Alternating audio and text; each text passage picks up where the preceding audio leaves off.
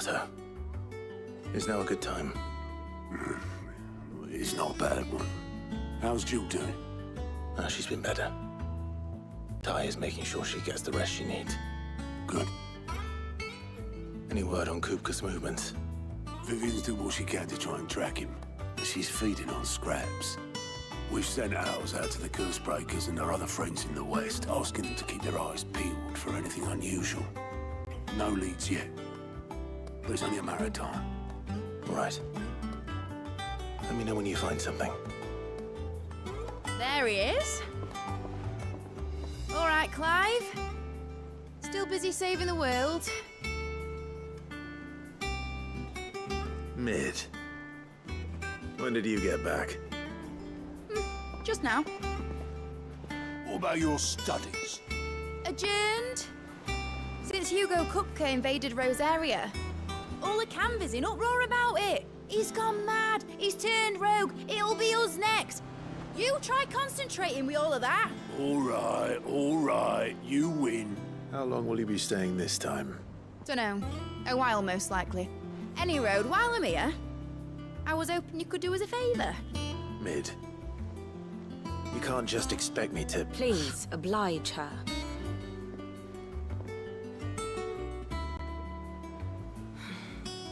While we are busy tracking down Kupka, you should have a little time to spare. Professor! Now there's a face I haven't seen in a while. Shouldn't you have it buried in a dusty old tome? I did, till a familiar trill pricked my ears. As ever, your exuberance is a breath of fresh air, which successfully scattered the painstakingly assembled fragments of my thoughts. I'll take that as a compliment. Well, Clive, you heard the professor. So, I'll meet you in the storeroom when you're done. Wait, hold on. Breath of fresh air. Bloody tempest, more like.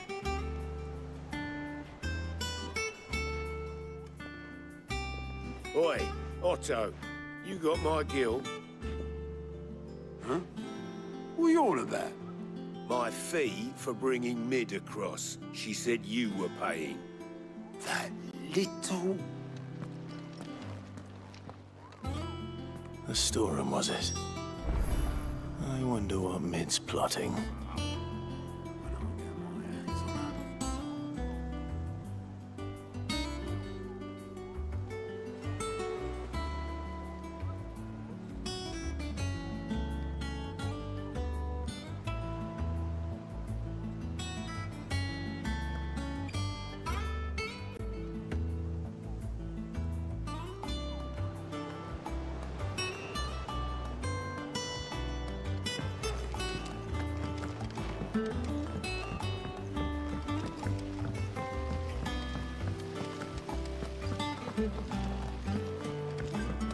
Thank you, Sid, for coming back to us.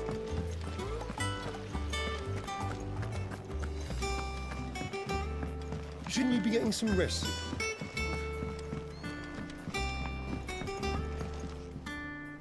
You took your time.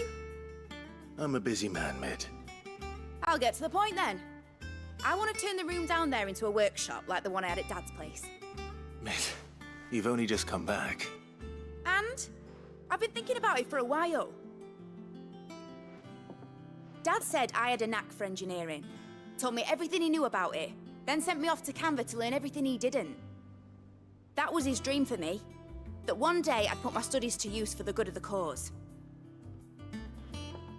But I'm helping no one stuck at school. I've studied enough. It's time I put my knack to work. I know that I can help the people here, and I want to do it. Well. If Sid could see you now. All right. I'll tell Otto you'll be staying. I knew you'd say yes. Which is why I wrote up a list of jobs for you. For me? Who else? What do you want me to do?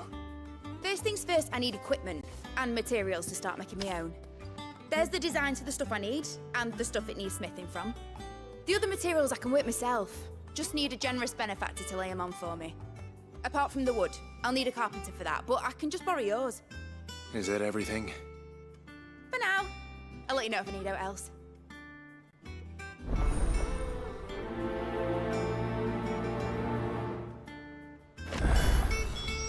Where to start? Materials and tools. That means Karen and Blackthorn.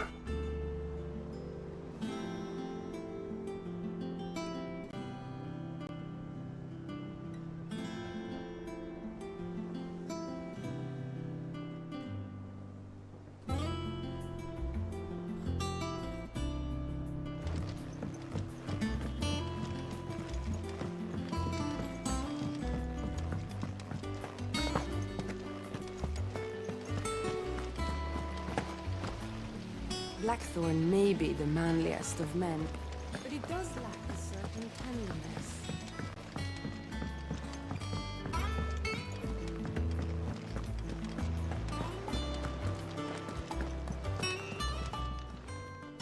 Clive! Here you go. Seen enough? Oh, I wasn't expecting you back so soon. Come to claim your just desserts? Come again. I may have more for you.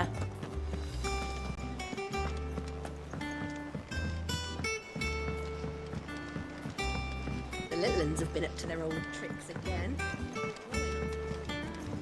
Jill looked white as a sheet when they brought her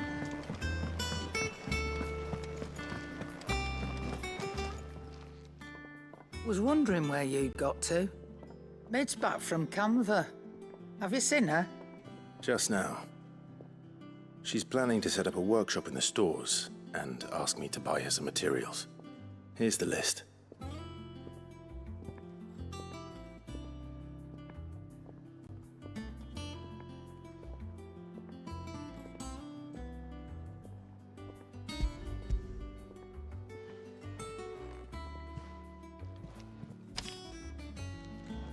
Think you can find everything on there? This lot? Wouldn't be much of a trader if I couldn't. Excellent. As for payment, It's paid 100 times over by what that girl's done for us. If it weren't for her filters, we'd have naught to drink but blight water, and that would have drained the life out of us long ago. indeed it would. I'll send the stuff on to Mid when it comes in. Thank you, Karen.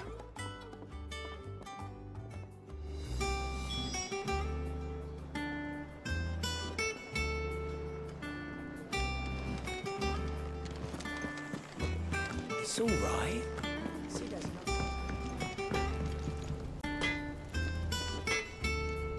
Blackthorn, you busy? What does it look like? I have a commission for you. From Mid. She requires certain tools.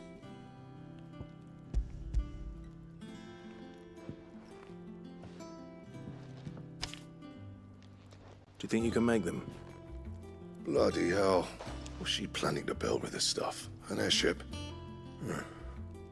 I'll see what I can do. Tell her I'll bring them over when I'm done. My thanks.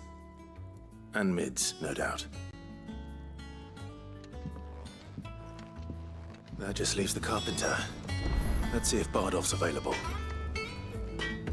Back, are ya? Summer storm, that one.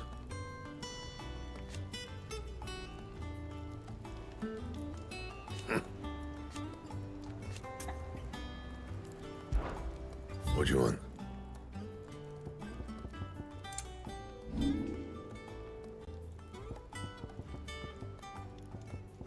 And?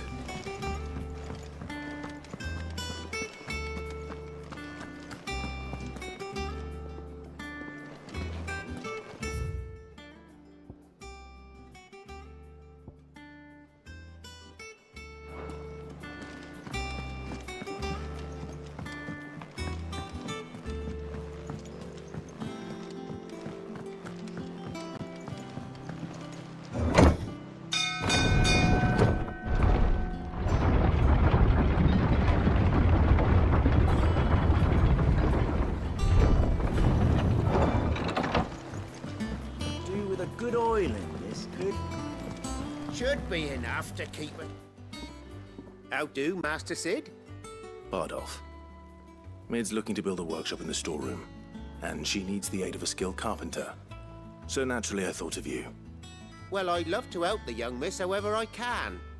But I'm afraid I got my hands full just keeping this place afloat.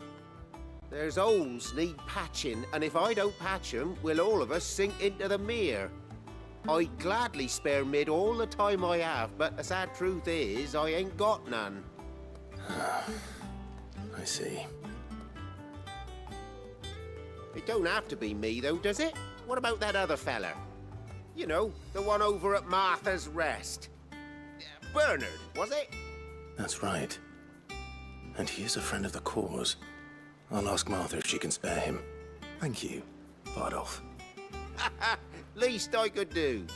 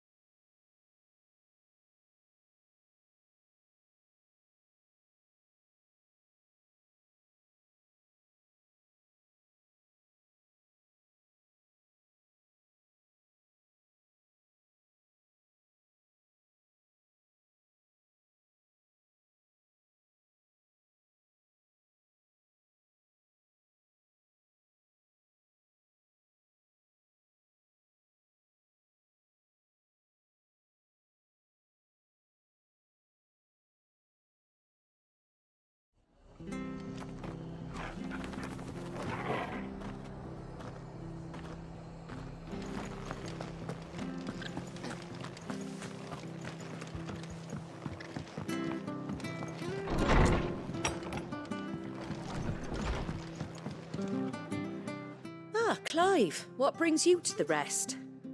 Our home finds itself in need of an extra carpenter. I wondered if I might be able to borrow Bernard for a short while. I don't mind if he don't. We're all friends here, aren't we? Thank you, Martha. Do you know where I might find him? He went up to Cressida on business. No idea what, mind. Place is a ruin. Far as I know, he's still there. I'll look for him there, then.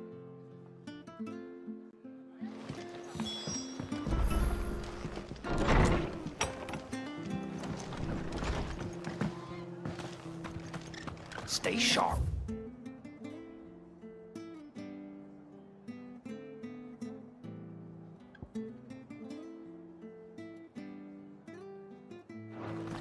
We don't know when those bastards will be back. You know one thing. We're getting a proper Rosarian welcome.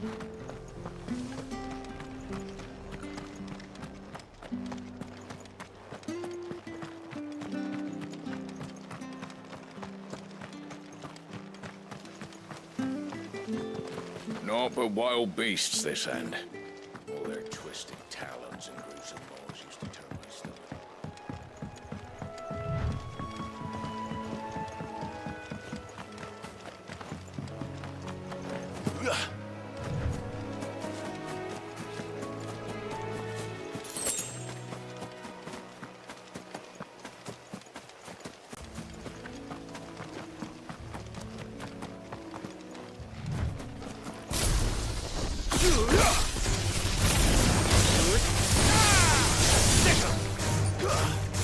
This one. Over here!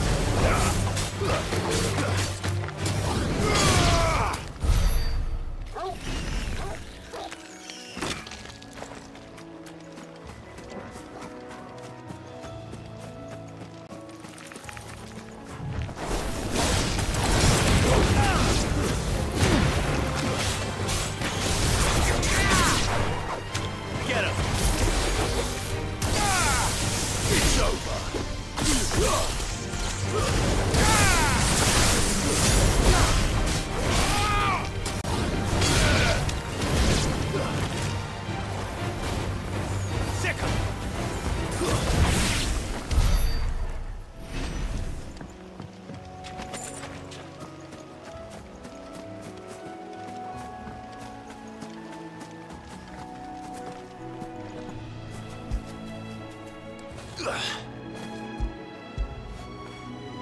Fetch!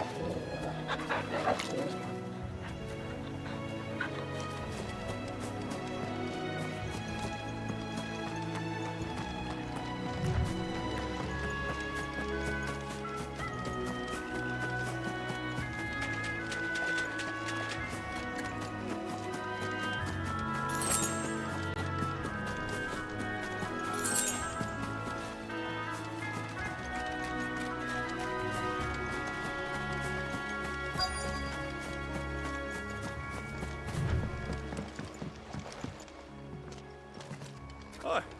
If it ain't the lad who saved my life. What brings you to a place like this? You do, Bernard. Martha said I might find you here. I have a proposition for you. Oh, do you now?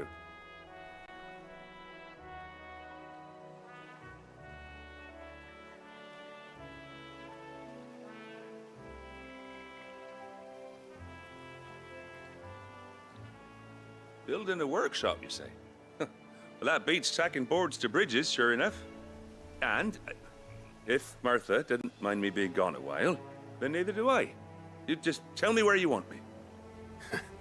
That's the spirit. I couldn't ask a favor, though, could I? Before we go? Of course.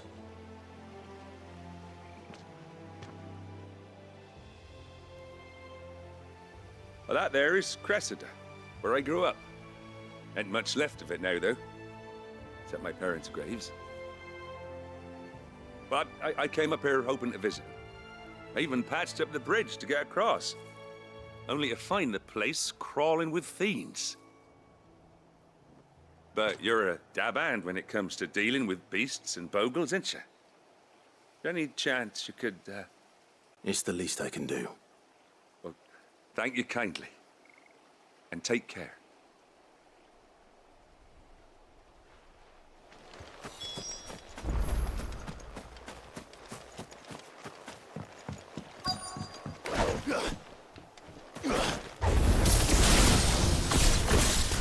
This shouldn't take long. Go for it! Over here!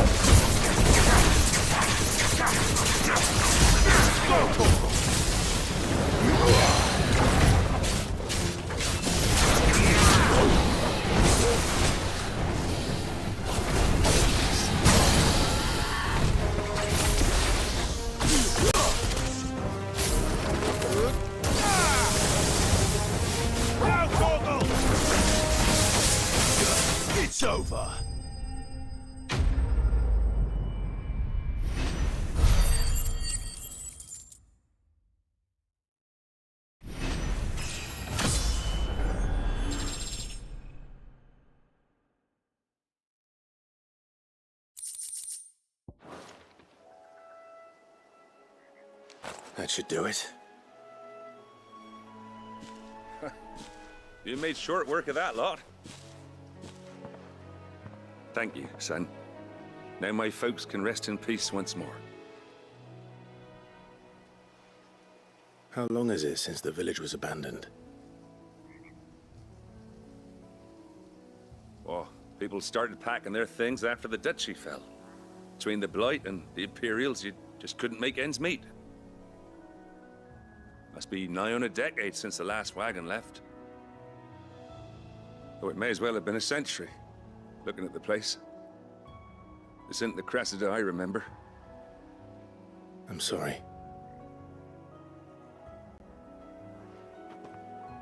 Ah, don't be. Can't live in the past, no matter how nice it might have been. Soon as I'm done saying a prayer for those that raised me, it's on to your hideaway. I'll meet you there.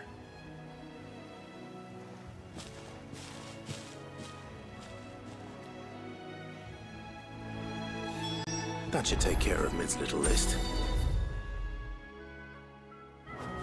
Better head back before she thinks of anything else.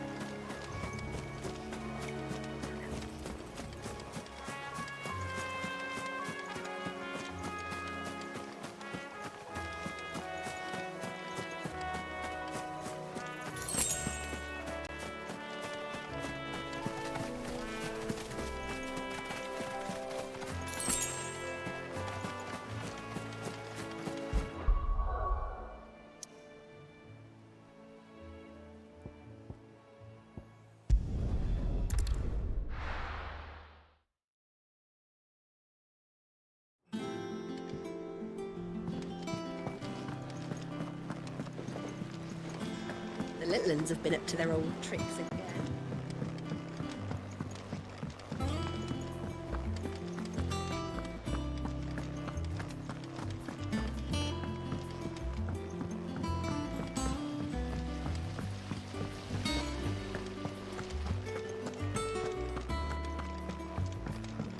Shouldn't you be getting some rest? All right, Clive? You've all done then?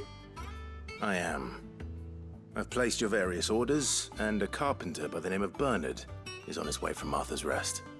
That's brilliant. Thanks, Clive. Is there anything else you need? Nope. Blackthorn and Lady Karen have already sent over everything I asked for, and I've got all my plans drawn up. So as soon as Bernard gets here, we can get to work.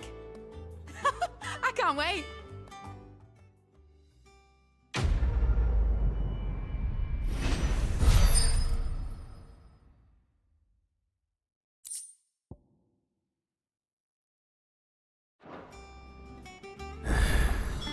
That's my good deed for the day done. Let's see how Jill's faring.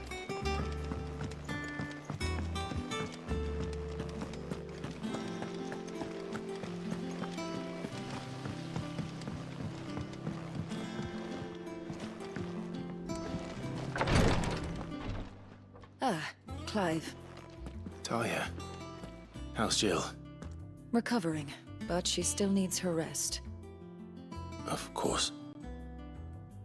Take good care of her, won't you? I'll do my best.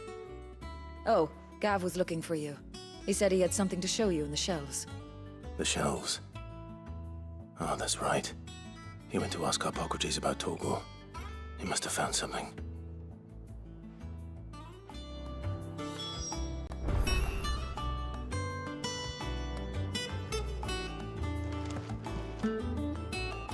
You have the look of a man with the twins upon his shoulders, Rodrigue. Talia has tasked me with removing a Cursebreaker's brand. But it's my first time, and I don't think I can do it. I'm afraid of what happens if I fail. You survived, I know, but there as many die as recover. Is it really worth the risk? You don't need me to answer that. You know full well what we're fighting for. I hope as much as you that one day bearers can walk among others as equals.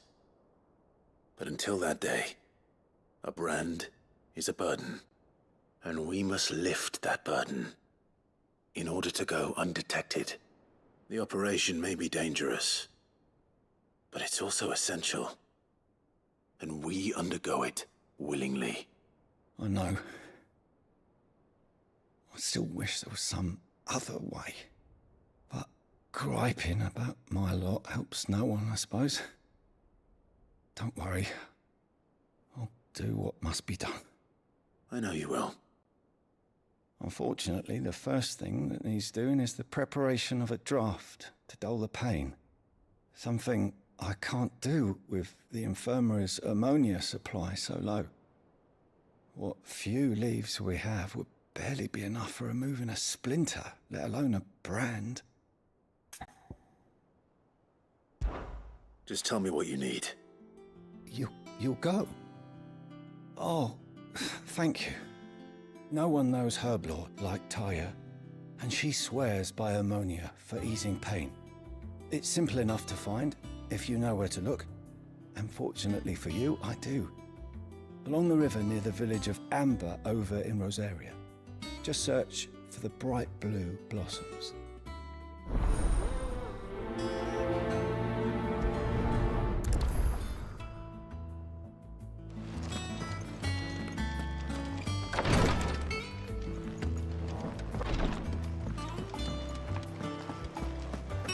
Yeah. What's everyone whispering about? Haven't you heard? Do you have a moment, Sid?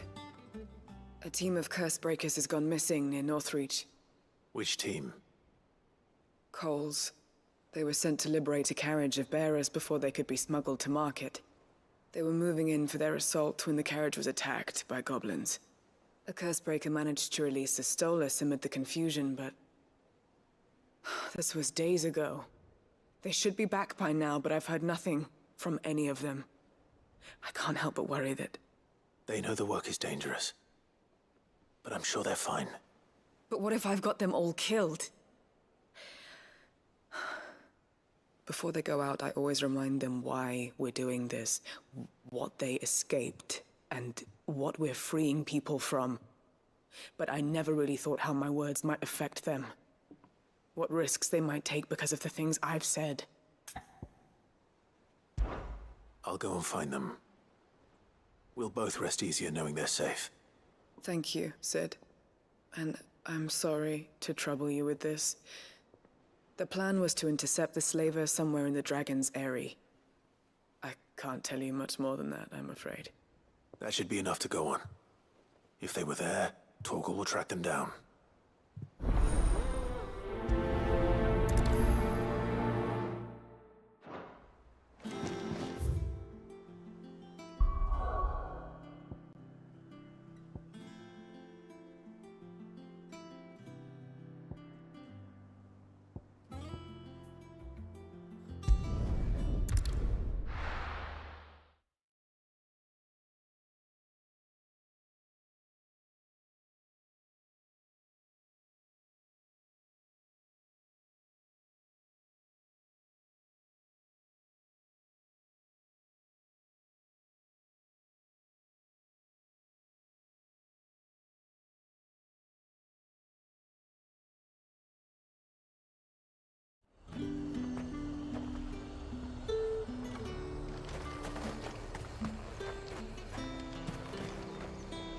And what can I do for you?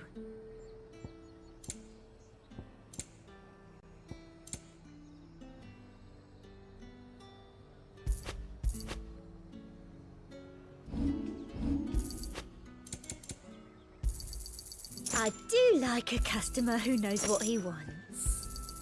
An excellent choice. You've a keen eye. An excellent choice. I do like a customer who knows what he wants. You've a keen eye. An excellent choice.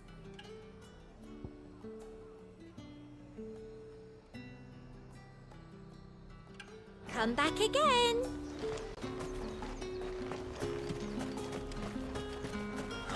Slavers don't even bother with Northreach now that all the hype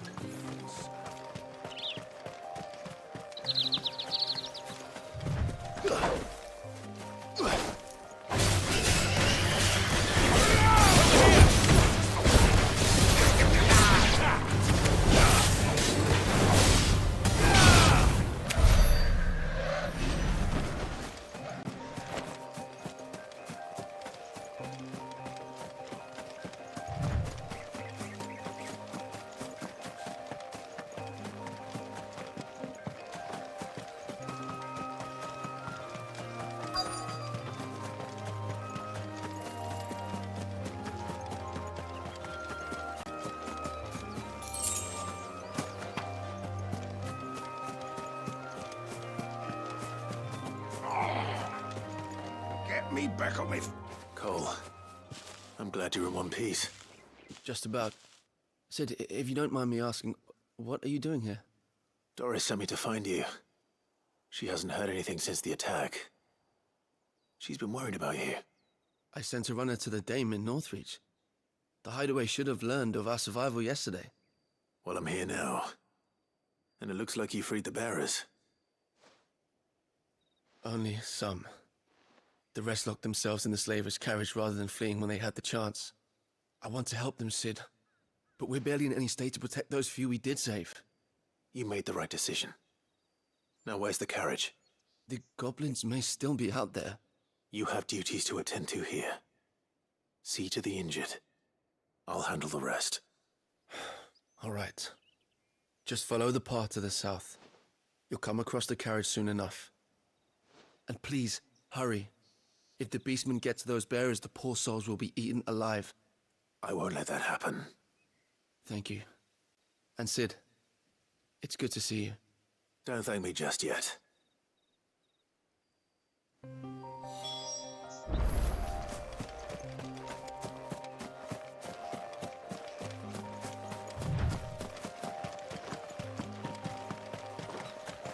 They're trying to get into the carriage.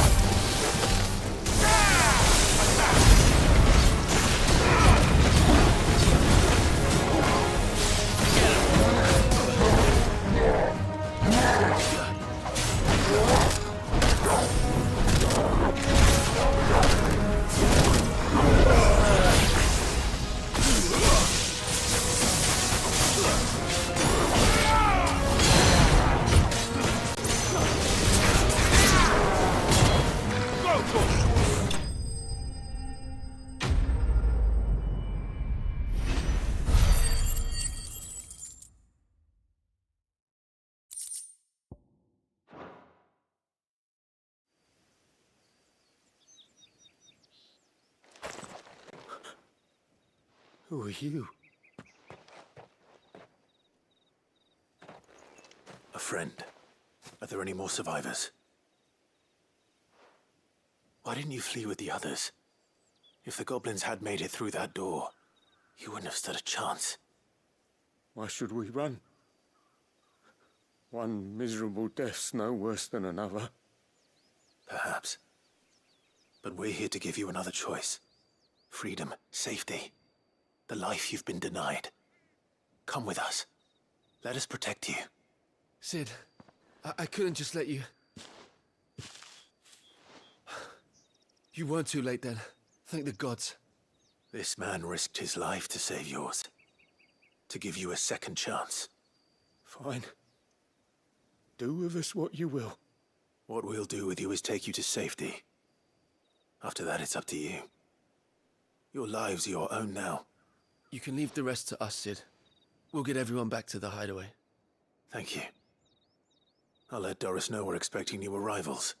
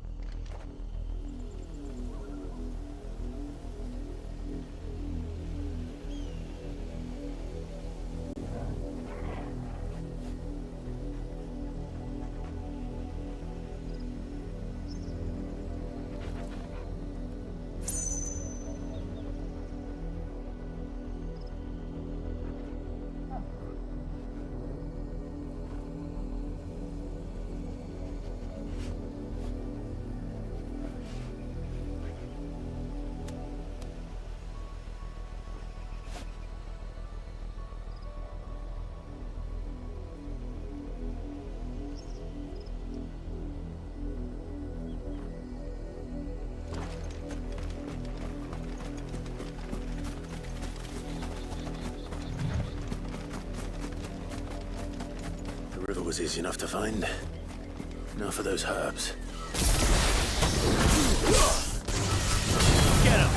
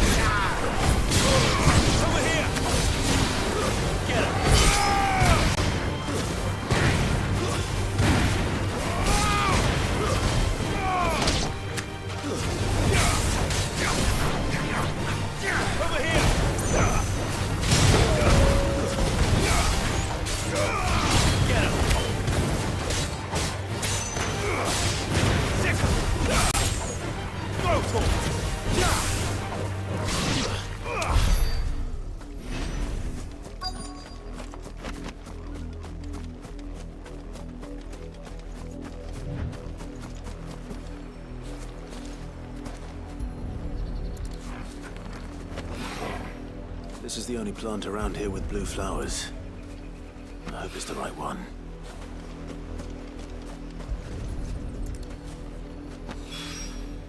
Should be enough to keep the infirmary stocked for a while.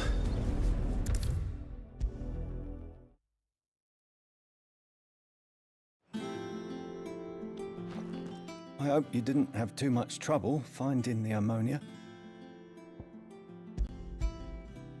Only the usual. Oh, yes. This is it. And more than I was expecting. I dare say the patient won't feel a thing. That is, unless I... You'll do fine. Taya trusts you, which means I trust you. The hideaway would be lost without skilled physicers like yourself. Thank you for the kind words. Truly. But... I'm sorry. I'm still terrified. The brand is more than just ink on flesh. It's a death sentence. Milk of the wyvern tail lurking just below the surface of the skin. One ill-conceived incision, a single slip, and the poison fouls the patient's blood. Failure means death, and even success means tremendous pain. Days of agony as the wound heals. I became a physiker to help people, not to kill them. I don't want to kill anyone. Cursebreakers lead hard lives. And the operation is only the beginning. They toil in the shadows, risking life and limb, knowing their efforts will win them neither glory nor acclaim. And yet we have no shortage of volunteers.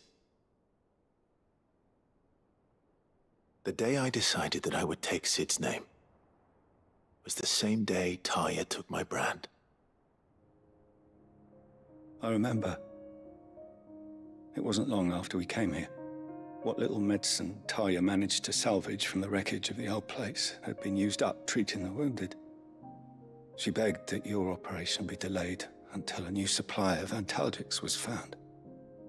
Procedure was even more dangerous back then. Only a few souls had undertaken it. Doris, Cole, a handful of other curse breakers, and those who are no longer with us. Those who lost their lives in the process.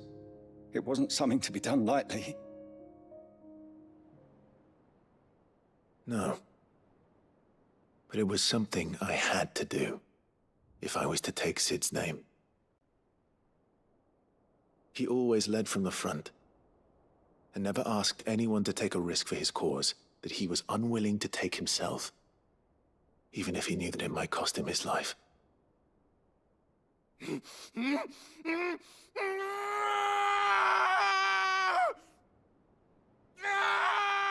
Hold still, Clive! Hold still!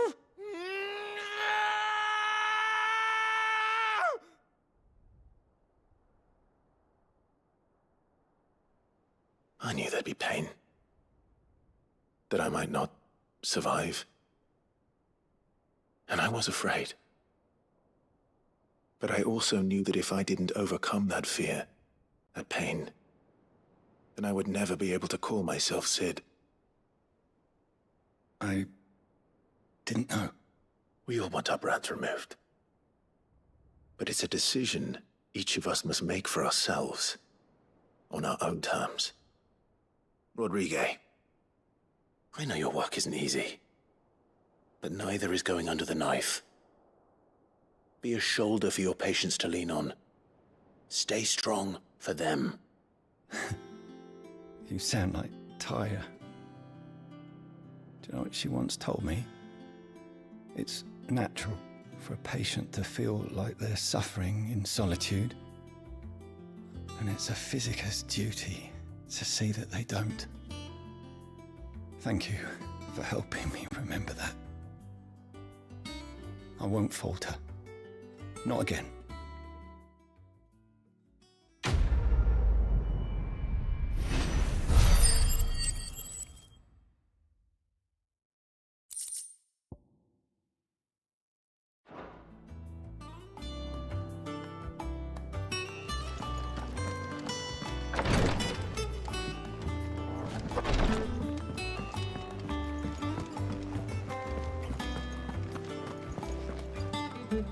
Sid, welcome back. A Stolas from the Dame arrived not long after you left. If I'd just waited a little longer, I might have been able to deal with things myself. Or maybe I wouldn't. I keep making the wrong decisions. Cole and the others got home safely. You made exactly the right decision. No, I was lucky. I've been tracking that slaver for months, and then I sent Cole and you after them woefully unprepared. What kind of leader sends people into danger without considering all the risks? I should have urged greater caution, told Cole to be wary, to pull back at the first sign of trouble. We swore the same oath as you, Doris. It's good to see you safe and well, Cole. I'm sorry. With all due respect, we Cursebreakers don't risk our lives because you commanded of us. We risk them because we believe in our cause. No one with doubts ever joins our ranks. The agony of removing the brand more than sees to that. We all know how much bravery that takes. Cole, I never doubted your courage. Only my ability to see it put to good use. Thank you for your faith in me. I'm not sure I deserve it. I sometimes wonder if I might prefer to risk death alongside the others than ask it of them. But I'm a curse breaker. I swore an oath too. I have a role to play, and I must trust that I'm the right one to play it. You will. In time.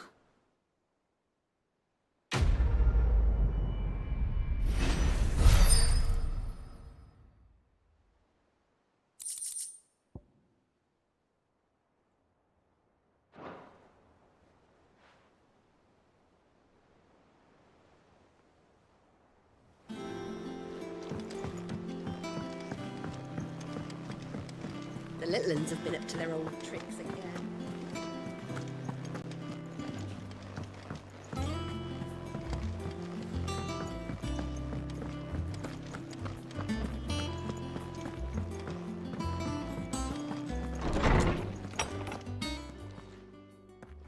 Clive, where have you been?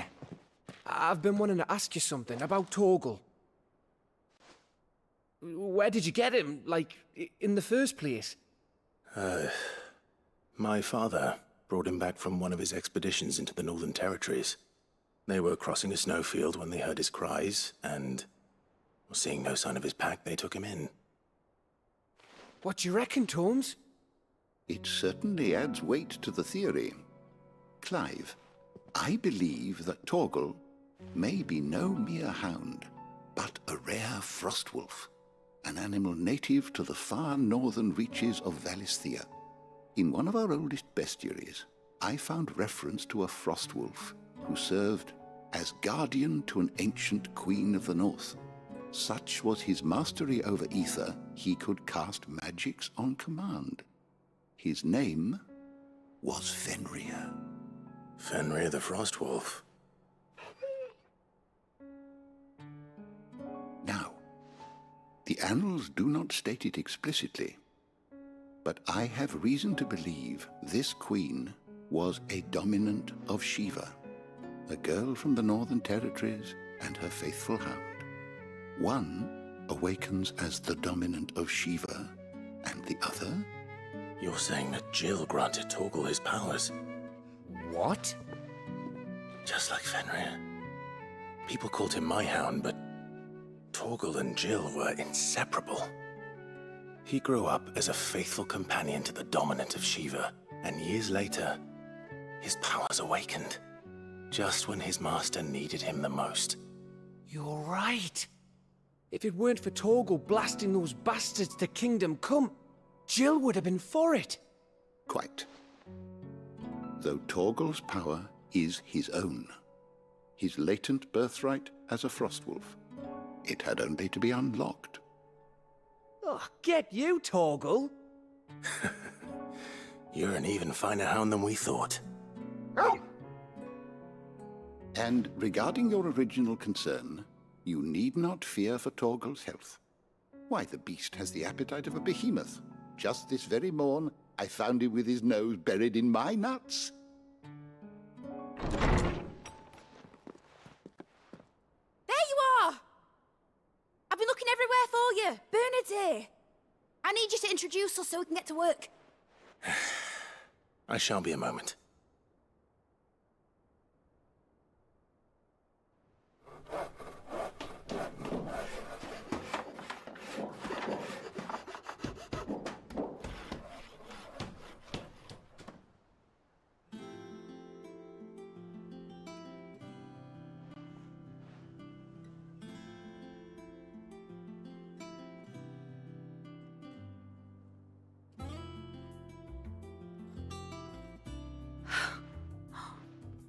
Isn't it brilliant?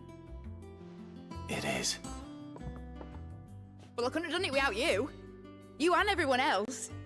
But I promise I'll pay you back.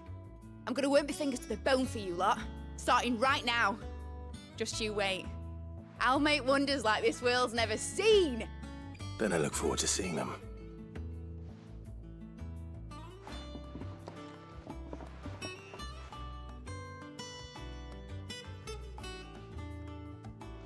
Now that that's settled, I wonder if Vivian's made any progress tracking down Kupka. Thanks for letting me do this, Clive. I'll pay you back, I promise.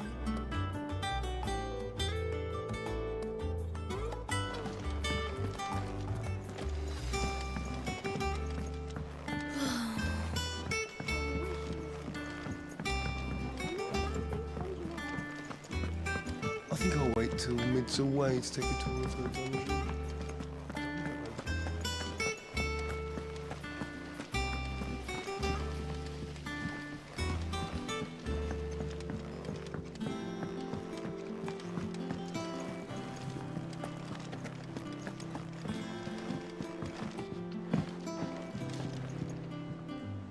How goes the hunt for Kupka?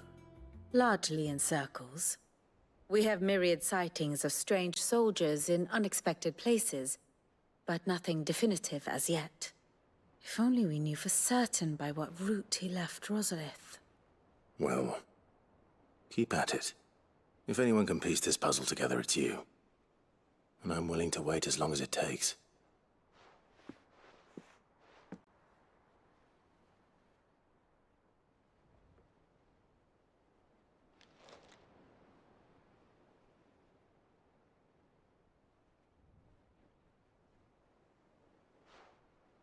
What? Here? Would that be a problem? Do you know, Clive? I believe it a mercy that you didn't inherit your father's throne. Your poor people would surely live in fear of you. You have nothing to worry about on that front. I won't be claiming his crown. That is a relief. Clive, have you got a minute? We, have a guest. A guest?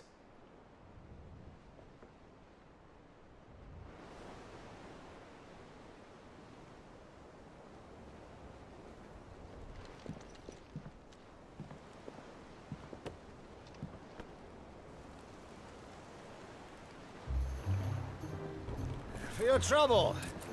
It was a pleasure, in hindsight. Uncle Byron? Clive, my boy! Tap a cask and stoke the ovens, for your favorite uncle is here!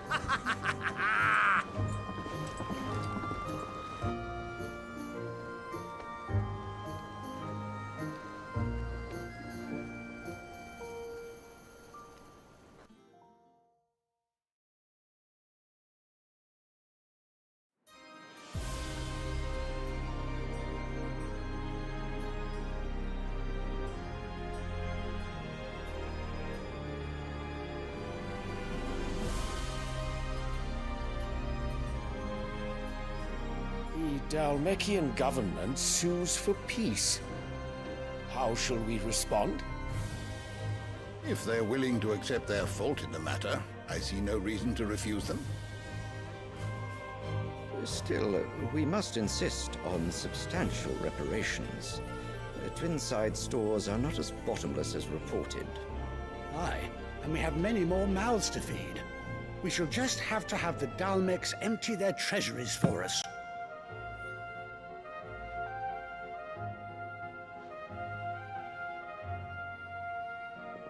Of course, none of this would have been possible without your timely intervention, Prince Olivier. Indeed, I doubt any of us would have had the courage to trade words with the mighty Titan, nor less the wit to win him over. The Empire owes you a great debt. May the blessing of the crystals go with you, Your Highness. May the blessing of the crystals go with you. Very good.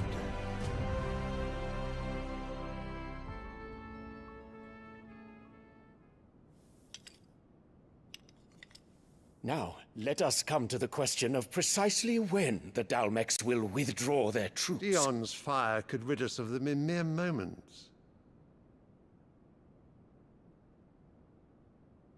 The men of the Fist will not withdraw until a peace treaty is concluded. So let us keep the negotiations open, give them time to gather what gold and trinkets they can. And once they deliver that which we demand, what worth is a piece of parchment? Your Radiance, were Prince Dion to take the field, the enemy would surely send their own dominant to meet him. And while His Highness would of course prevail, there would be heavy losses on both. You need not fear Hugo Kupka. He is engaged on the Western Front. Even were the Dalmeks to send for him, he would not arrive in time. As much as I would enjoy witnessing a clash between Bahamut and Titan, it is not to be. And what of your subjects, Your Radiance? If the fighting spread to the city proper, the people would bear the brunt of it. There will be losses, it is true. Yet for every citizen who falls, another can be bred. For every home that burns, another can be built. The Empire will live on.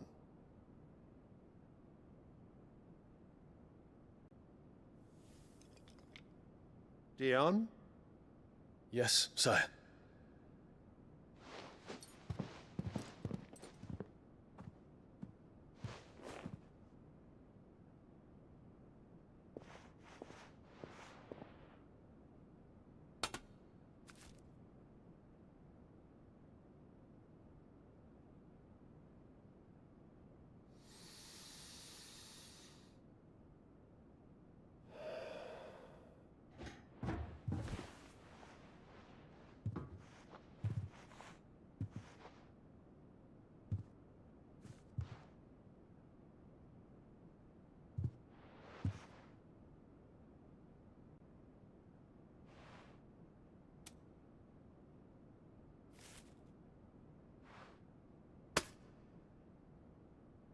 Prepare for battle.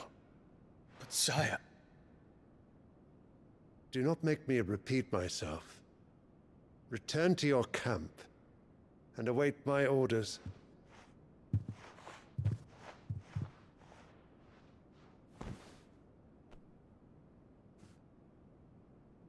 If that is your wish, your radiance, I shall depart at once.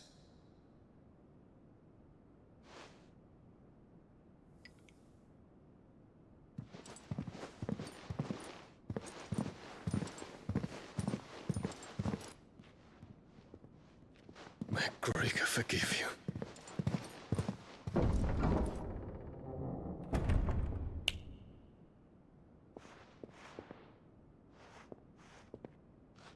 What do the astrologers augur? The stars are in agreement, Your Radiance. The shadow of treachery hangs over Prince Dion.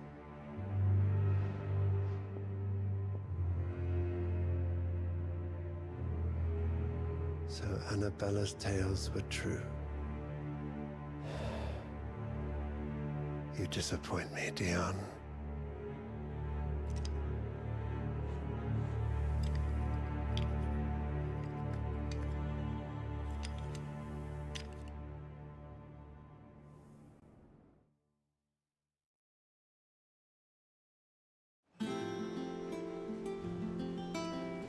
What on earth is Uncle Byron doing here? Only one way to find out.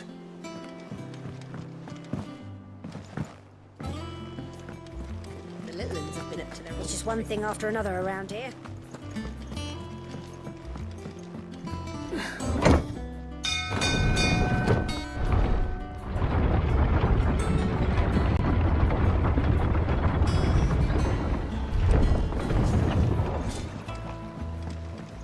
Well, fuck me. Ah, my dear nephew, how I've missed you. How did you find this place, Uncle? Through the good offices of young Sir Wade. He really is the most helpful fellow. As are you, I hear. The Guardians and those they freed tell the most outlandish tales of your heroics in Rosalith. Which is why I came, to learn the full truth of the matter. Sort the fact from the fiction, so to speak. You were working with the Guardians of the Flame to evacuate the people of Rosalith to Port Isolde. I was, aye. Then I have questions for you. Please, come inside, Uncle. Gladly. You there? There are 2,000 gold talents in those chests. See that they're added to my nephew's coffers, would you? 2,000?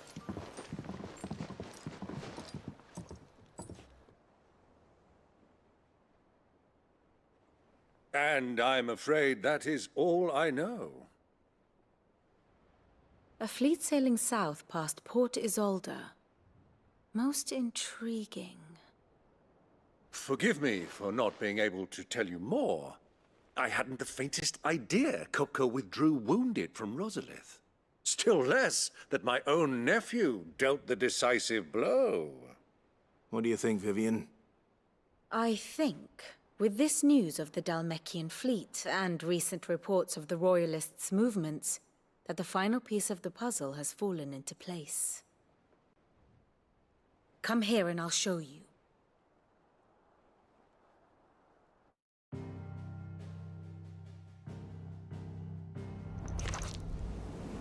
It is known that Kupka's forces entered Rosaria via its unguarded coast. So can the same be said of your visitors from Waloed? Certainly her royal navy is famed for the efficiency with which it bears her knights from one battlefield to the next. And in the Ein Herja, or Black Galleon, she boasts a vessel nigh as swift and every bit as feared as the kingdom's legendary cavalry. A fitting flagship for a land apart, her naval presence being crucial to her ambitions beyond Ash. Yes, it seems safe to assume that the Royalists did indeed enter Rosaria from the sea. So then, had you a vested interest in Titan's survival, whither would you take him? Why, home to Drake's Fang, a place rich enough in ether to conjure the magics needed to mend his hurts. But would that not entail an arduous voyage around the southern cape? Let us say that the Royalists did put ashore with a mind to spirit Kupka away from under your very nose. Could that truly have been their plan for him?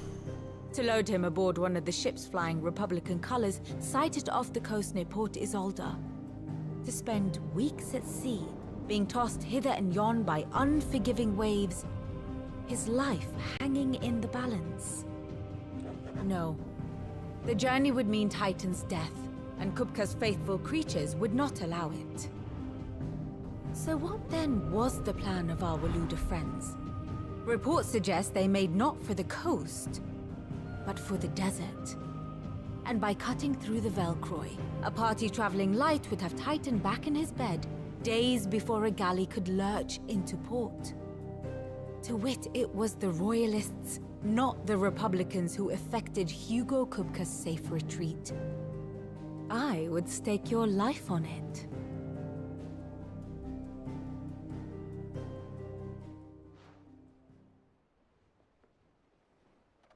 So it was the Waluders who spirited the wretch away. Now I think about it, there was something a little strange about the ships I saw. The men seemed almost crestfallen, as if in mourning, as if they believed, or were made to believe, that their master was dead. You have a keen mind, Lord Rosfield. And you have your answer. To find Kupka, you have merely to follow the Royalist trail across the Velcroy. It may well have gone cold by now, but as they say in the Republic, all roads lead to Drake's Fang. Allow me to accompany you part of the way. As luck would have it, I had intended to journey Canberward on business after visiting you here. The Fang would be but a short detour. I'd be glad of the company. Give me a moment to make ready. I need to tell my friends what we've learned, and where we're going. Very well, but be quick about it, my boy. Time waits for no man.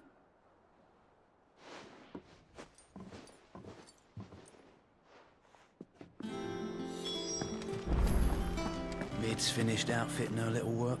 Otto, Kupka's at Drake's Fang. I'll be leaving before sunset.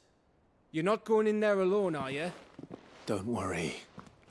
I'm not going there to destroy the Mother Crystal. All I'm after is Kupka's head. I won't risk any more than I have to. I promise. The Lanza and the Fang are all Kupka's personal fiefdom. You have any trouble on the way, you ask for Rosina Dalamil. Some call her the Desert Hare. Who is she? An old associate of Sid's, and only Sid's. All I know is the name, and that they used to meet at the Dalamil Inn. We've heard nothing from her since he died. But I'm thinking maybe the new Sid might be able to bring her back into the fold. Thanks. I'll keep that in mind.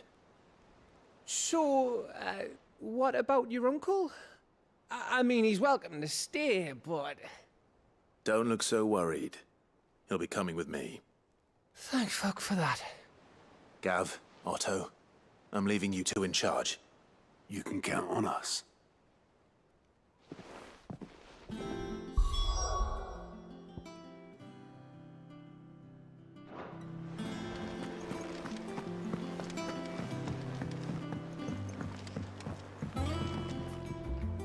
All right, Uncle.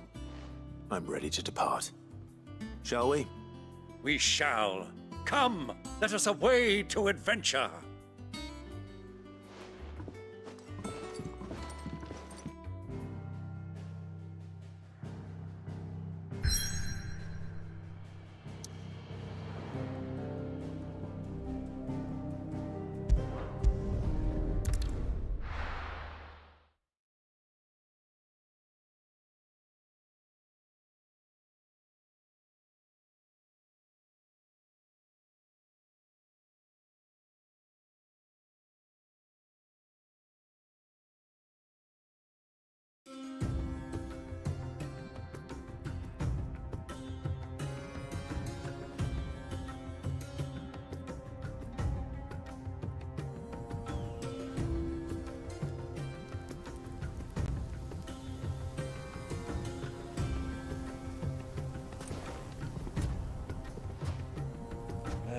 I was a young man when last I walked this path.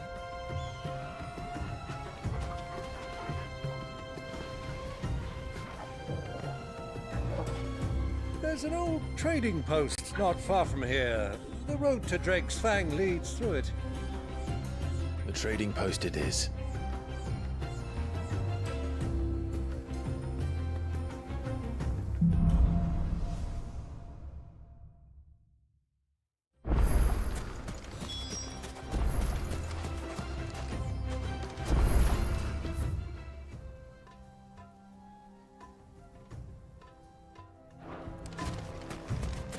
Our destination lies over that dune, beyond the ruins. Mark 'em well, Clive. It's all too easy to lose one's bearings in the sands.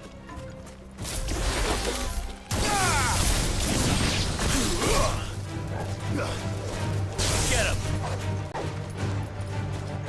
Sick him! Get him!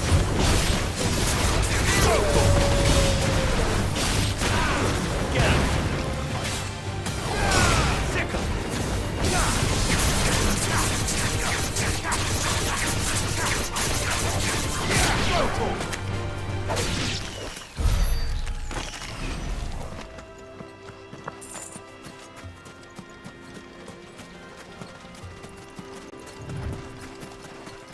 Many years ago, when you were just a boy, you and I rode this way together.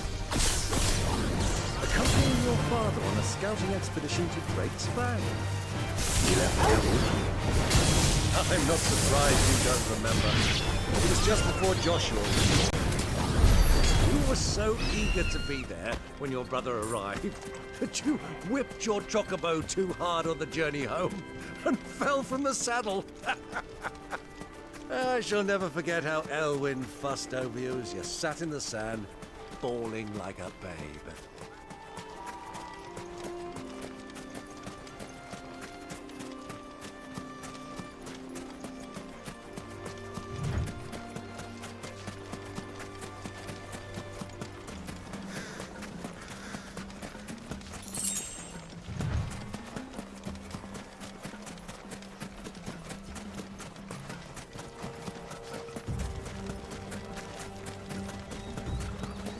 Who do you think those soldiers were?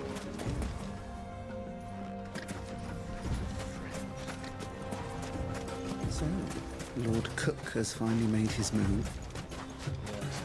I expect that's why there's so many soldiers in town to deal with any imperial reprisals.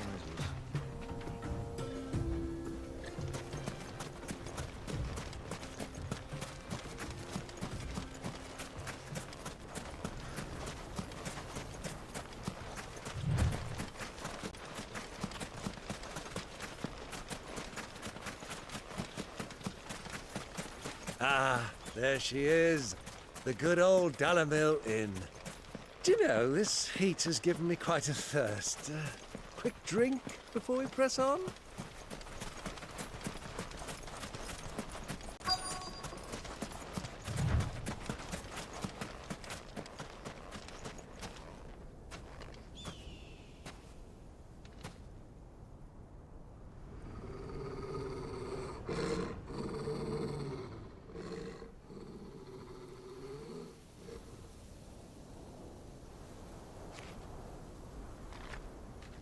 Look, there. Those are ashen steeds. No doubt about it. And such a long ride from Stonehair. Our Waluda friends must be soothing their saddle sores in the inn. Shall we join them?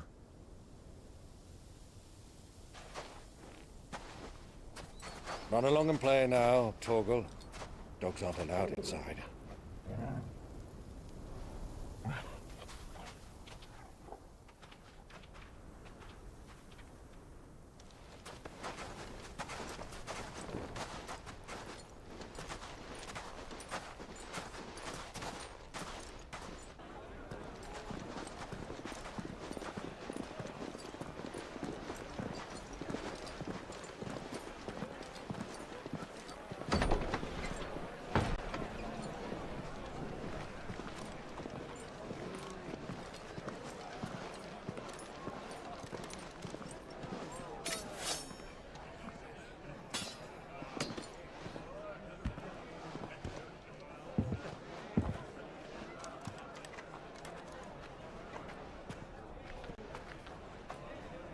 Good day to you. Eating?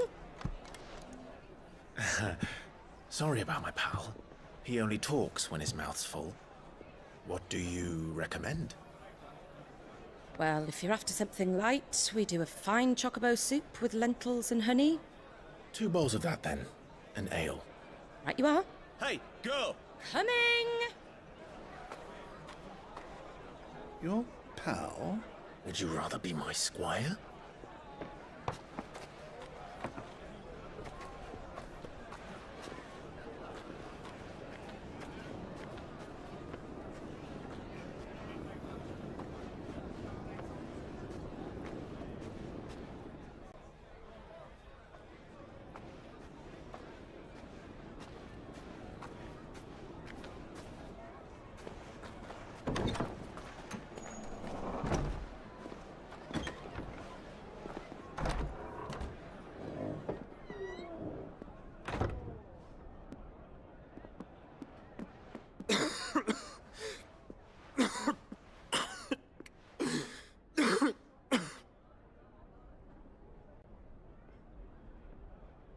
Your Grace, it is plain you are not yet well enough to travel.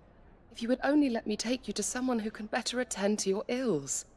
No, we must press on. Prince Dion has returned to his camp and will soon depart for the front. I must speak with him at all costs. Miss this chance and I may never get another. You do understand that? Yes, Your Grace. But you must at least agree to take your medicine. I'll fetch you some water.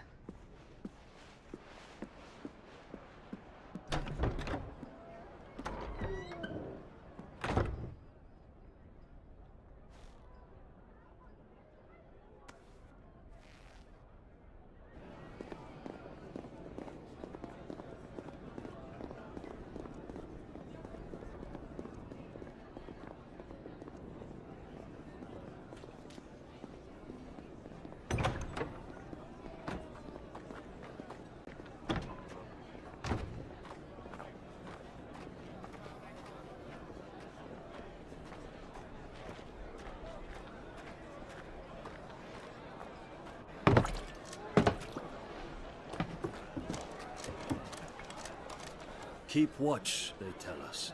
But all I see is sand. I hear they got our guest back to the Fang without any trouble. We'll be leaving soon enough. Why the Lord Commander dragged us all this way just to save that blockhead's skin, I'll never know.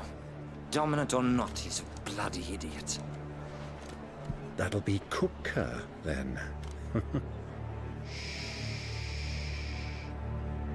Well, let's get this down us. We've a long way to go. Hey, you!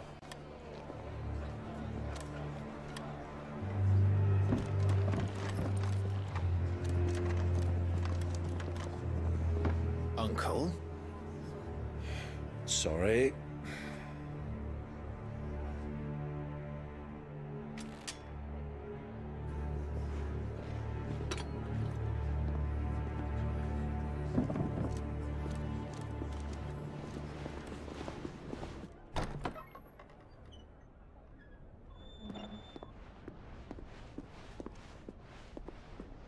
Can you walk, Your Grace?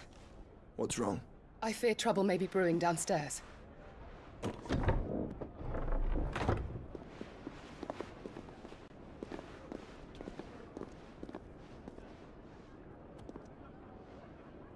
You two are travelers, are you not?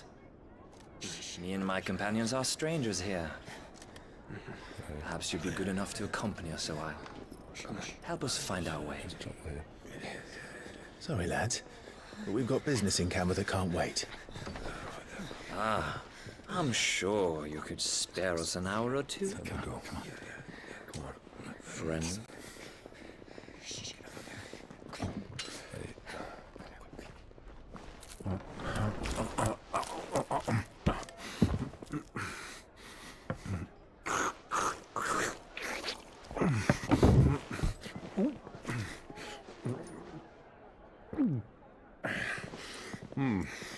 I'm afraid we don't have a moment to lose.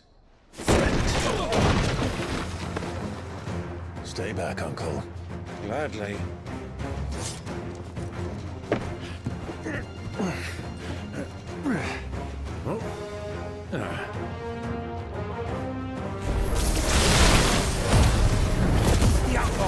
Take him! Try it.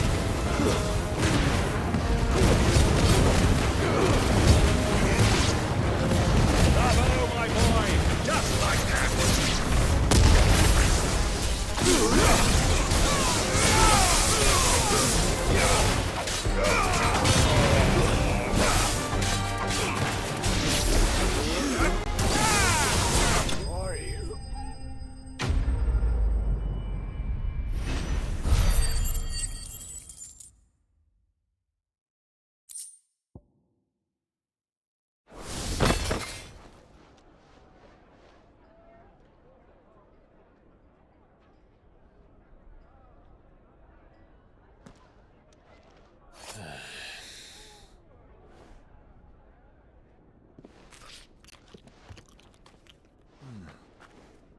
For your trouble. Word of advice, miss. That soup could do with a touch more salt.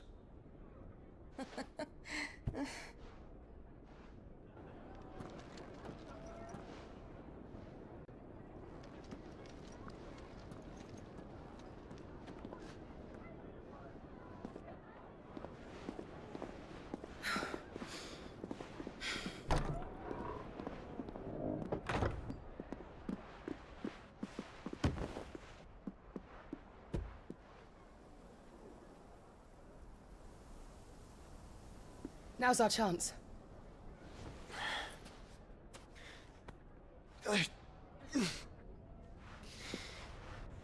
Your Grace? I'm fine.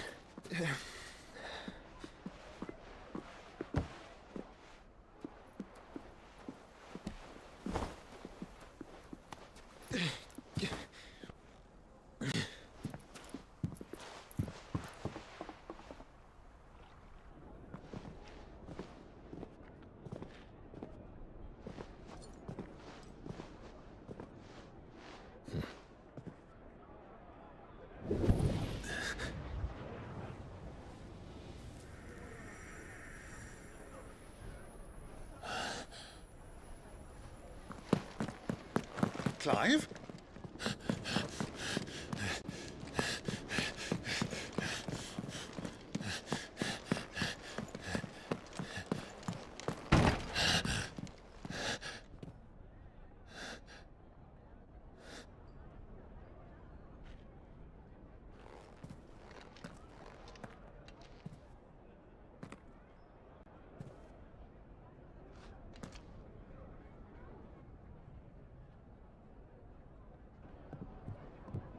What is it now?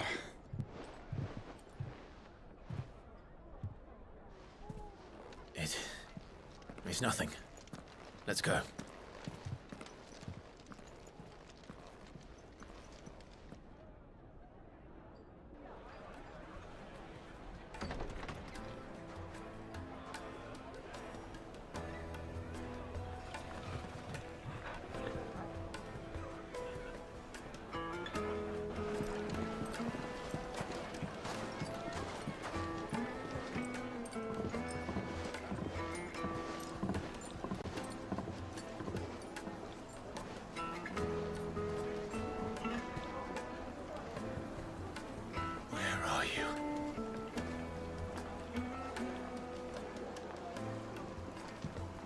Well, we didn't know where to find Kupka before. We do now. The Royalists said it themselves. Their guest is in the Fang. We should press on before any more of their friends.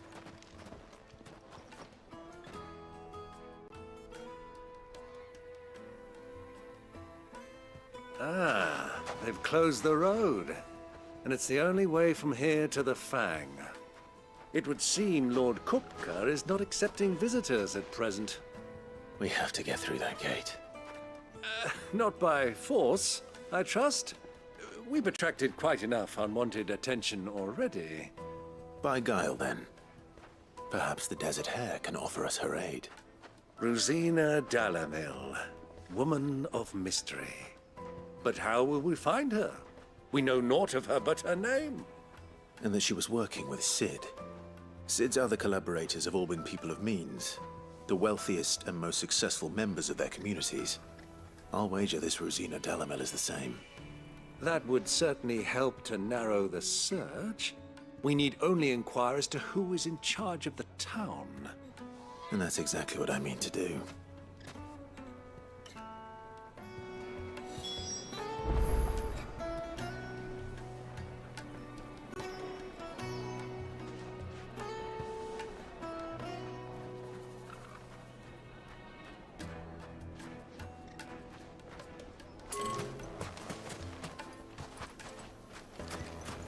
Looks like we won't be getting back to drinks. Light it, for Gilbert's sake. Anything I can help you with, travelers? Allow me. My good man, we represent one of the oldest and greatest trading houses of Port Isolde. We're seeking to expand our business in the region and would very much like to make the acquaintance of Dalamil's leading entrepreneurs. If only we knew where to find them. Well, we're best known for our baths, our markets, and our smithies. I suppose you could do worse than start your search at one of those. Thank you. You've been most helpful. Oh, you wouldn't happen to know a lady by the name of Rosina Dalamil, would you? No. I can't say I do. Well, thank you all the same.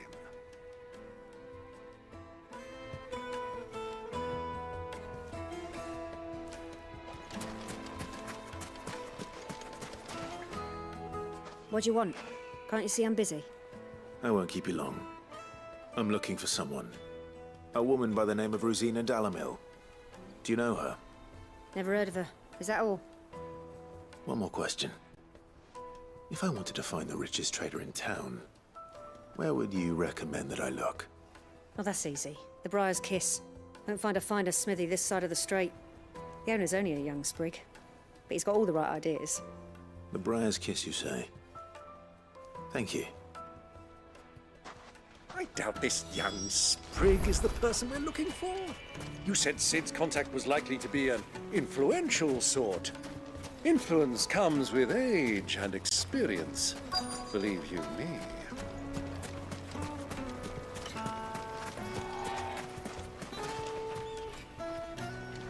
Mummy, I want to play with the crystal. How many times do I have to tell you? Can I help you? Yes, I'm looking for a woman by the name of Rosina Dalamil. A long-standing pillar of your community, I believe, from old trading stock. Then you should ask further. He's been here for years. Knows the place and its people like the back of his hand.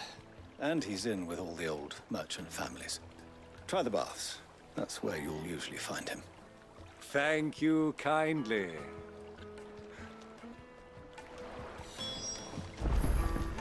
Well, it sounds like we have our man. Perhaps. Let's go and find out exactly what this Furter knows. Hanging lanterns! Keep the darkness from the door! Excuse me. Are you Furter? I am. Can I help you, travelers? I hope so. You've lived here for some time, is that correct? Do you know Rosina Dalamil? We believe she may be a trader of some renown. And what business do you have with the desert hare? She was a close friend of mine. I was hoping she might be able to help me. Very well. Go to the bordello. I'll arrange an introduction.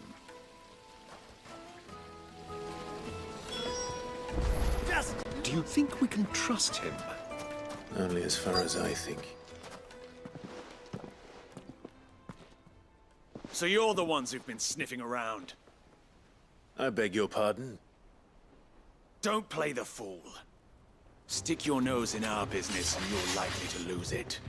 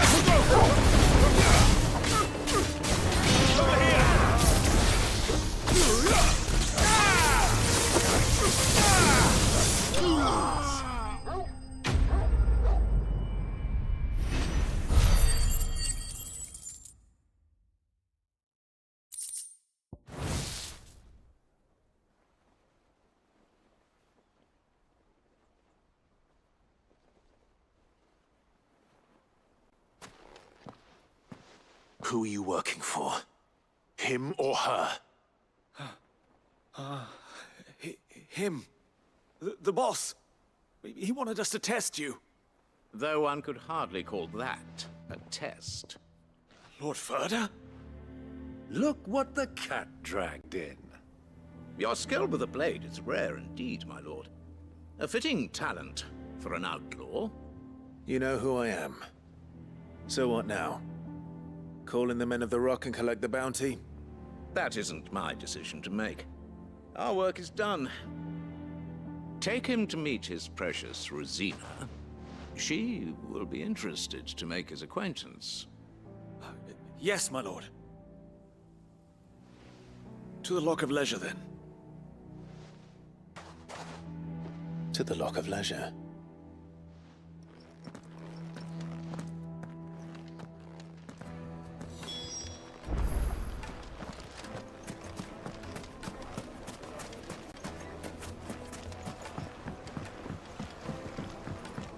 Kneaded to a silken softness. The most fragrant like in a herbs cloud with a crust. And beyond. The finest fab.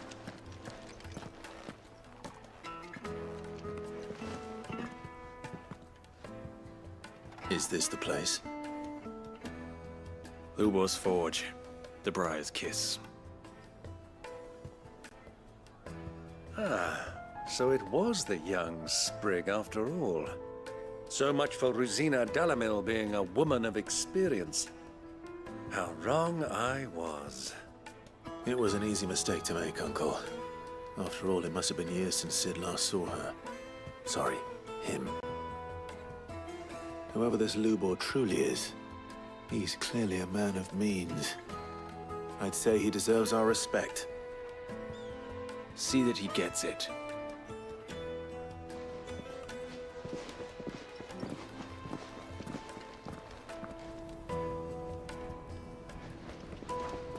Ubor. Lord Furder told me to bring them to you.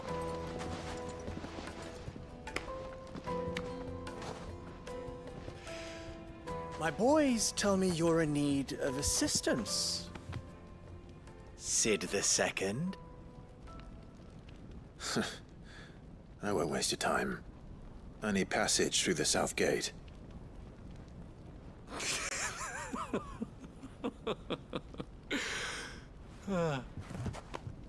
Tell me, what do you think is a merchant's most important commodity? Why, trust. Everyone knows that. Without it, you have nothing. And nothing is exactly what you have. And so, for you, I, too, have nothing. I'm not in the business of helping every lost puppy that wanders in off the street. I'm a busy man, as you can see. Let's leave this mummer to his farce. By all means. Find someone else to help you on your way. Just be sure to tell them you're not the two travelers from the inn the guards are looking for. Don't want them jumping to conclusions, do we? Why, you... So, what do we need to do to earn your trust?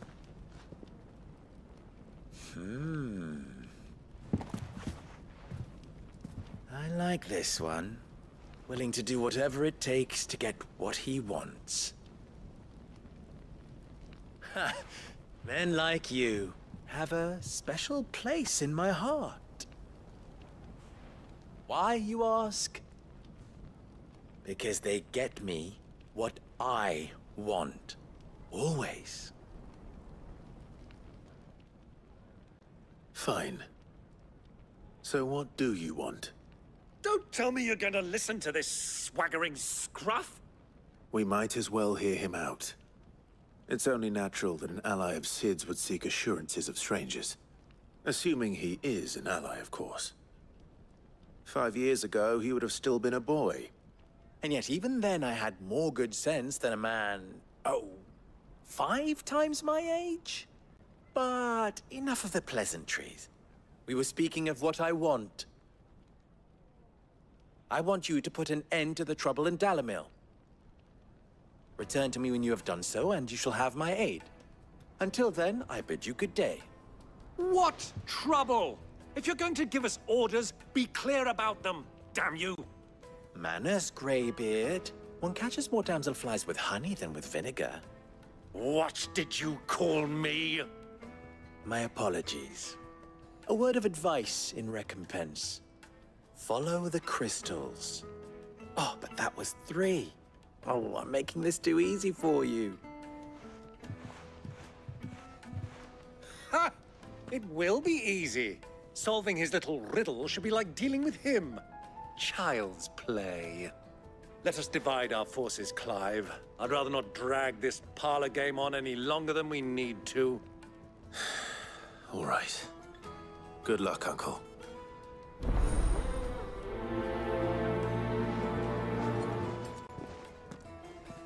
I thought we were the only ones causing trouble in Dalamil.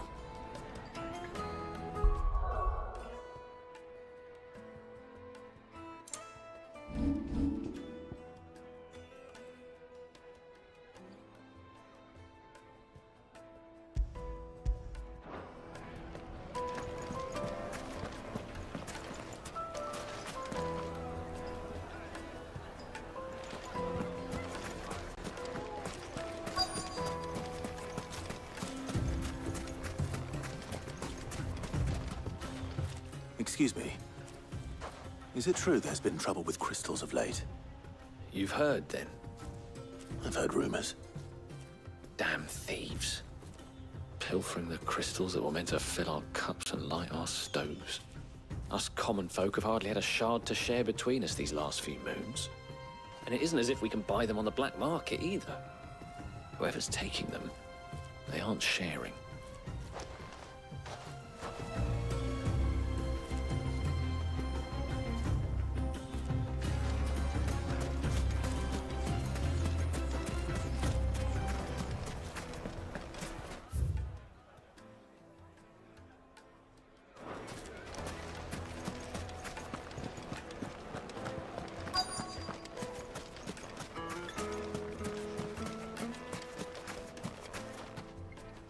Do you have a moment? Depends what for. Just a question. Dalamil seems to be thriving compared to the other villages I came through on the way. Is there a reason for that? Well, we're a stone's throw from Drake's Fang, for one. The soldiers guarding the Mother Crystal and the shipments need a place to spend their hard-earned gil. The men of the Rock throw their money about like there's no tomorrow. Is that so? Well, thank you. Don't let me keep you from your work any longer.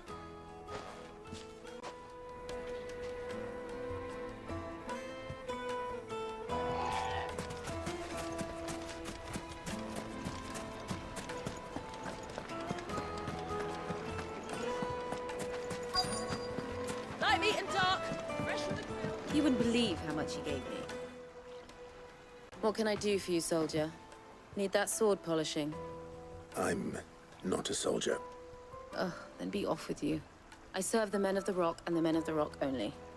You have an agreement with them? Don't be stupid. I just know which side my bread is buttered. Don't want to be stuck under some pauper when they come knocking. With pockets deeper than Zemeckis and an urge to empty them. No, just leave, will you? Before you scare them off. I think I'm starting to get an idea of what's been going on. I wonder if Uncle Byron's learned anything of use. He'll probably be back at the inn by now. Fresh bread, warm from the oven. Take a sniff, good sir. The finest fabric! What was all that crashing and banging about? It's you, the one who broke all our furniture. What do you want? Haven't you caused enough trouble already? I'm looking for my pal. Have you seen him? The gentleman who was with you? Yes, he's upstairs, but...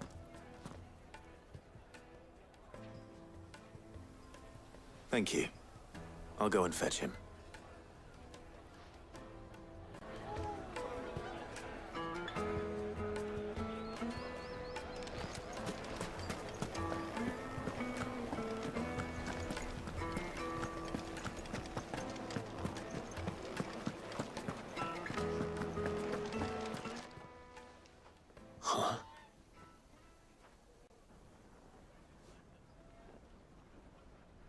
Will this suffice as a deposit? By the sands. That's a black pearl.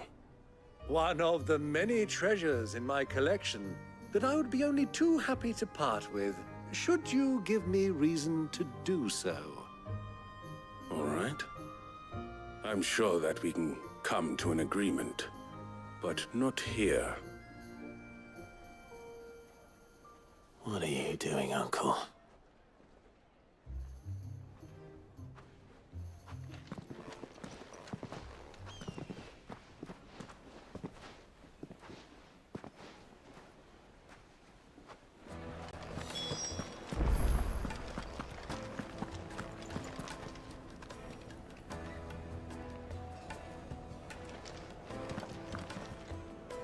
Care to explain why you're giving gifts to Kupka's men? Bait, my boy. One cannot catch one's prey without it. And I do believe I've snagged us quite the quarry. I started by asking around the markets as to where I might purchase crystals. I had no luck, of course. It's forbidden to trade in such things. But my uncharacteristic indiscretion just happened to attract the attention of those uniformed ruffians. They took me aside and said they could procure the crystal I sought if I proved I could pay for it. So the pearl was your proof? I thought they'd ask for more. A second-rate specimen like that would only fetch 500,000 or so. A small price to pay for admittance to the underworld. But enough about my little act of subterfuge. What did you discover? That the supply of crystals has dried up of late. And some people seem to think they're being stolen. Meanwhile, members of Kupka's private guard have been spending money all over town. I'll wager those soldiers you've been talking to have been siphoning off crystals meant for elsewhere, and pocketing the profits. I'll wager you're right. We'll meet with them then, just as you arranged, and put an end to the trouble Lubor spoke of. Ha! That preening popinjay thought this would be difficult. It just goes to show one should never underestimate a Rosfield. We'll soon wipe that smirk off his face. I arranged to meet with the soldiers in a secluded corner of the Velcroy, far from prying eyes. The perfect place for a spot of double dealing. I trust I can count on your support. If they... It's turned sour. Let me treat you. Of course. I need to drink.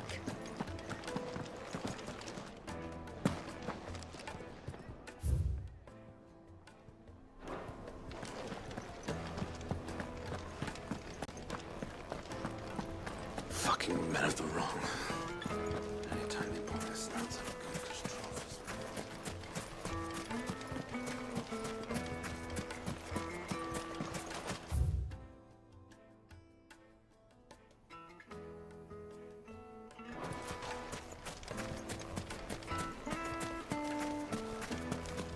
$1,000 for a measly bunch of Gizol green. Won't you come and play, handsome?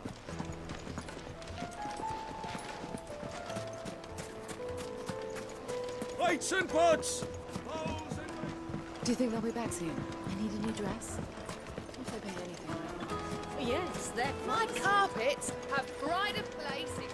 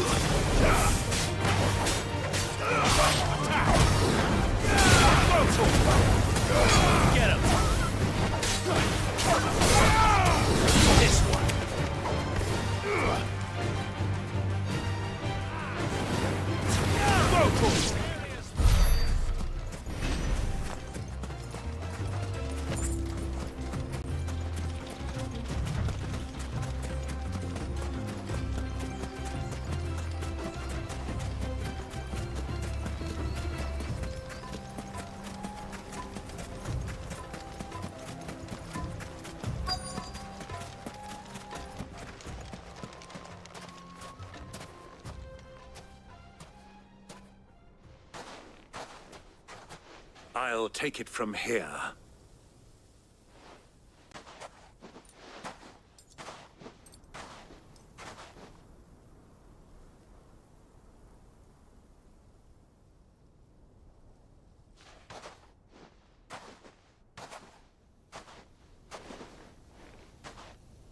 I was beginning to think you weren't coming, my lord.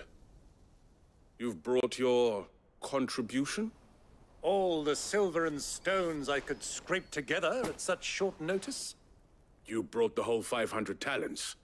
That was the price we agreed upon, yes? If you've no objections, I'd like to see the crystal. Of course. Right this way, my lord.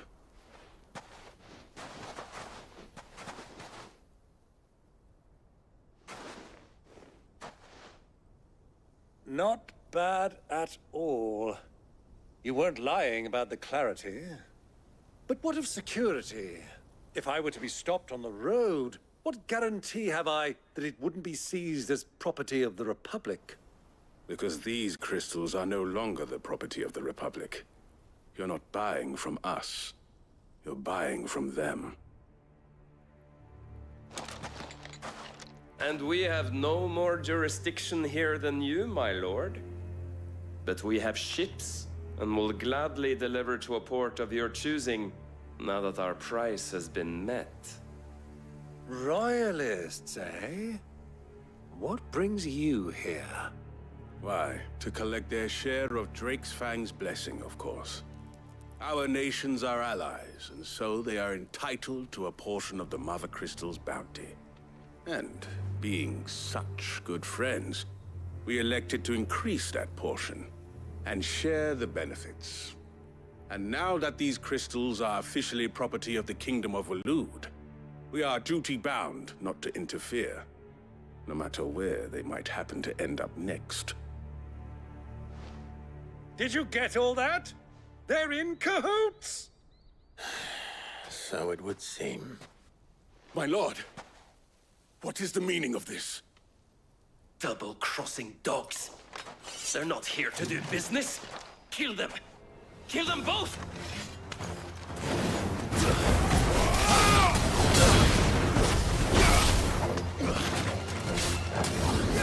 Over here!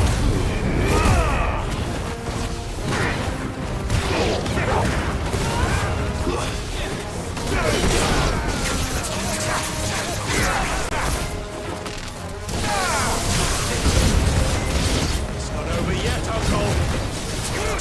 I'm just getting warmed up.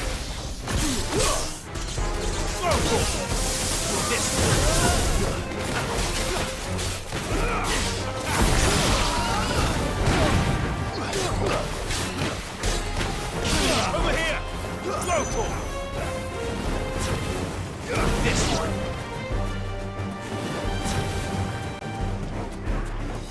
Sick 'em!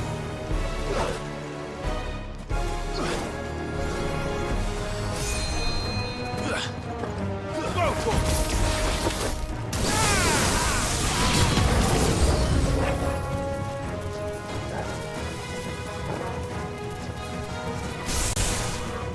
Over here! This one!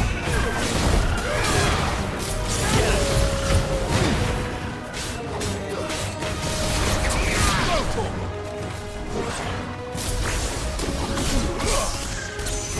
Local! Sick 'em!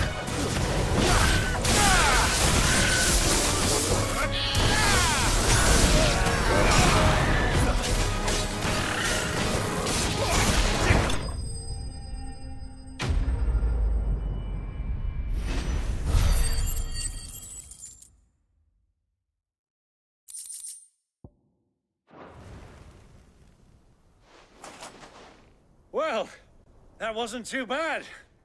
How'd you like my performance, huh? I've often played the villain on the stage. I think I did the role justice. Don't you? Greybeard, you were magnificent. The battle scene was particularly thrilling.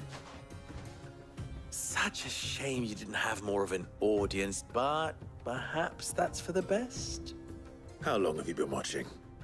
Long enough to witness your uncle's sordid transaction.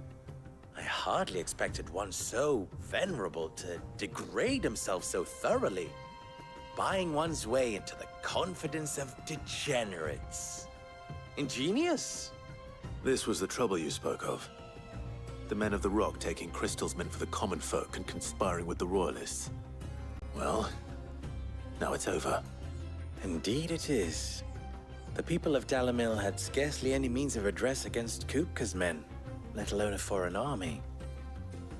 Until you two came along, that is.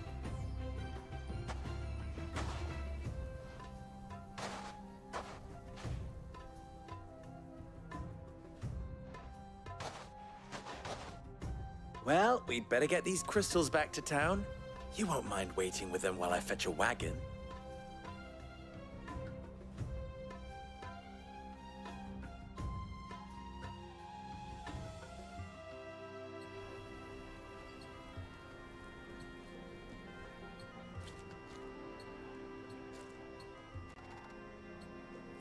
It occurs to me that I still don't know your name. Clive. So, Sid the Second is a Clive? I suppose it could have been worse. Well, Clive, you held up your end of the bargain, so I must do the same. Passage through the South Gate, was it not? To tell the truth, you've helped a little there too. Many of the guards have already been redeployed to deal with the issue of their missing comrades. And those left behind have been encouraged to look the other way should you attempt to pass through. Thank you. And please allow me to cover your costs. You still have the purse I gave to the soldiers, I trust? I saw you pluck it from one of the bodies. Oh, dear. Was I really so obvious? And my name is not Greybeard. It is Lord Byron Rosfield, thank you very much. No, thank you very much, Greybeard. Of all the... Ugh! Here, wear this.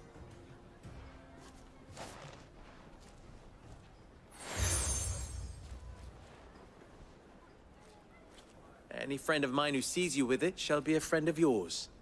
Thank you, Lubor. And please, feel free to send one of my Stoluses back to your people.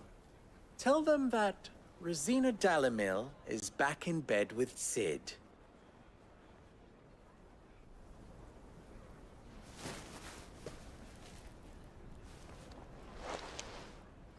Umia lostelan.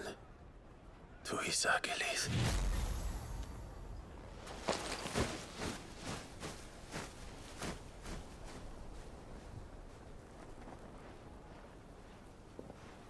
I'm trusting you, Sid.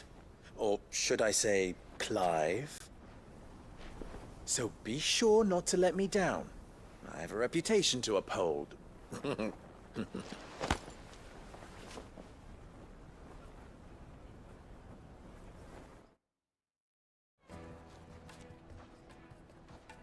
Well then, I wish you a safe journey south. Thank you. Not at all. It was my pleasure. Come on, Uncle. Let's go.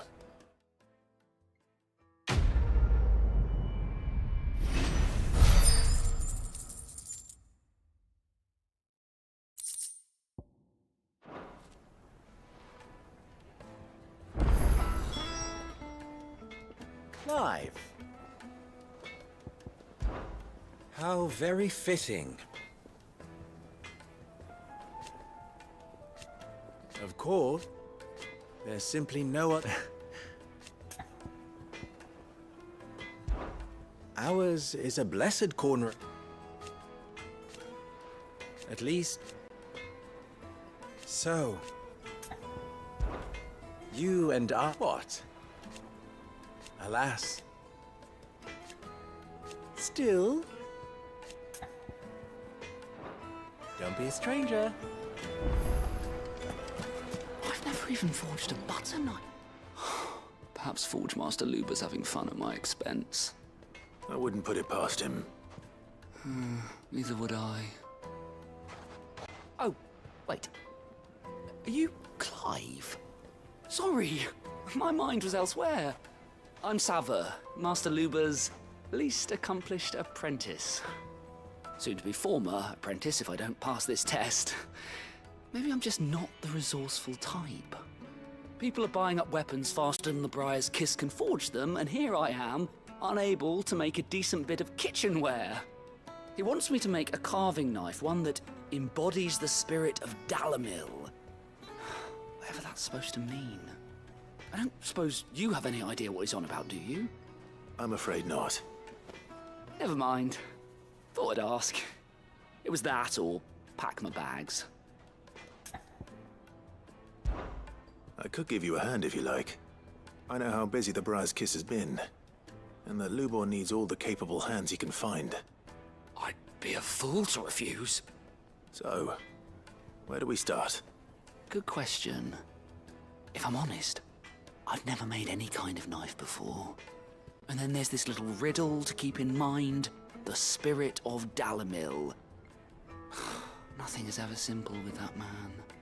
The way I see it, there's only one way we'll be solving Lubor's puzzle. We need information. The more the better. You're right.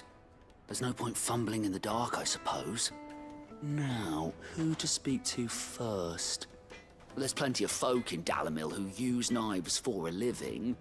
There's the butcher, of course, and any number of cooks. They're bound to have an opinion or two about the tools of their trade. All right. I think we have a plan. Let's get to it, shall we?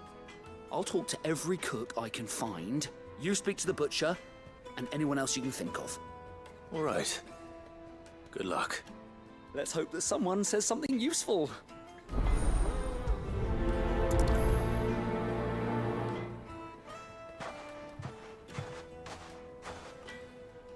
Trust Lubor to take a simple test and turn it into a riddle.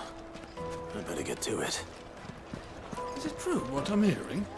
That the men of the rock were carting off our crystals? The finest fabric! It would make a fine. Needed to a silken softness. Welcome, sir. What can I do you for? A question, if you don't mind. I need to know what makes a good carving knife. You a blacksmith or something? Something, I suppose. Fair enough. Knives, is it? First and foremost, it's got to hold an edge. Most knives will make it through fat, no problem, but sinew dulls cheap steel in no time. Give me a blade which can slice through anything that crosses my chopping block, and I'm a happy woman. So a knife that stays sharp. Makes sense.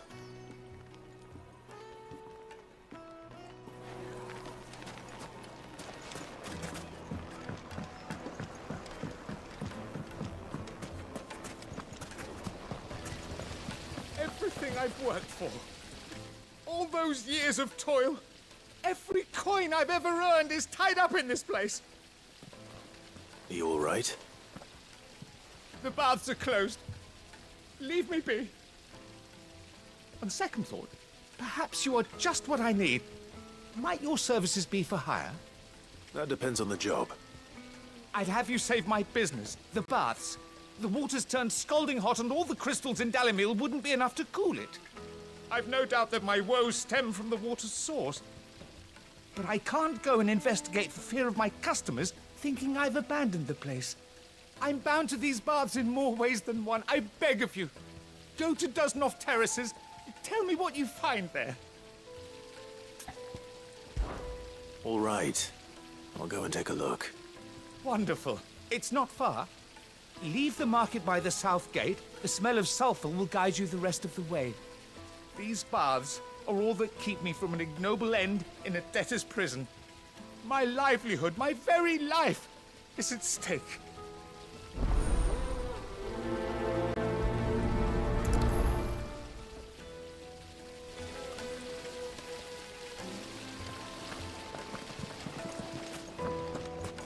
Sweet incense! They've opened the gate! Lubor was true to his word. We can make our way back to the Fang now, at least. What is it? I'm in no mood for chatter. Sorry. Do you mind if I ask your trade? Hunter, why? I have a question. Can you tell me what makes a good carving knife? I assume you use one out in the field. Has to be able to put up with some punishment. Can't be dealing with a brittle blade, not while I'm on the hunt. Your knife snaps every time you use it. You'll be spending coin as fast as you make it. Times are hard enough as it is. Thank you. I won't keep you any longer. All business, eh? Man after my own heart.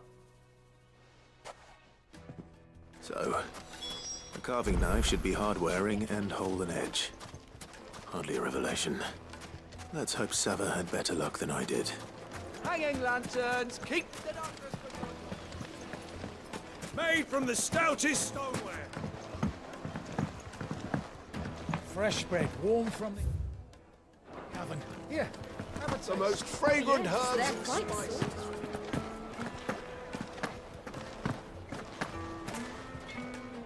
So, how'd it go? You learn anything useful, or should I be looking for a new trade?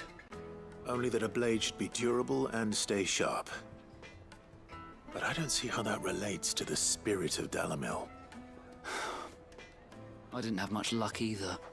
All the cook said was that he needs his knives to be light.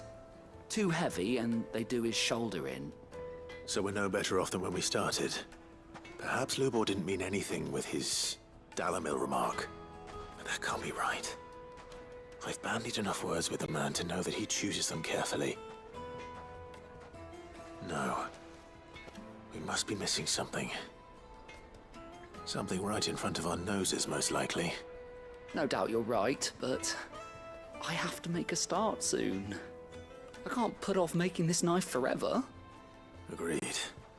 Lubor wouldn't like that much. Right. I've been trained to work iron. The cheap stuff, mind. But it's hardy enough if you don't hammer it too thin, and it sharpens up nicely with a bit of effort. Trouble is, it's either durable or it's light. Meaning someone is gonna be disappointed. Forge Master Lubor, probably. Is there no one else you can turn to?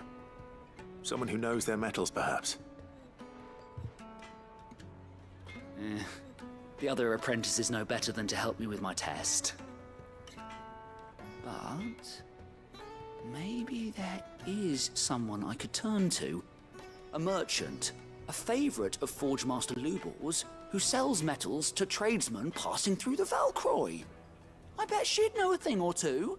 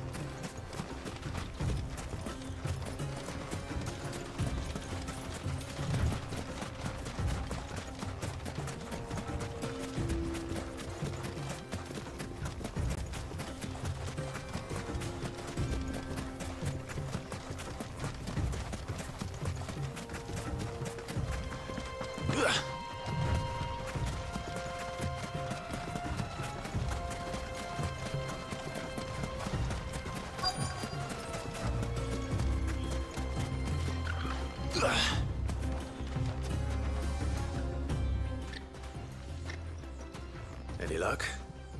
Or will you be needing help with your bags? Well, I asked her, but... Oh, you tell him. If you're looking to make a knife that will impress a master like Lubor, there are options. They're just not that viable. Featherlight adamantite knives will get passed from generation to generation, never needing so much as a lick of the whetstone. But adamantite ore is unique to ash, so it doesn't come cheap. And it's beyond my skill to handle. Unique to ash? Are there any materials unique to Dalamil? Something which could be mixed with iron to refine it. Make it lighter. What are you getting at? You said that Lubor trained you to work iron. Then that's what he'll expect you to use. But he would have known that it would either be too heavy or too brittle for a carving knife. Perhaps his Dalamil remark wasn't a riddle, but a hint. If it's cheap metal you're using, then there's always limestone, I suppose. Folk first settled Dalamil to get at her mineral deposits. And, if you know the trick, it can be melted down in the furnace to drive out impurities from low-quality iron. Bloody hell! That must be it! I don't suppose you know the trick, do you? It's hardly my speciality, but I've been around enough blacksmiths to know how it works. Looks like I've got some learning to do. Clive, I hate to ask after all that you've done for me, but... Limestone? Fine. I can hardly abandon you now. Besides, I want to know if this is the answer to Lubor's little riddle. I can't thank you enough, Clive. You'll have no trouble finding limestone over in the terraces. The place is bloody made of it. Then I suppose I'll meet you back at the forge. Right you are. I'll see you shortly. So...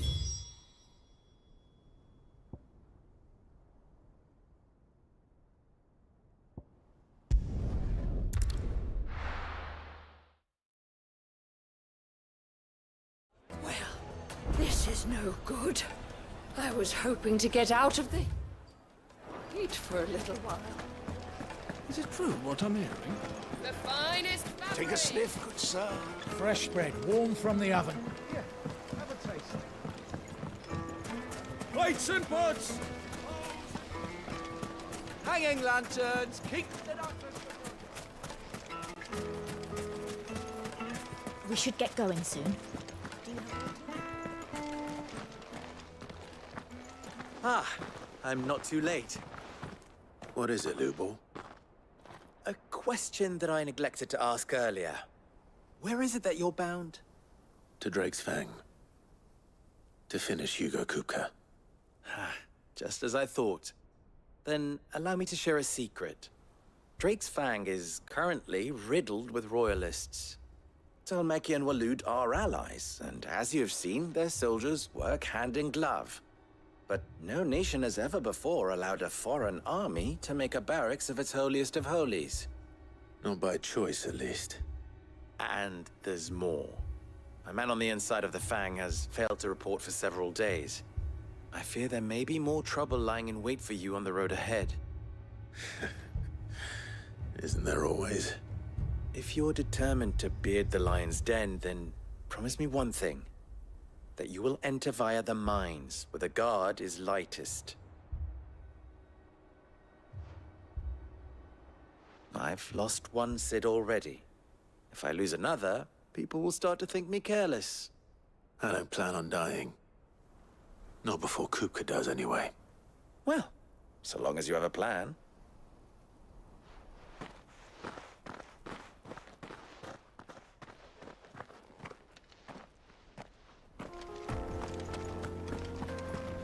Drake's Fang should be just beyond these springs.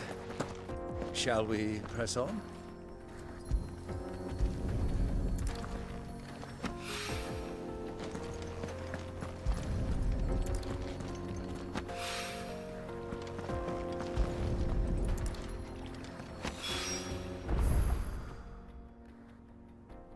One rock looks a lot like another.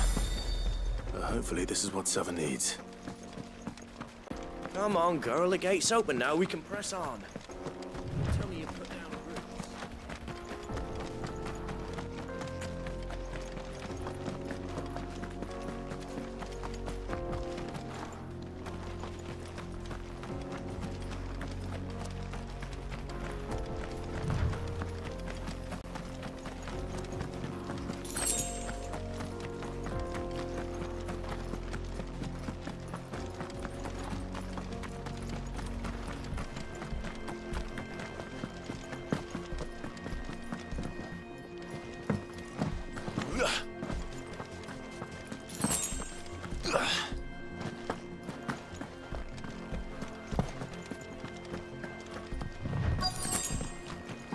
By the flames. That explains the heat. This one.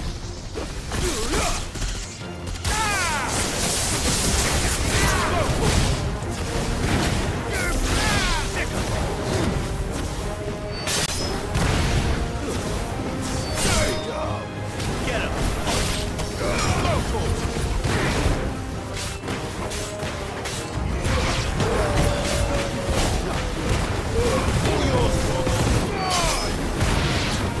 Come here!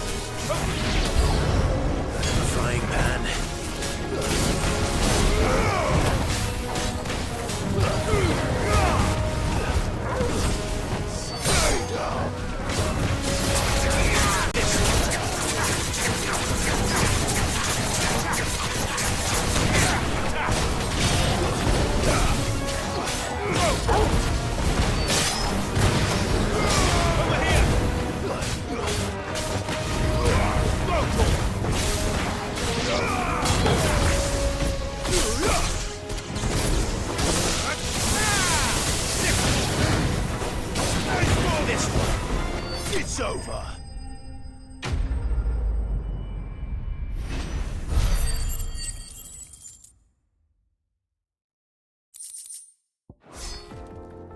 Let's cool things down a bit.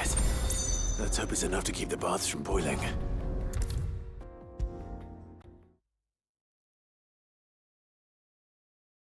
There he is. The man. I was hoping we'd be seeing you again.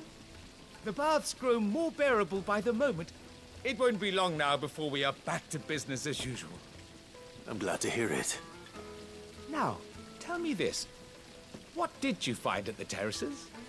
What threatened to make me a pauper? Not what I expected, that's for certain.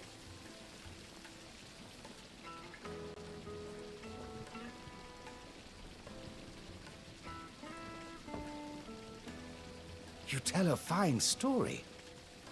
That's not to say I don't believe you, though. Creatures made of flame, eh? That's something new to worry about. But I burdened you with my worries enough already. Here, a small something by way of thanks. Right. It's high time I got back to work. With a little luck, the day might yet be salvaged.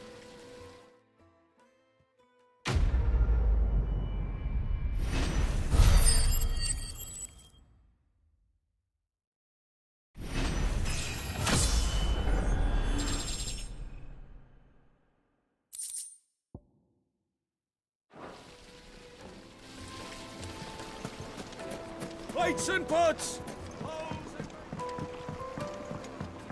Fresh bread, warm from the oven. Take a sniff, good sir. The finest fabrics! Fresh from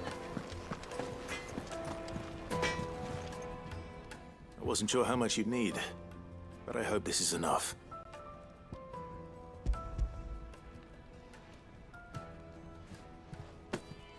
You are one of the good ones, you know that. You and that merchant both, she's got quite a gift for teaching that one. Now, time to see if limestone is the secret weapon we were hoping for.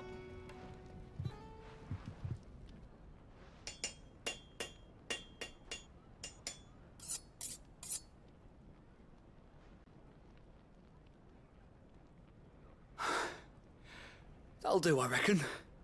A knife forged from the very rocks of Dalamil. Her spirit, if you will. It's a fine-looking blade. I only hope Master Lubor agrees. That sounds like my cue. And just as well. I was getting tired of waiting. I'm sorry, Forge Master Lubor. Let's take a look then, shall we? First things first, Sava, do you think this is a carving knife worthy of the fine people of Dalamil? I'd like to think so. But what do you think? What do I think indeed? It's sharp-ish, but it won't last long with hard use. And it's heavy, heavier than it should be.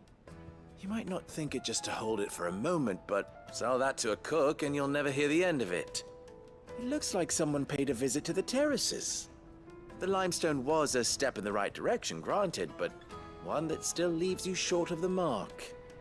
And I was so certain I had it all worked out. I don't know who you found to teach you that little trick, but it certainly shows initiative. Next question. How much do you think I would charge if I'd made this? Well, if it took you even a fraction of the time it took me, I would say you could demand a heavy purse. And who would be able to pay that? The butcher? The hunter? The cooks over at the inn? Dalamil is home to humble traders, not wealthy lords and ladies. Rule number 1 in any business, Sava, know your customers. Yes, Forge Master. This is just about passable. But only just. I'd say you're worth keeping around a little longer. Starting tomorrow, you'll have an anvil of your own. I will. Thank you. I was wondering, what would you do if you were asked to forge a carving knife? I'd do what I always do. Ask who it's for. If it was for the butcher, I'd make sure it holds an edge. For the hunter, I'd make it as tough as Titan. For the cook, light as a feather. And for the nobleman, I'd make it cost an absolute fortune. There goes a master, all right. It looks like congratulations are in order. I couldn't have done it without you. So much for the Forge Master's riddle, though, eh? The spirit of Dalamil had nothing to do with limestone or anything much at all. Meaning, I had you run around for no good reason. You've passed your test. That's all that matters. You'll have a forge of your own in no time. And when I do, I'll craft you the finest carving knife you have ever seen.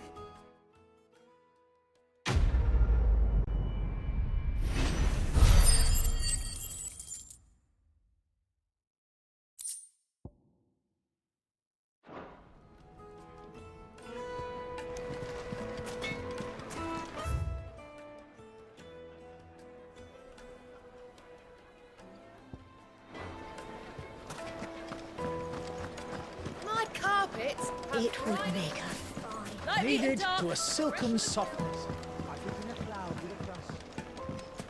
Made from the stoutest stoneware. Sweet incense.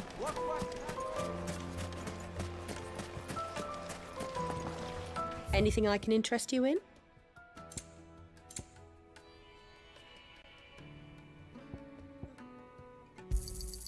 My thanks.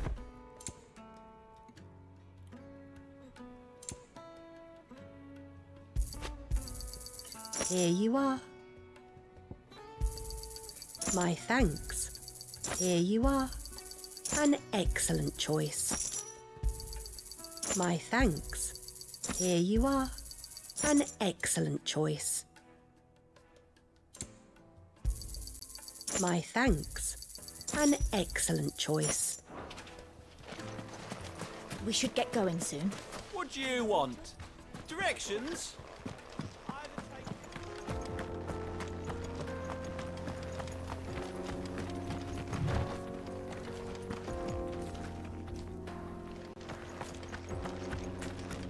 Come on, girl. The gate's open now. We can press on.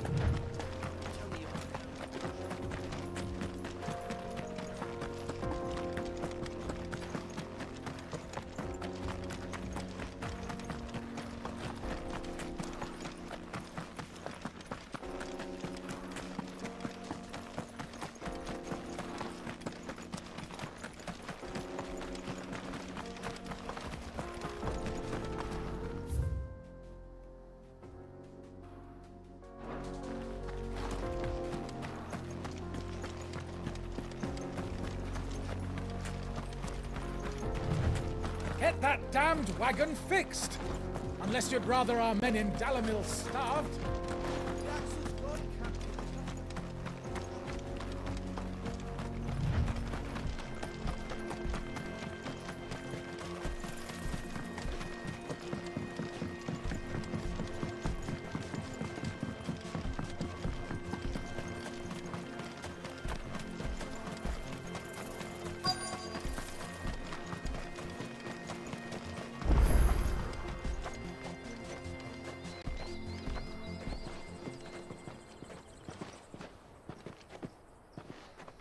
There it is. Drake's Fang.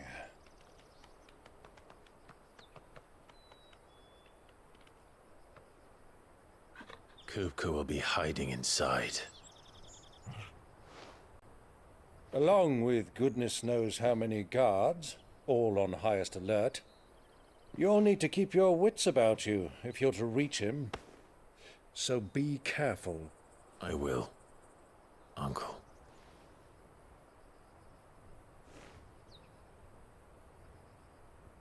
Before you go, Clive, allow me to apologize.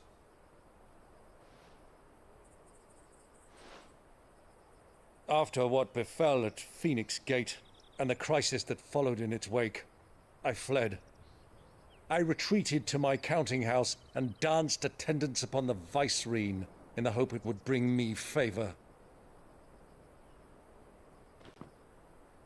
I betrayed my nation to save my skin, like the coward I am. And I'm sorry. Uncle, please. It's not too late, Clive. Rosaria is yours by right, and there are those that would help you to take it back. Had I the courage of my brother, I might already have done so. But that ship has sailed. You, however... No. Forgive me, but I cannot. I fight to build a new world now. A better world. Where men can live and die on their own terms. I was raised in a nation that strove to improve the plight of bearers.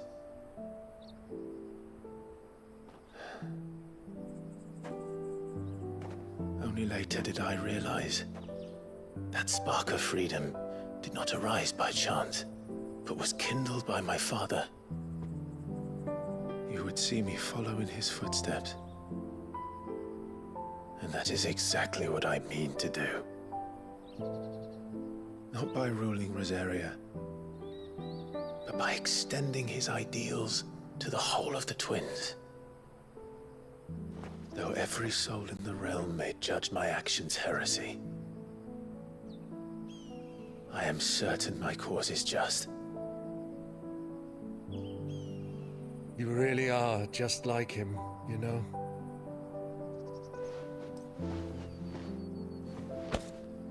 Thank you, Clive, for coming back to me. I am proud to call you nephew.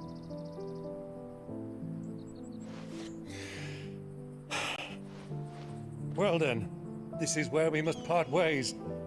Wish me luck in convincing my Canvarian friend to share his considerable talents. I mean to plunder his coffers and prove myself worthy of a place in your merry band. Till then, my boy. Till then, go safely, Uncle. And you, nephew. We have much to catch up on, you and I. I shall expect you to regale me with the tales of all your adventures when next we meet. You can regale me too, Torgal.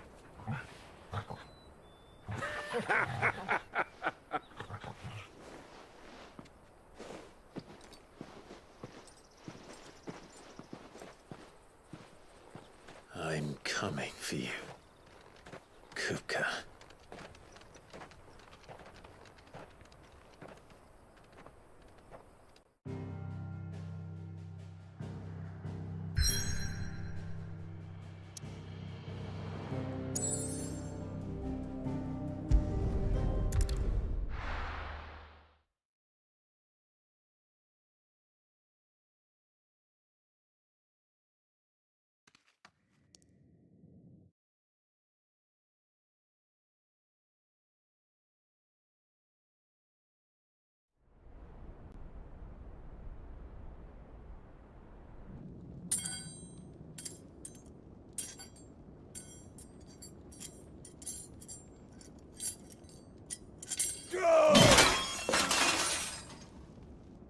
Fuck! What did they start? What has that gutter rat done to me?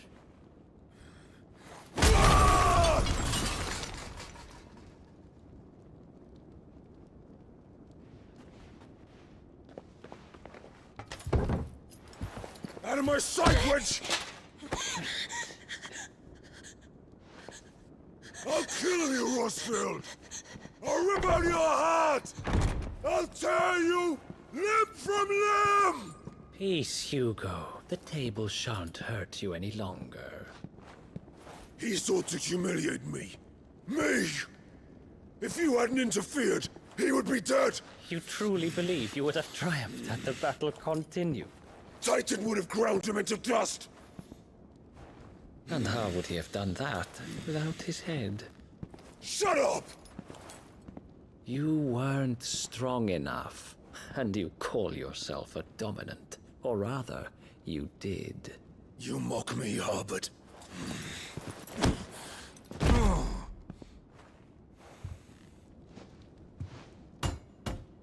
Do you see, Hugo? You are weak.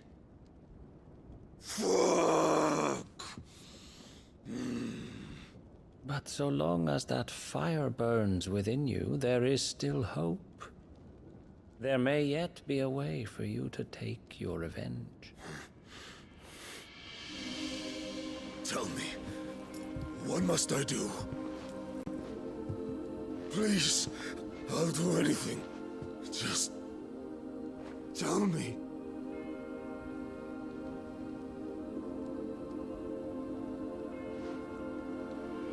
The heart. What of it? A mother crystal's heart is the most concentrated source of ether in all creation. Perhaps you could take advantage of that. Of course, the crystal would not yield her blessing to any ordinary man. But then, you are no ordinary man, are you, Hugo? Clivie Rosfield stole your power, but others have suffered a similar fate, and still managed to find the strength to conjure their eikon. Like Benedicta Harmon. She too drank of the ether and gained a power beyond human understanding. She did?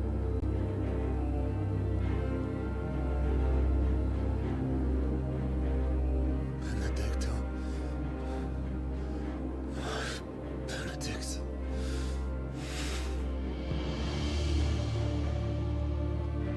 I'll do it. My love.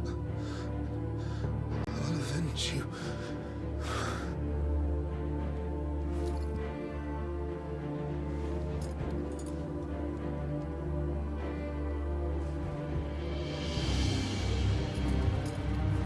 Run along now, Hugo. You need only follow the light.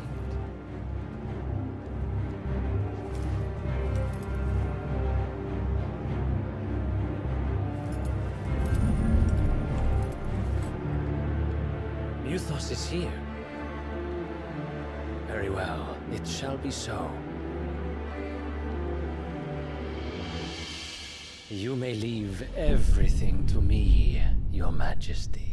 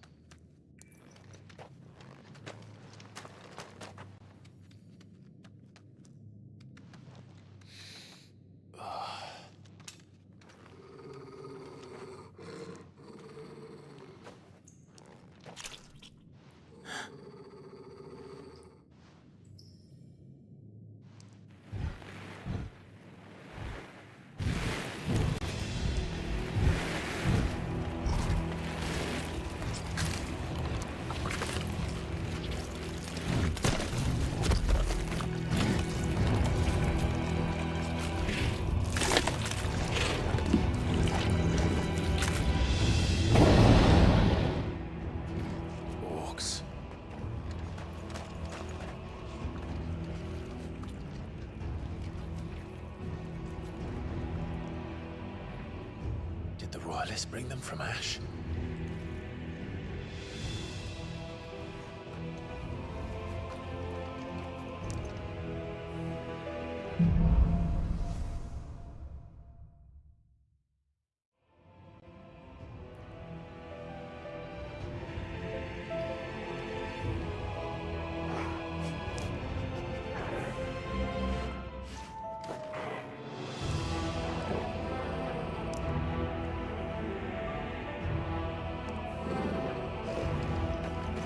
beast meant part of the Waluda army now. How the hell did that happen?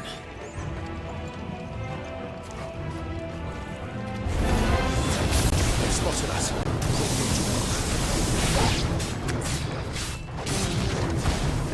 Stay down! Over here!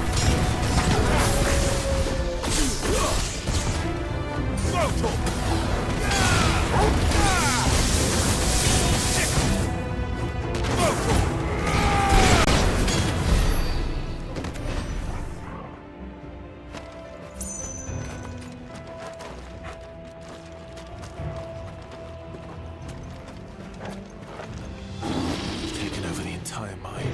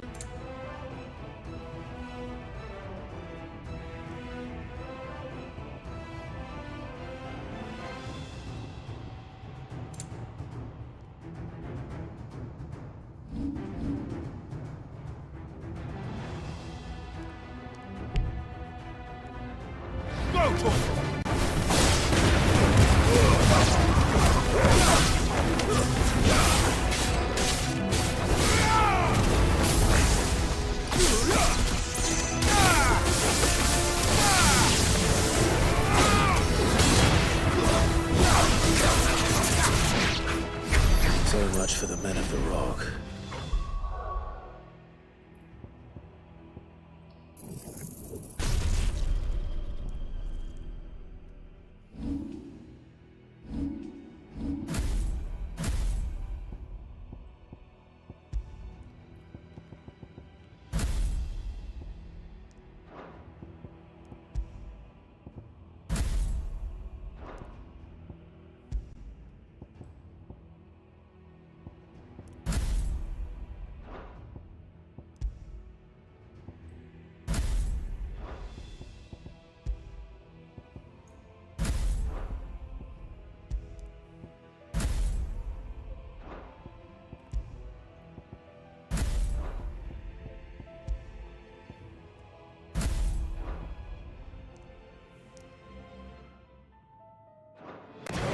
Dalmekia's finest.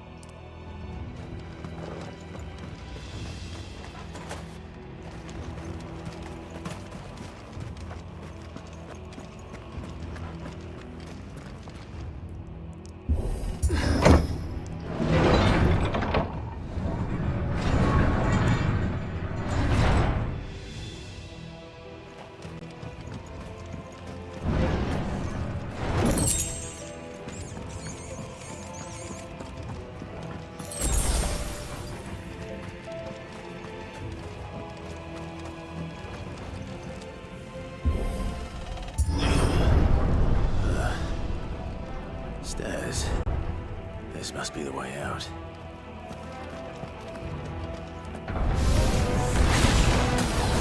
Over here!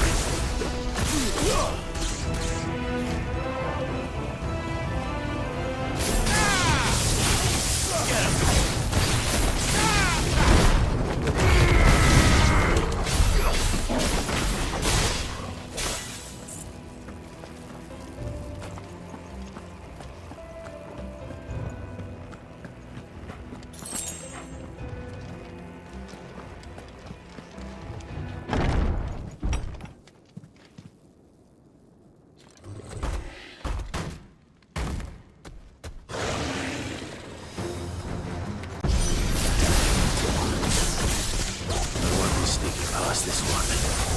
How did it get in here?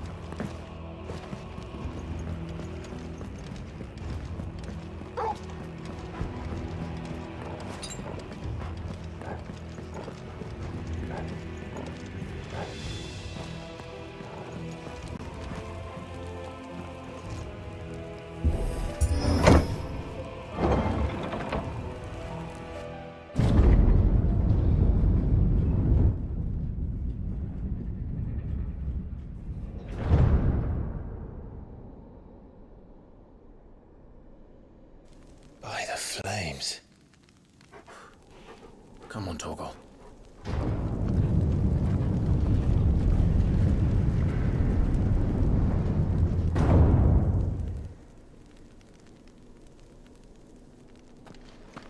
Kupka never did do things by halves. As if taking the mother crystal to his own wasn't enough. He had to build his castle in it.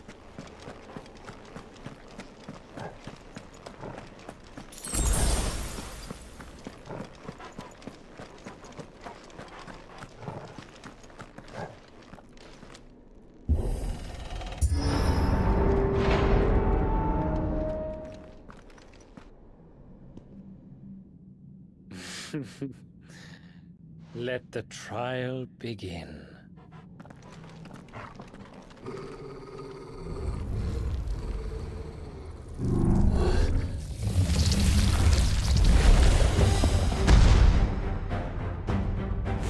What the hell?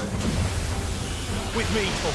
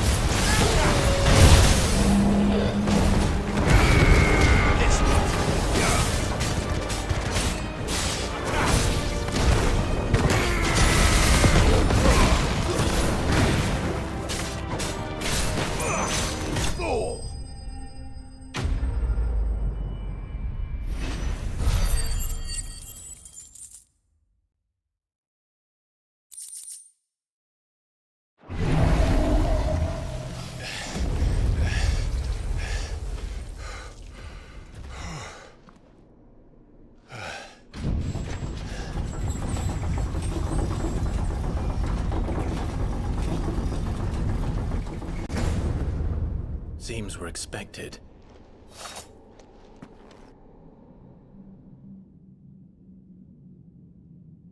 So this is the power of Mythos.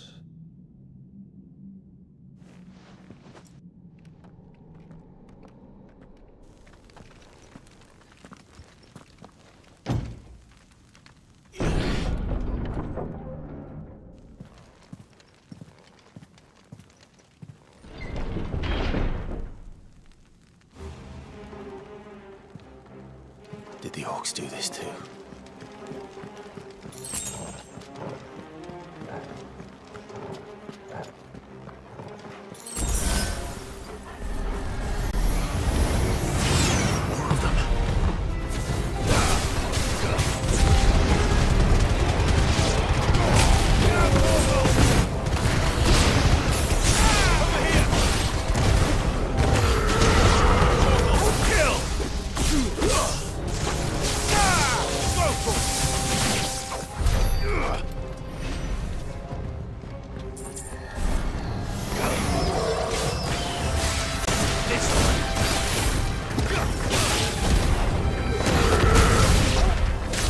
What the hell is going on? Are these things here for me? Or for him?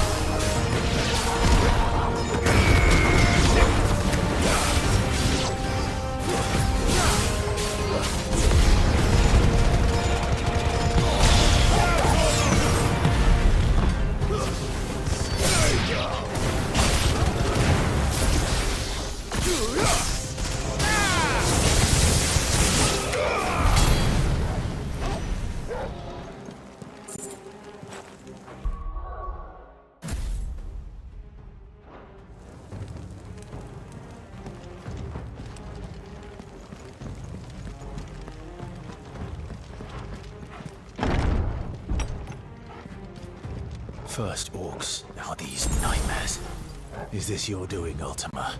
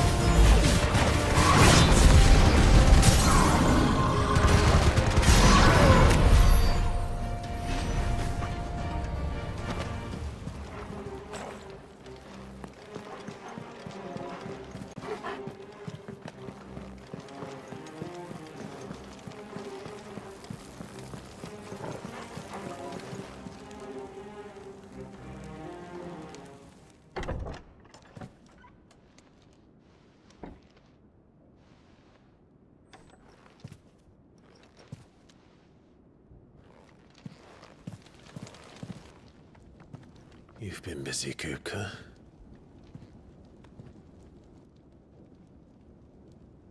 But where did you go?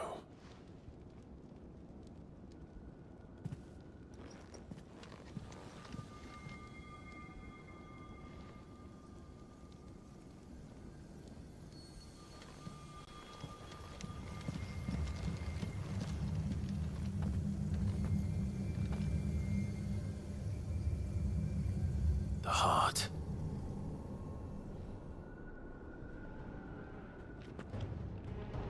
He's in the sanctuary. I can feel it. Come on, Toggle.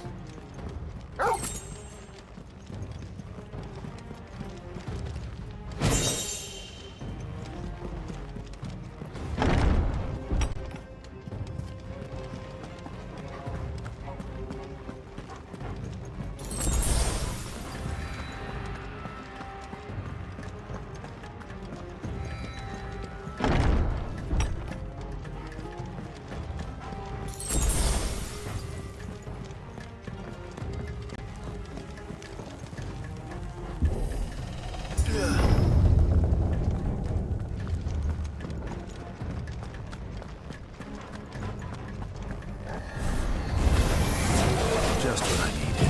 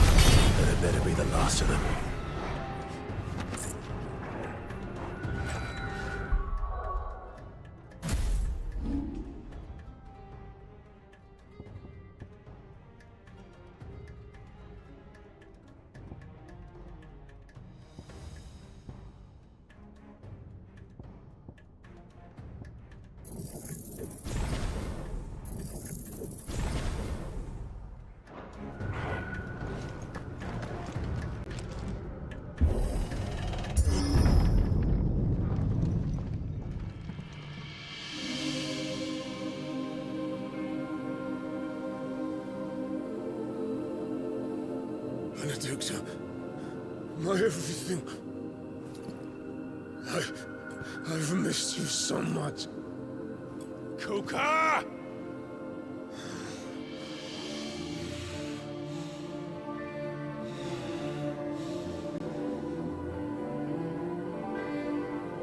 I swear to you, my love, we will never be parted again. What's wrong with him?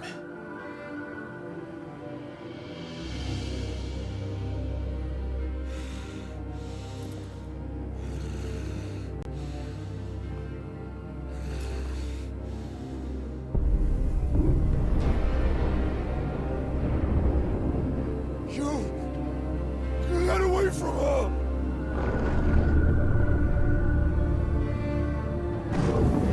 Benedicta!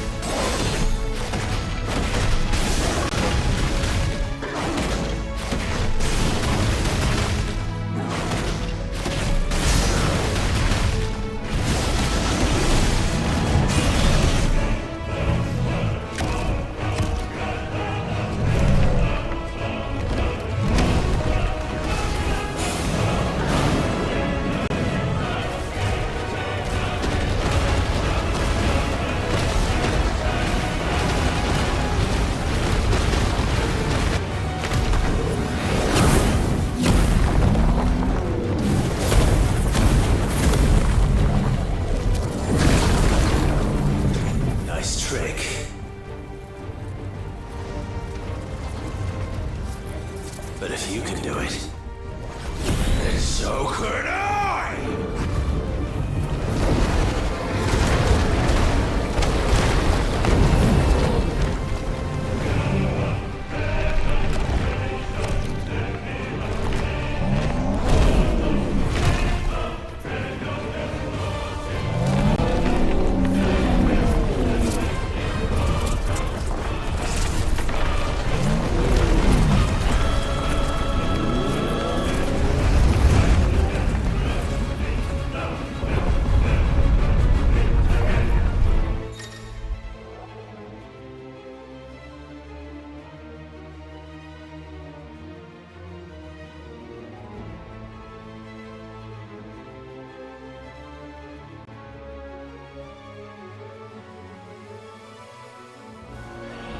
Let's give this a try.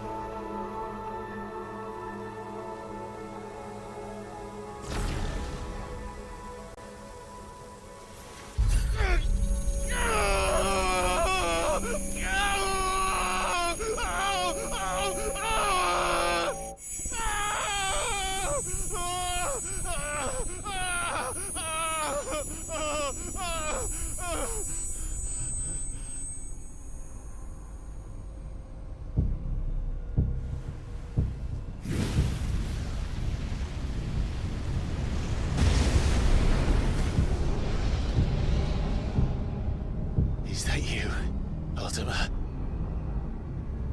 What do you want? Your soul is tainted with worthless human will, yet your thirst for power remains undiminished. With every sip you take, you grow in strength, and soon you shall achieve perfection. I don't know what you're talking about. You will accept us, Mythos. It is inevitable. You were created for this purpose, and you shall serve it. Never!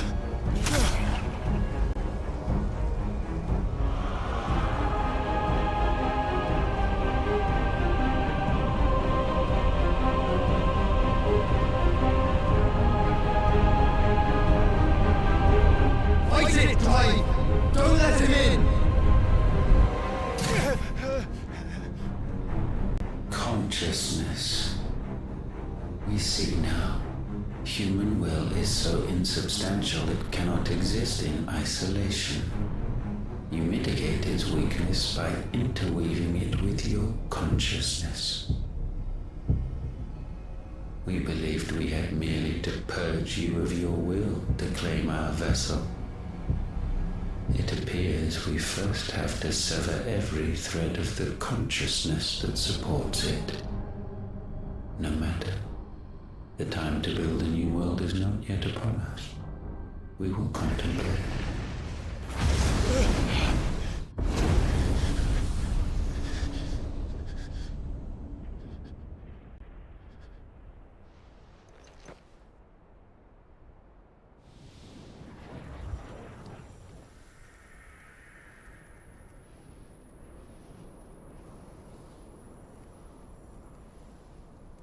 Thank you, Joshua.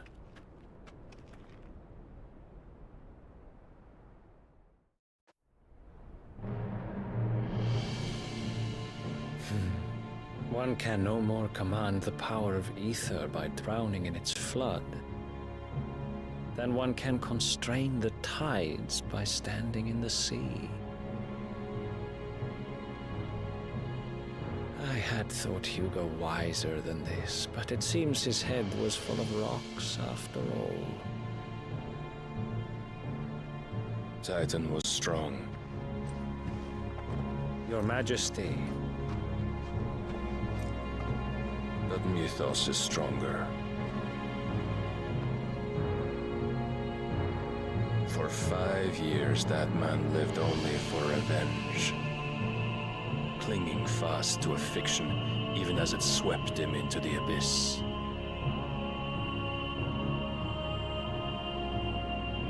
One cannot change one's nature through force of will alone. Only the Almighty can do that.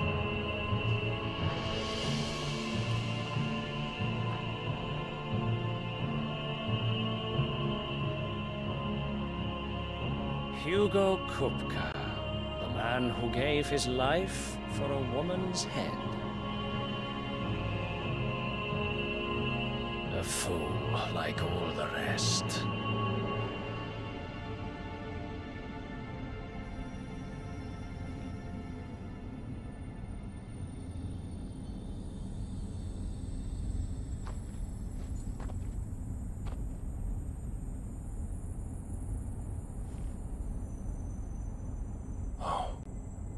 That the death of a mother crystal should be so beautiful.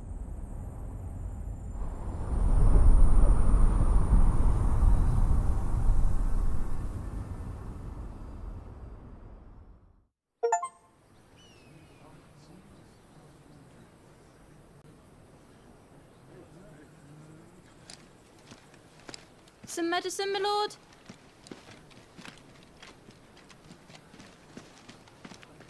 I have salves, potions, anything you need. Stop bothering me, urchin, or you'll feel the back of my hand.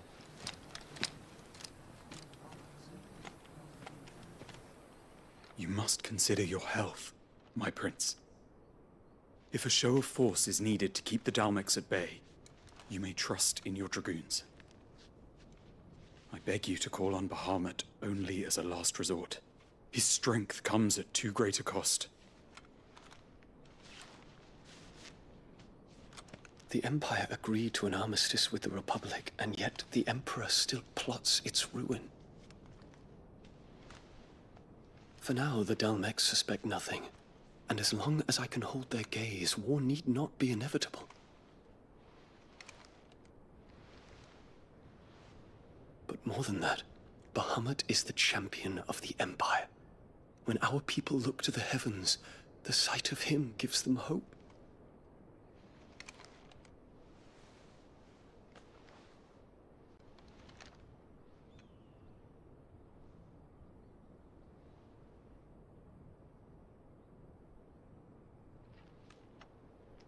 Forgive me, Terence. Would that you were my master. But alas. I will always be your loyal servant.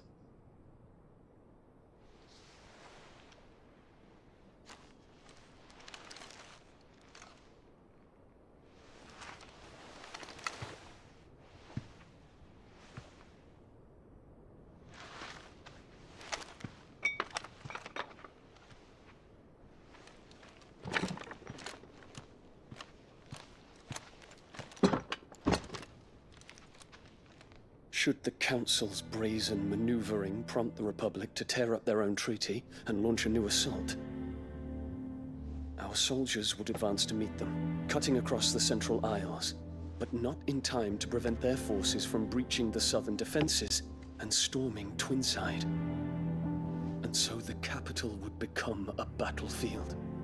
Thousands of innocents would die. I cannot allow that to happen. There is one small mercy, at least. You will not be forced to do battle with Titan.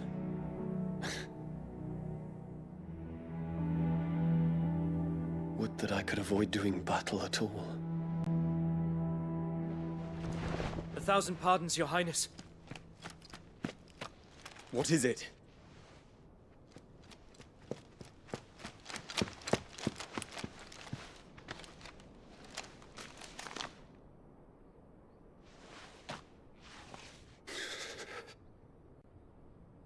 Olivier has been made Emperor. What is the meaning of this? My father's orders. What were they? Quickly! Yes, Your Highness. His Radiance requests that Your Highness maintain position here and... Gah!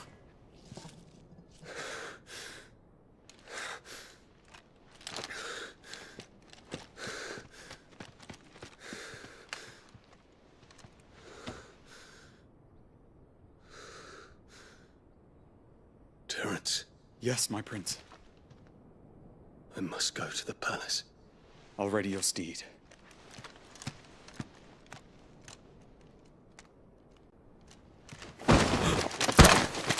What is it now?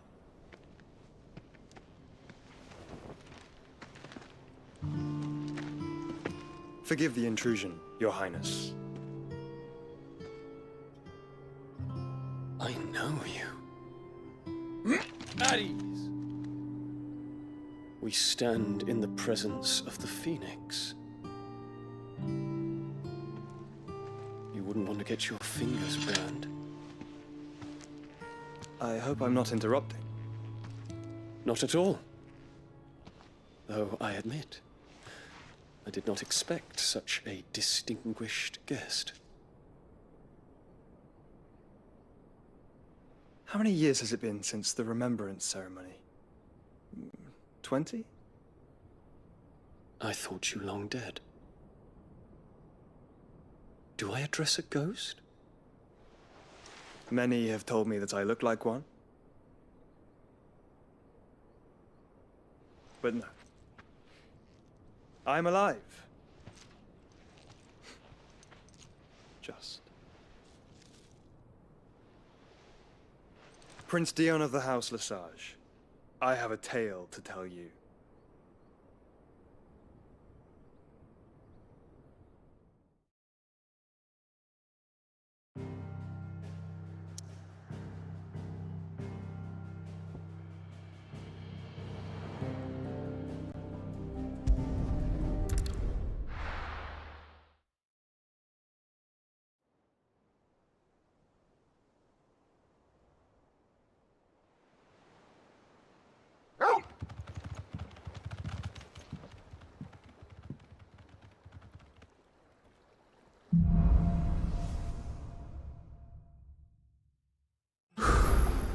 I'd better give Otto the good news.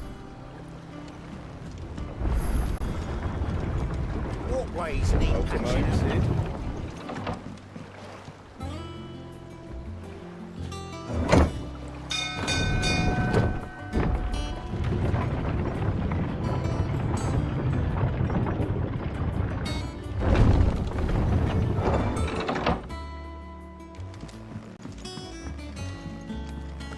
What became of Kupka?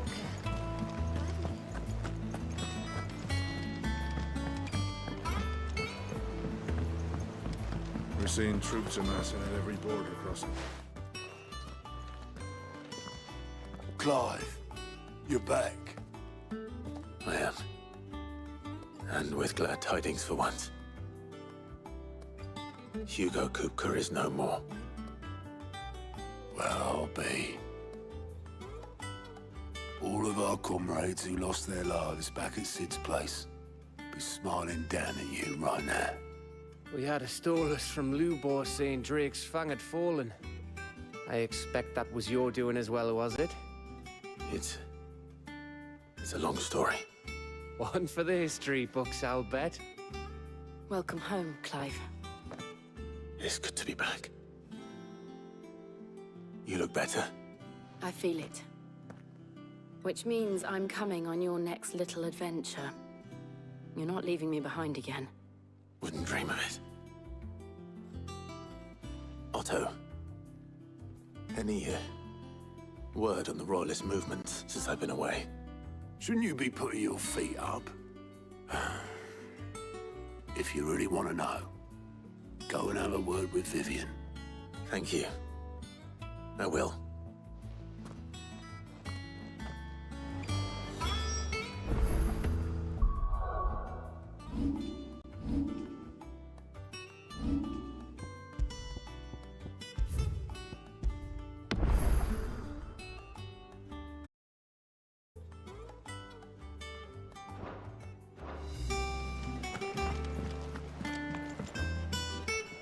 Ah, the conquering hero returns.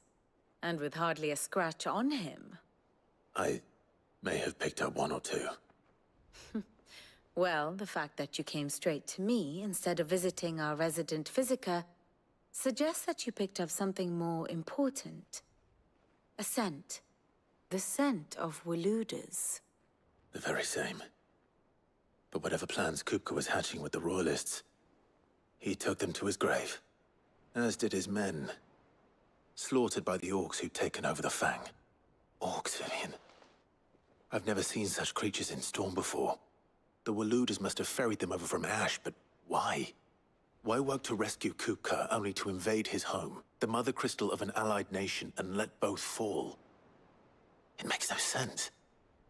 Do you know the tale of the blind men and the Adamantus? One can often be led astray by focusing too closely on individual details. One must instead see the bigger picture. And what bigger picture is there than my map?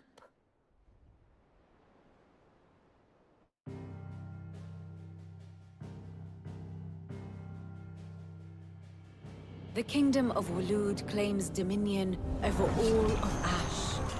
It is a nation forged by the bloody conquest of Barnabas Tharm, the dominant of Odin. The Canvarian War of Independence in 849. The Battle of the Twin Realms in 865.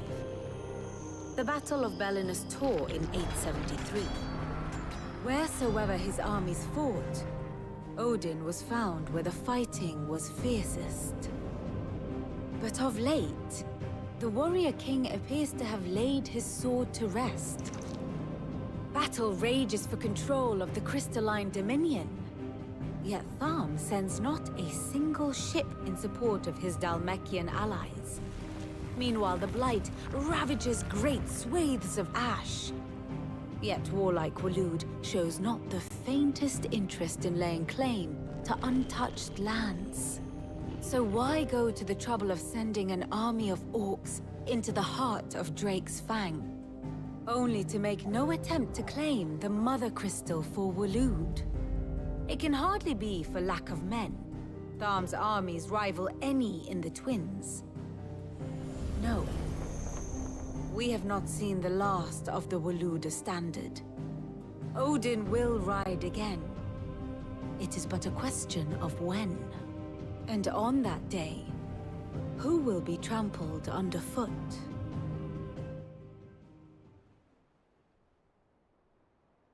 In summary, I know not to what end the royalist betrayed Kupka. I know only that it is part of some broader scheme. A scheme tied to the ambitions of one man. King Barnabas. But there is no need to wallow in confusion. If one is to cure a sickness, one must first identify the symptoms. And your Lord Uncle has volunteered to do just that by keeping an eye on the royalists' movements. He's really throwing himself into this. Indeed he is. Which means all that remains for us to do is await his reports. Well, not quite all in your case. The people of the Hideaway must hear the news. Justice has been done. Hugo Kupka is dead. The wounds he left that night are still raw. Especially for those who lived with Sid the longest. Tell them that those wounds might finally begin to heal. Consider it the price of today's instruction. I've never known you to be sentimental. What can I say? I am only human. And we are, all of us, sentimental animals at heart. I suppose we are. Very well. I'll go and spread the word.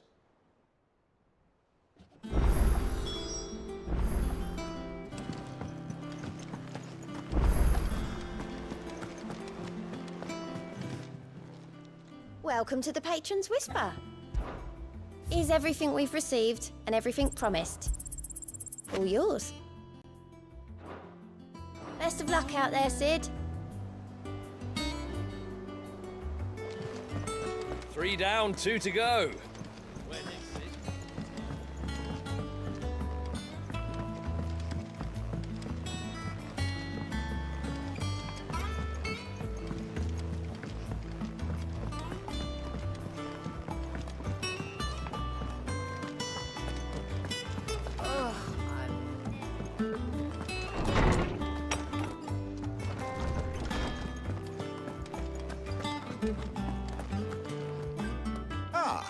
Clive, have you come seeking the gift of knowledge?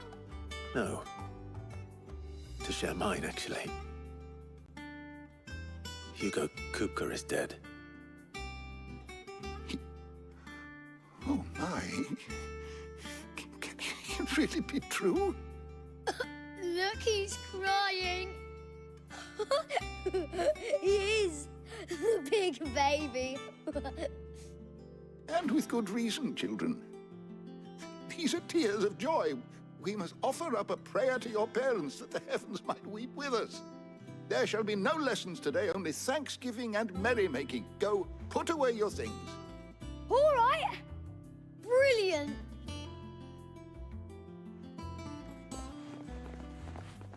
Finally, a new dawn has broken. It has. Thank you, Clive. I cannot wait to share the good news. Hippocrates. After Kupka fell, Ultima came to me. I need to know what he is. Have you learned anything? Alas, no. And not for want of trying. I have scoured nigh every historical tome in our collection and found nothing. Not even the sort of conspicuous absence that might suggest a concealment of fact. One is almost tempted to conclude that such a creature never existed. But I saw him. With my own eyes. I don't doubt that you did. Alas, it seems you are the only one who has. To others, he reveals naught. We see only that which he leaves in his wake, like some terrible force of nature beyond the ken of mortal man. A bringer of death. Whether the Ultima you met with was the being itself, or merely another projection of its power, I know not. But until I do, My investigations shall continue. Thank you. It means a lot.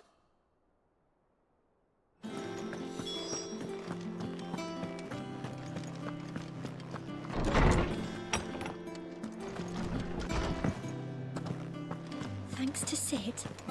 Not bad for a boy from the Imperial Barracks, eh? Well, someone looks pleased with himself. It's true what I'm hearing, then. Nothing escapes you, Lady Karen. It's true. Kupka is dead. No more looking over our shoulders, then. Good. I'm starting to get a crick in my neck. Don't let it go to your head, though.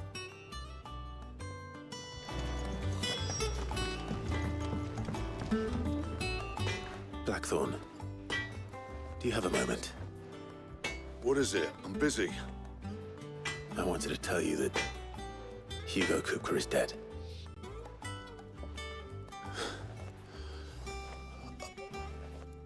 I can't tell you how long I've been waiting to hear those words. This is it then. A new beginning under a new Sid. I'll try to live up to the name.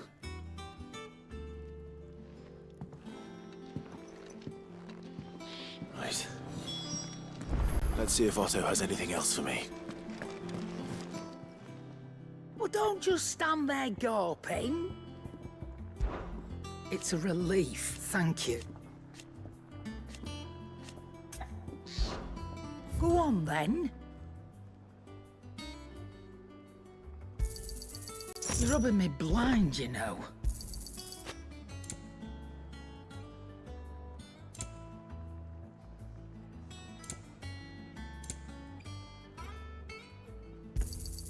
It'd better all be here.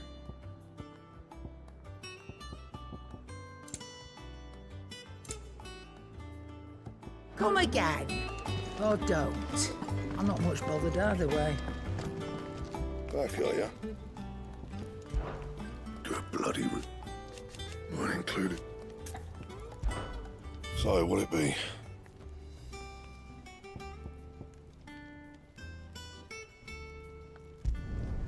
No scratches, right? Not bad, if I do say so myself. No scratches, right?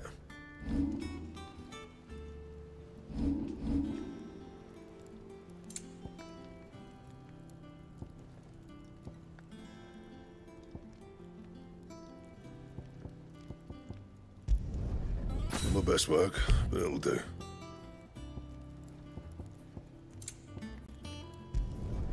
Yeah, that should do ya.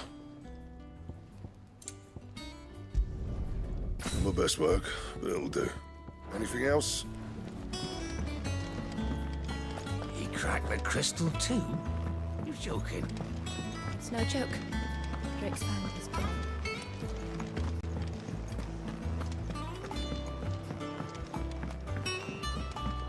I'm telling you, it's true. I heard it from Otto's own lips. Kupka is dead.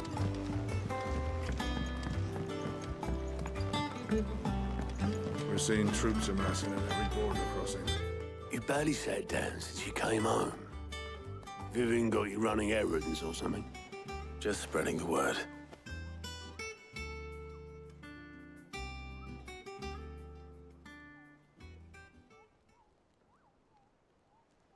So, the professor's got a soft side, has she? I'd never have guessed. No. She was right, though. Everyone was glad to hear the news. Ah, but you ain't told everyone. I can think of plenty of friends back at the old hideaway who'd sleep more peacefully for knowing. Not least of all Sid. You should tell him. You're right. I should. And I will. Well, when you do, be sure to take Mid with you. She's been going at it hammer and tong down in that workshop of hers, trying to do her father proud. I can't remember the last time she visited the old salt's grave. Very well. I'll suggest it.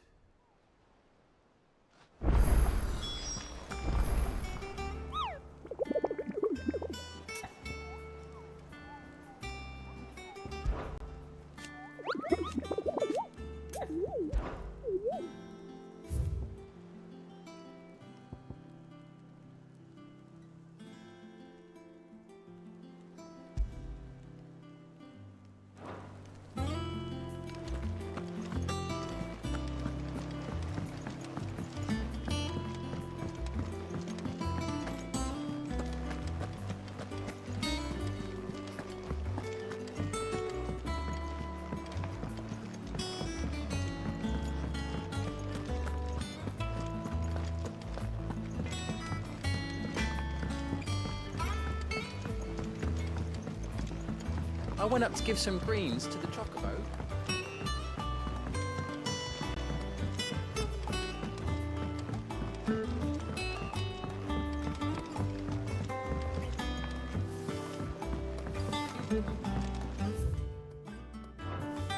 Mid hasn't been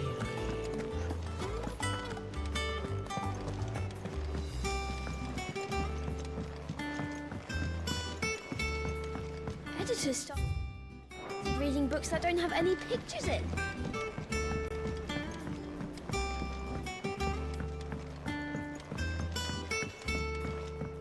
If I don't come up with something soon. All right, Clive? What do you want? I'm going to visit Sid, and I thought you might like to come with me. Sorry, I'm too busy for all that right now. I've got to get this thermal displacement stack sorted. Thermal... Displacement stack. Here. And this is for... Only the fastest, finest ship the world has ever seen. The Enterprise. Me and my dad designed it together. Where other vessels rely on the fickle winds to drive them through the water, ours is fitted with mithril engines. And those things have got more push than a behemoth in a bad mood, and more heat than all the hells put together. Which is where the stack comes in. I may have already talked some tight-lipped shipwrights into putting the hull together for me in a little dockyard in Canva. But the stack's a bit more involved, so I'm building it here. Thing is, it's so involved that I'm running behind and it's starting to hold things up over at the shipyard. I'll come and see my dad, though, when I'm done. Whenever that is. Is there anything I can do to help? Good old Clive. I were hoping you'd say that. First things first, I need some parts making. The stack will be made up of 3 major components. There's the plating, here, that channels hot vapors away from the engine. The helm over the top, that disperses all that heat into the air. And the shielding around the sides. That stops the rest of the ship from going up in flames. A full suit of armor, then? Probably best to take it one piece at a time. Then you'll need to start with the plating. Everything else fits onto it. I've got the designs and the list of materials here. Show these to Blackthorn. He'll know what to do. I can't make head nor tail of them. Luckily, you don't need to.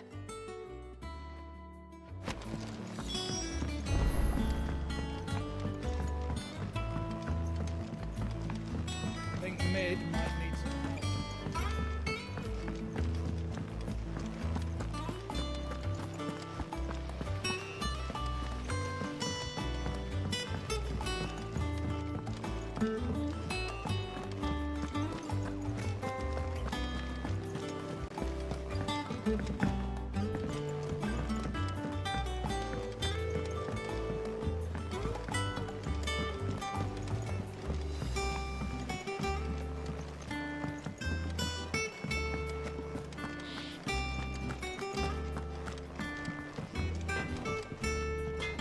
Blackthorn, can I ask a favor? Out with it. It's for Mid. This my last chance to say I'm otherwise engaged. Spare myself the arseache. Go on then. What is it this time? She said you would know. Here.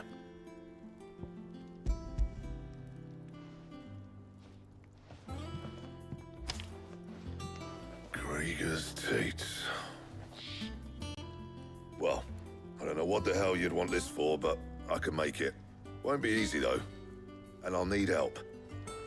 Get Gabonotto in here, will you? All right.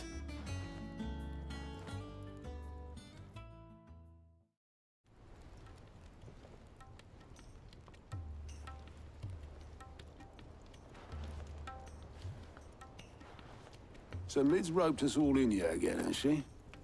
Typical. Still, if that's what it takes to get her to visit Sid's grave, I'll do what I can. And, what is it we need to do, exactly? Take a look at this.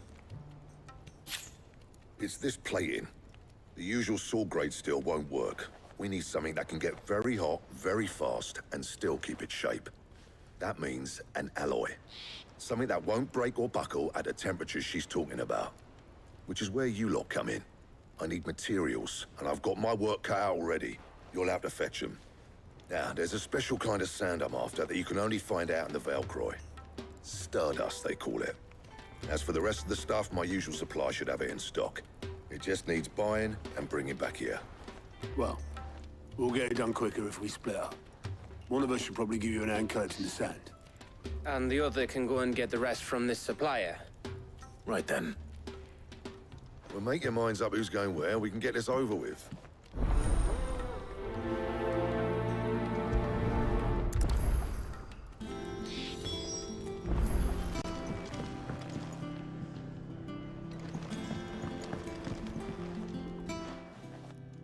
You going after the Stardust then, are you?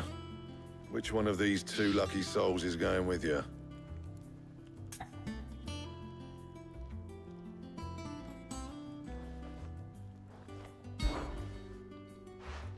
Otto, you're with me. All right, then. Where do we find this Stardust, and how will we know it when we see it? There's a river that runs through the southern reaches of the Velcroy. It's the black sand that washes up on its banks that you're after. And I'm guessing you'll be needing sackloads of the stuff. Might be worth our importers and the Daley Mill Inn. I'll head down there. See about finding us a wagon. All right. I'll meet you by the river. Yous two take care, eh? I'll go and see this supplier. Just don't let the bastard fleece you, eh? Ah, he wouldn't do that. He's Blackthorn's mate. Isn't he? Best of luck.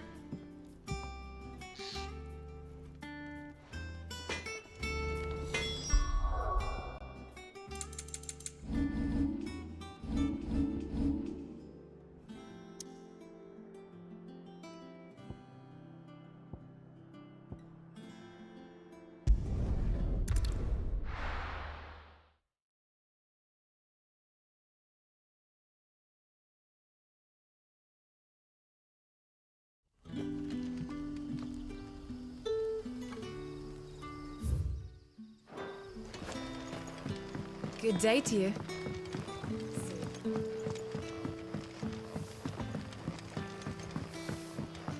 The crystals we get from the tailor are all but worthless. We had to dig a new cellar. Ah, Clive. Your timing is exquisite, as always. I have a concern which you may be able to assist me with. Go on. There are whisperings afoot of shadowy figures having been sighted outside the village. Rustlings in the undergrowth, suspicious noises. My people fear that they are being watched. It may be no more than a surfeit of nerves, understandable in the current climate, or it may be the prelude to something altogether more dangerous.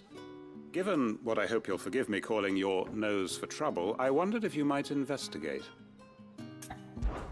Of course. Excellent. You might begin by speaking with the good citizens of Lostwing. Listen to their tales, and make what you will of them. All right. I will.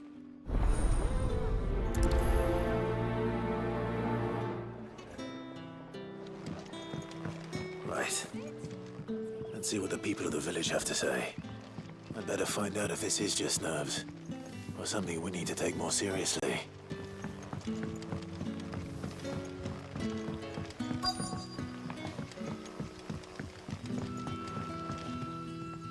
You all right, Sid? Something on your mind? There is, actually. Can I ask you something? Quentin tells me people have mentioned shadowy figures out in the woods. Have you noticed anything unusual? Oh, that. No, sorry, can't help you. I heard the rumours, mind, from the lads working over at the vineyard, but none of them has seen anything either. All right. Thanks anyway.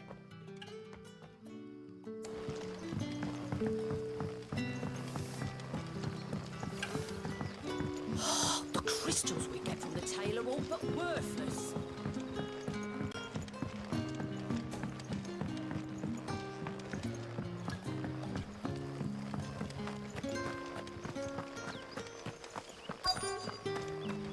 Word is, the Black Shields took a hiding and to some bearing. Excuse me. Quentin mentioned strange figures having been sighted near the village. Have you seen anything? Nah, not me, Gov. I heard the rumours, though. I'm here most days, right next to the gate, and I ain't seen nothing out of the ordinary. Don't worry. Any shady characters try and slip into town this way, and I'll soon come running. And shouting, most likely. All right. Thank you.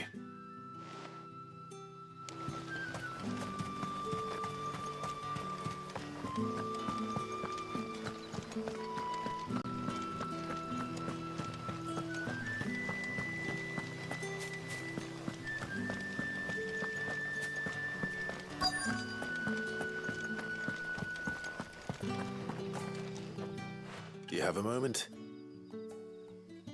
There's talk of suspicious figures in the woods. Have you seen anything out of the ordinary? No, but I've heard something. Sound of scraping metal, like someone sharpening a sword. Where was this? In Lorbert's Pass. Was out foraging for herbs when I heard it, screeching out from between the trees. Ran back here as quick as my legs would carry me, and I ain't been back since. I see. I'll look into it. Thank you. Seems Lorbert's Pass is our best bet then. What do you say, Torgal? Shall we go and investigate?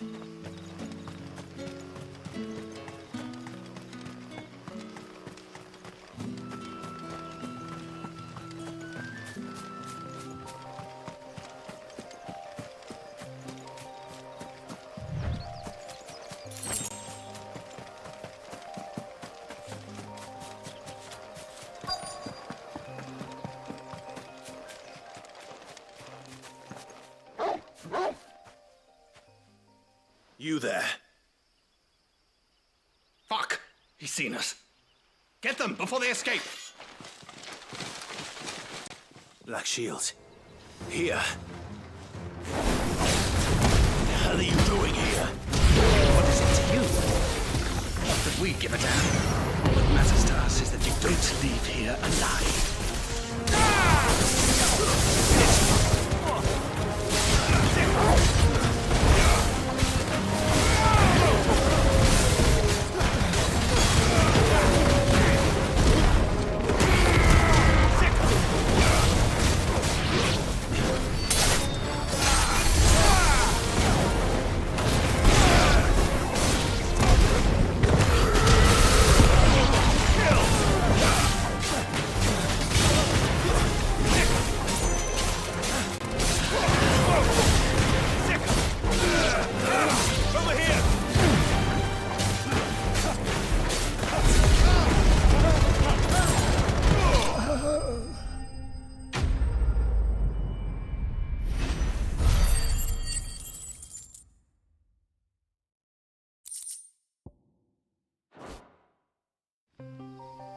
Why were they here? Are they planning an attack on Lost Wing? I need to warn Quentin.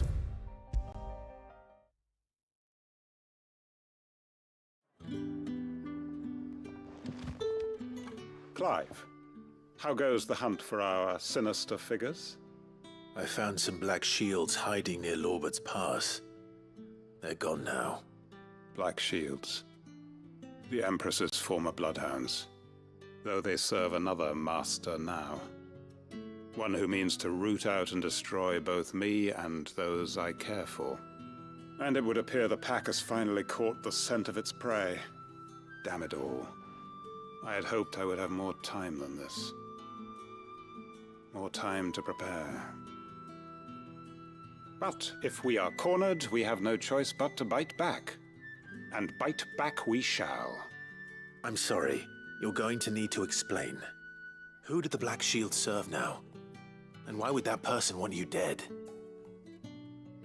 Because I want him dead. Who? The former Lord Chief Justice of Sanbreque. All that I have built here is for him. I don't understand. Why him? Why Lostwing? I suppose it is better that you know the truth. I was a member of the judiciary once. So sickened was I by the injustice of this world, I swore to fight it. And fight it I did, in my own small way. I saw more than a few corrupt officials condemned to the very cells into which they had thrown blameless innocents. Men to whom the law was but a scourge to turn against the powerless. And throughout, it was the Lord Chief Justice who backed me, who was my one true ally in the quest to see justice done. So what changed? I discovered that he hunted bearers for sport. I was a fool to think he shared my hatred of venality and vice. His support for me was no more than a facade. A means of ridding himself of his rivals, a mask to hide the rot beneath. I filed suit against him immediately. His response, however, was rather more visceral. He had my entire family slaughtered, and he faced no punishment whatsoever. I lost everything. My loved ones, my livelihood, my position. The faith I had once held that any modicum of justice might be achieved through the courts. So I set about enacting my own. I tracked down every soul who served him, and slit their throats myself. But the man himself proved an altogether more difficult target. With money and power come protection, and so I saw that I would need an army of my own. I came here to Lostwing and began recruiting like-minded individuals. And everyone here knows this is why you do what you do. Of course. They too have lost loved ones to the bearer hunts. Seen faultless friends sent to the gallows to spare the guilty. All under the watchful eye of the Lord Chief Justice. Our wounds are the same. And our cause is the same. We are comrades, and our revenge is already in motion. We know where he hides, how numerous and well-trained his guard. What we did not know until now, however, was that his plans may already be in motion too. Quentin. Our time is short. He may move against us at any moment, unless we move against him first. My friends and comrades, it begins. Make ready for war.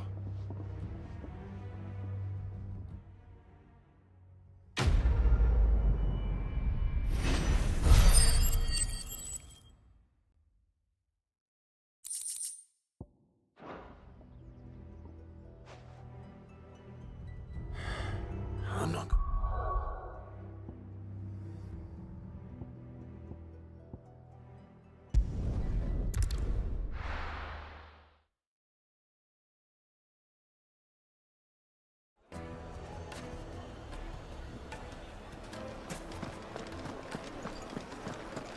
My carpet! Take a sniff, good sir. No, be drunk. Gone, just like that. And without so much as a by your leave. What's the matter? It's my apprentice. He up and vanished while my back was turned. I'd go and look for him myself, but I've got a bakery to run. A bakery that's now short one pair of hands. loath though I am to rely on the kindness of strangers, I'm at a loss. Please, will you see if you can find him? I'll see what I can do. Do you know where he might have gone? I wouldn't be surprised if he was off somewhere mooning at Drake's Fang. He used to work there, you see. Poor fool left his heart in its hollow. All right. Then that's where I'll start.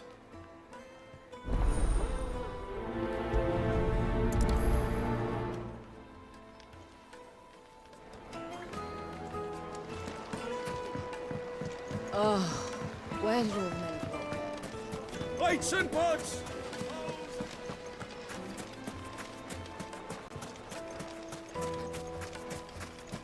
No, I'm telling you, it's gone.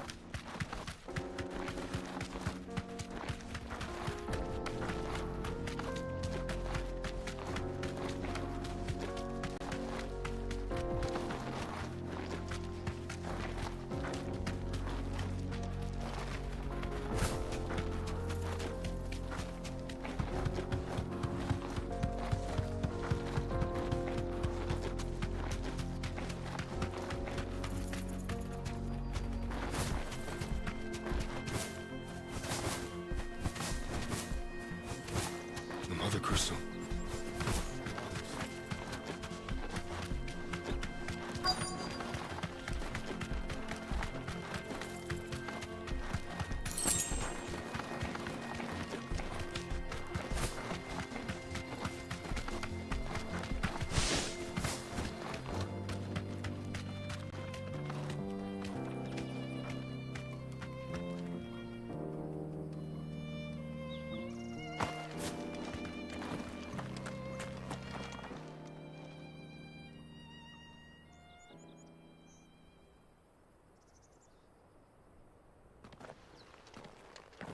Excuse me. What do you want? The baker sent me to find you. I am a sorry, selfish sod, aren't I? Certainly not a baker. Master must rue the day he took me in. Time was the sight of the Fang used to calm my nerves. But now look at her. I take it you missed the Mother Crystal. I hated her, but she was all I knew. Worked her mines for years. And when she shattered, part of me shattered with her. I had to trade my pickaxe for a rolling pin, but I'm no good at baking. Every loaf I touch collapses. My bread's as hollow as I am. She was the only thing that could fill the hole inside me. Oh, I loved her, damn it. But now she's gone. She's never coming back. What am I supposed to do? I ask her. How does a shell of a man learn to live again?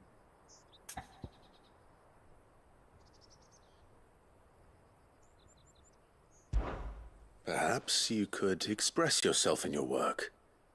If you miss the Fang, maybe you could recapture it somehow. Recapture it? I'm a baker, not a... You know, you might just be right. What a fool I've been! I have to get back to the bakery right away. Thank you! Thank you, my friend! You've opened my eyes! Wait.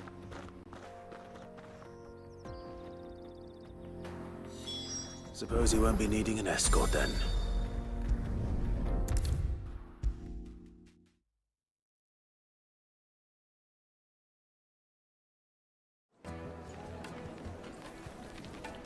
Ah, there you are.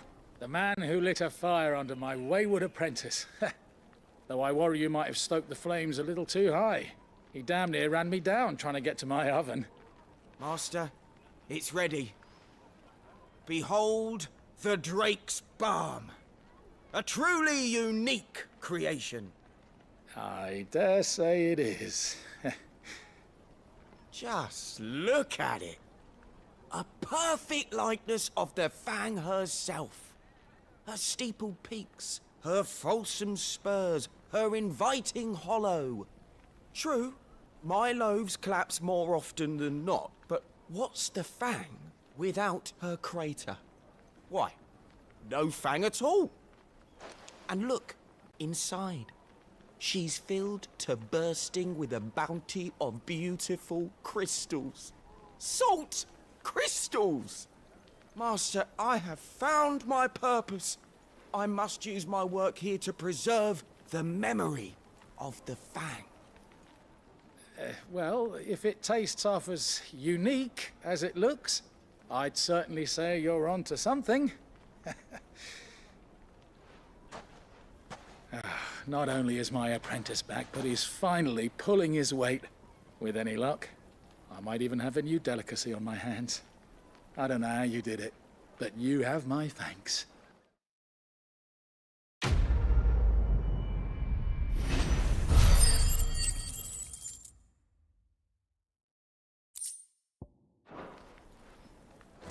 The most fragrant herbs and spices. Breads of the...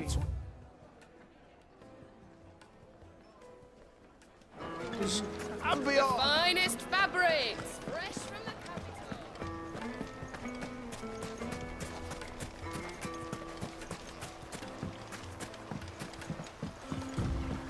Looks like I found the river. Now where's Otto?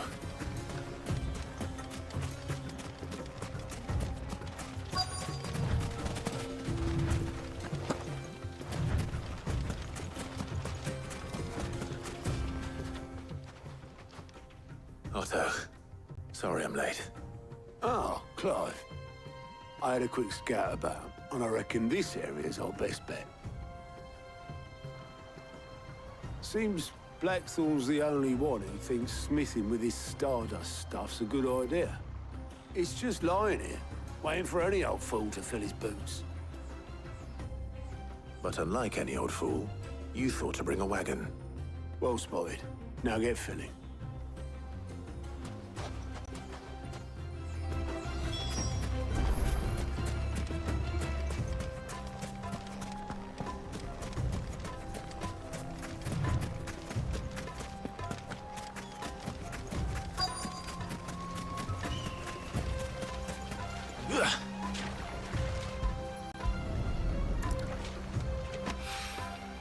So this is stardust. It just looks like black sand to me.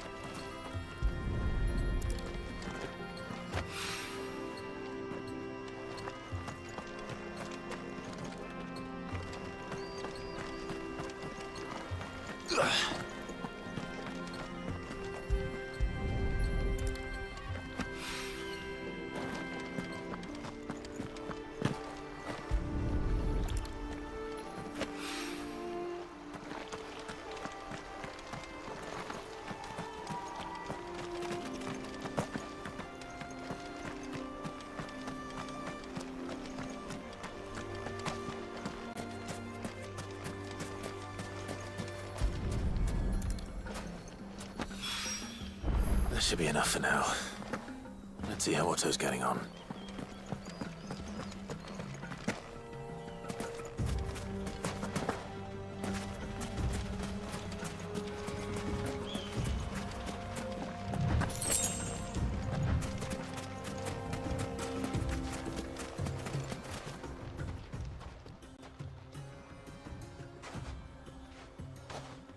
How much did you get? Enough. I hope.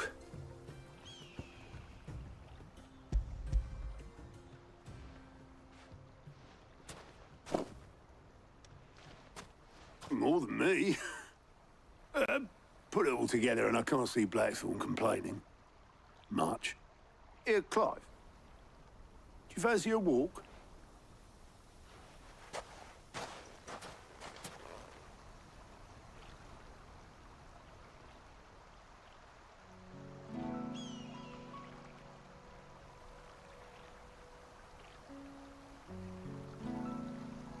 Sid would be proud.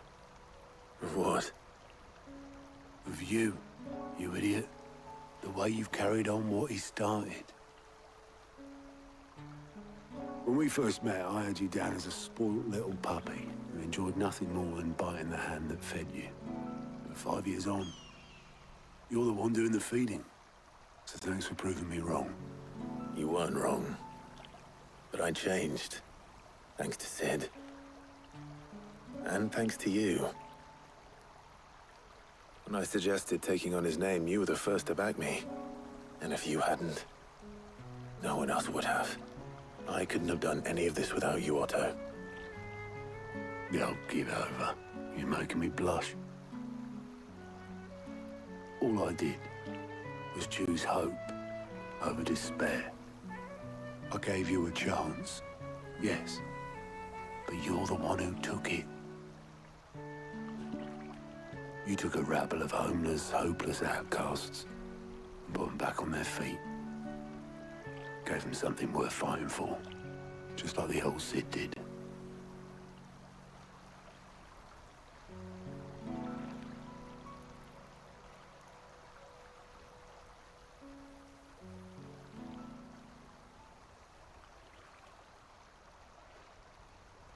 About time I was heading back, I reckon.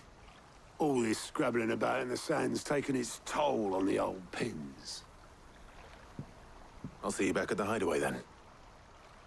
You can take a well-earned rest when you get there. Oh, I plan to. Believe you me. But I'll make sure Blackthorn gets his precious black sand before I put my feet up. He'll only moan otherwise.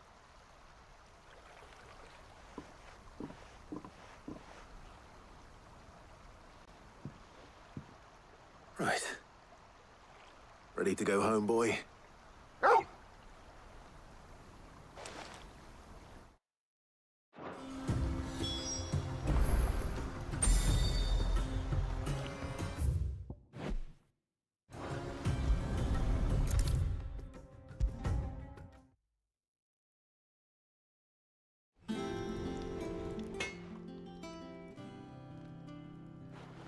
Blackthorn. Got everything you need? Yeah. Yeah, I do. Cheers for the stardust. Should be enough to be getting on with. Nice to get out and about for once. Let's do it again sometime, eh? I'll make a start on putting this thermal plating together then. It will take some time, mind. So if you've got other things to be getting on with, I could do without you breathing down my neck. Thank you, Blackthorn. I'll let Mid know construction's underway.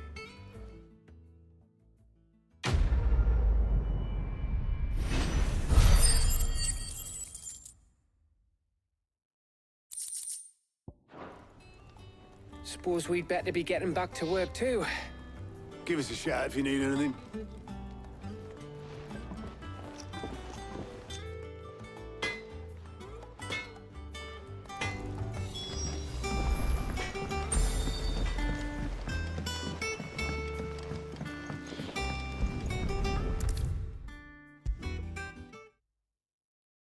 If I don't come up with something soon.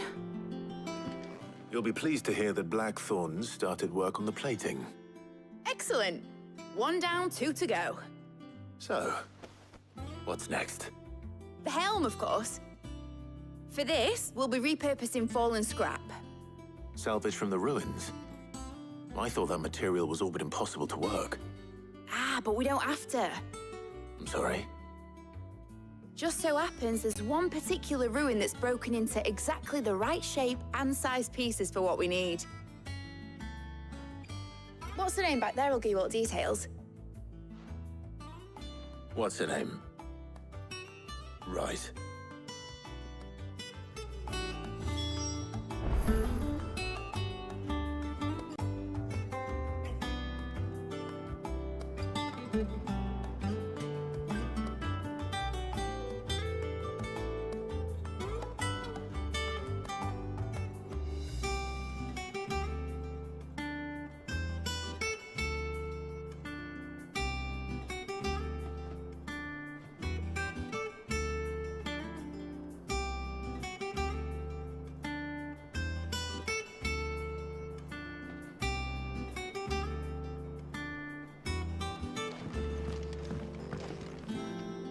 Oh, Sid, is this about the helm?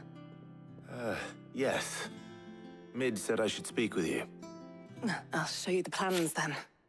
Here you see the mithril engine, in which mithril is burned to generate heat. That heat is then harnessed to produce motive force. Excess heat is dealt with by means of the thermal displacement stack, which disperses it into the surrounding air.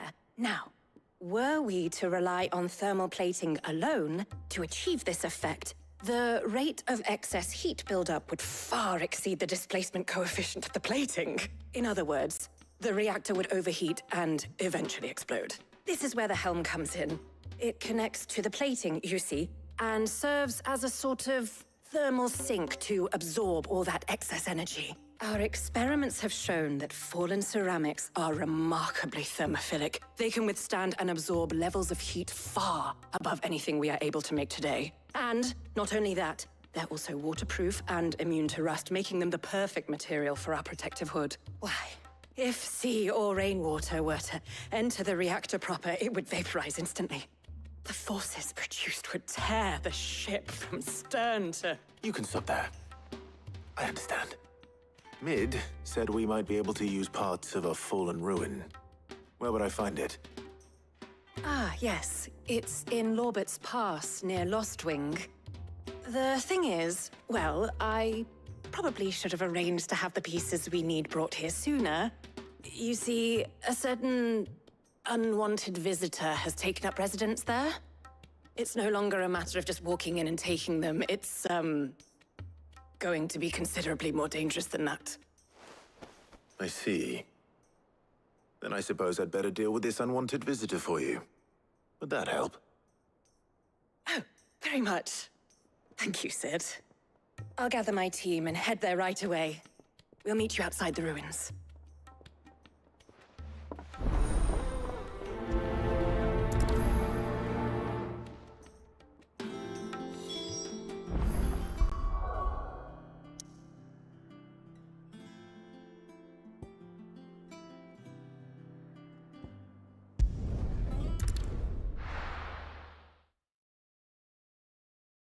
I'll be taking you all to a storehouse in the Bales. Leave anything you don't need behind.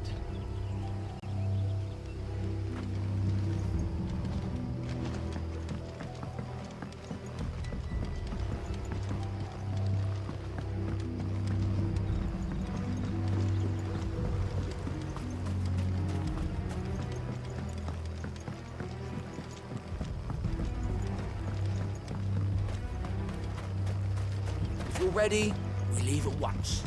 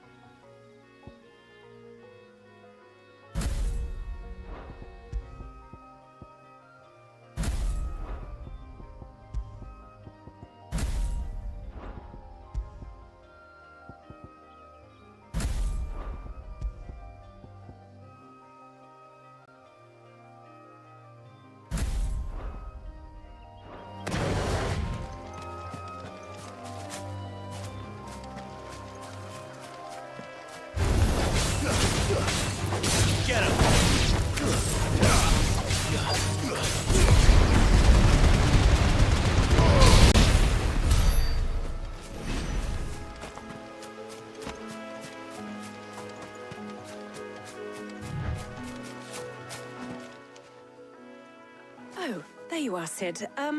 Thanks so much for coming. The, ruins are just over there, as is the creature I told you about, I'd imagine. Would you mind? Of course. I'll be right back.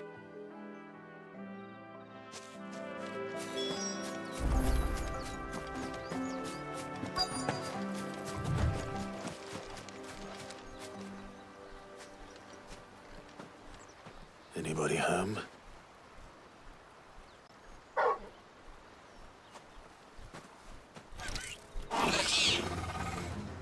This must be our unwanted visitor. Time to go.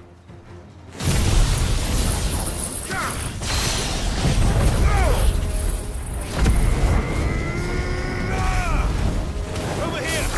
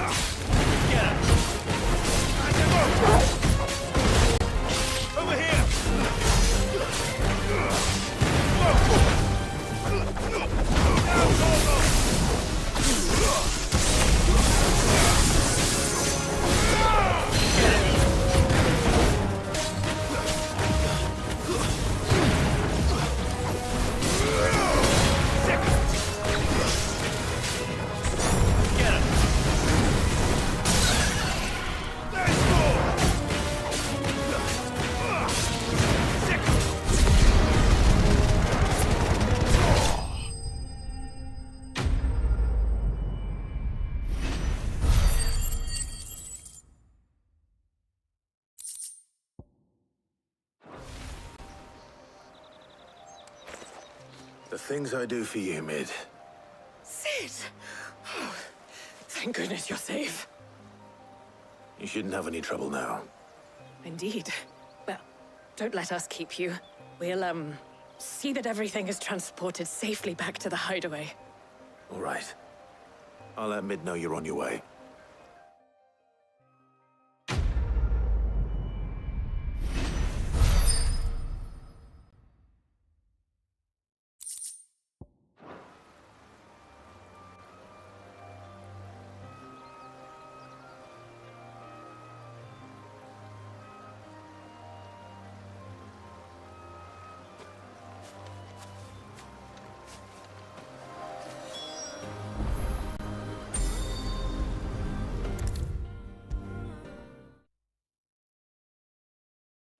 Come up with something soon. Mid. Helena has recovered the material for the helm. She'll be along shortly. Excellent. Another job well done. And just one remaining. Right. Right, the shielding. This one's a bit of a bugger. How so? The plating's enough to stop the engines going pop, but those things will still be spitting out enough fire to set the rest of the ship ablaze. Which is why you need proper shielding. A prison for the dragon's breath that's blazing away inside. I thought a triple thick layer of tempered steel might do it. Or more of the stuff that the Fallen use, but they'd both be too heavy. The helm and the plating are bulky enough as it is. Add any more weight and the whole ship would be at the bottom of the briny before we'd even started. I need something light. But I've racked my brains and I just can't think what would do it. Well, if I were in need of obscure knowledge, I know whose counsel I would seek. Harpocrates. Tomes? Yeah, well, I'd thought of that, obviously. I've got all the details written down here. Can you take this to him, see what he makes of it? Right away.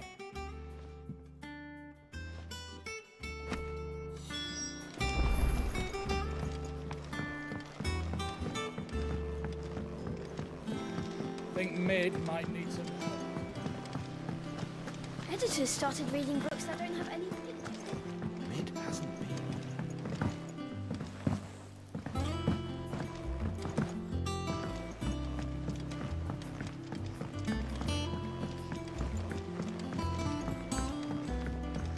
I went up to give some greens to the chocolate.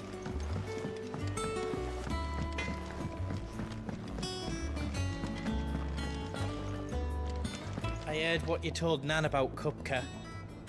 Hopefully all our old friends can rest easy now.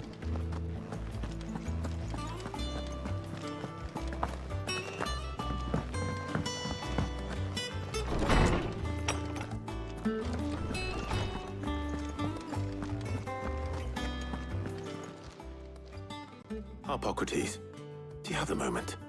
For you, Clive, always. Well, actually, it's for mid this time. Could you take a look at this?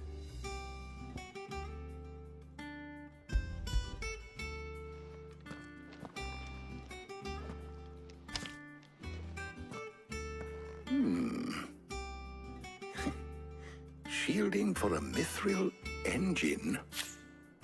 Whatever will that girl think of next? And what are these notes around the edges? She has some specific requirements for the materials. The shielding needs to be able to resist extreme heat on the inside, and yet remain cool enough on the outside not to set the ship alight, while also being light enough not to sink it. As you can imagine, she's struggling to find anything that meets her needs. I see. I wondered if you might know of a solution, or if you might be able to search the records for one. Perhaps it is not a different material she requires, but a different approach. What do you mean? Consider the lake we have made our home. Its blighted waters eat away far more quickly than fresh water or even brine, at timber and steel alike. And yet, we have made a home here from those very materials nonetheless. We have. But Bardolph must varnish every board twice over to keep it from rotting. And Obelus complains that without a constant supply of pitch. I see. Early Gregorian histories speak of a preparation known as moon dew. It is said to be able to resist even the most ferocious flames. Before the dragoons tamed the worms and wyverns of the realm, nobles would daub their castle walls with it in order to guard against dragonfire. So if we could recreate it... It might be applied to some material or other in order to provide the protection it requires. As to how best to apply it and to what material, perhaps Bardolph and Obelus might be of assistance. I shall speak to them and see what wisdom they might have to offer. If you would be so kind as to procure the necessary ingredients, I shall discuss the specifics of how it might be most effectively put to use with our two friends. The knowledge of the past may yet prove useful to we of the modern era. Thank you, Hippocrates. And since you're asking others to help you, perhaps I should too.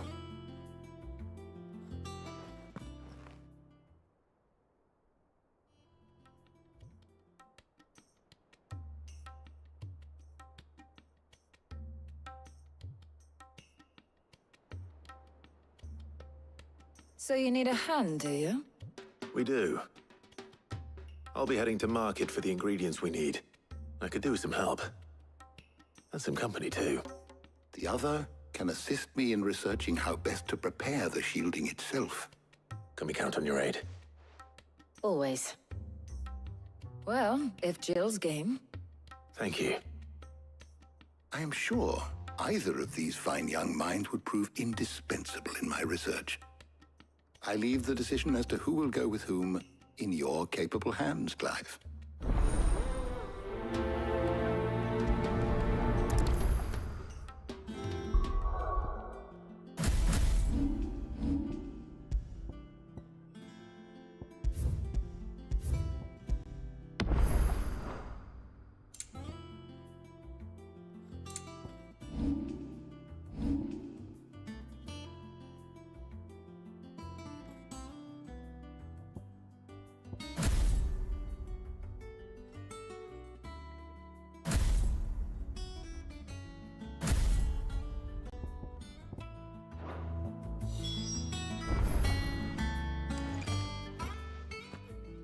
So, Clive, have you made your decision? Who will accompany you? Take your time. It doesn't... She shielding that guards against even the most ferocious flames. We could have done with some of that on Drustinus. I doubt I would have survived that place with or without it. A trip to Northreach, though, I think either of us could handle. Shielding that guards against even the most... So, Clive, who will accompany you on your little excursion?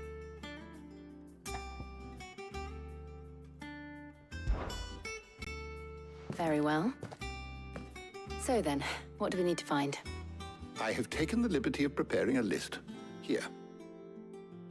White chocobo eggs. Pepio nuts.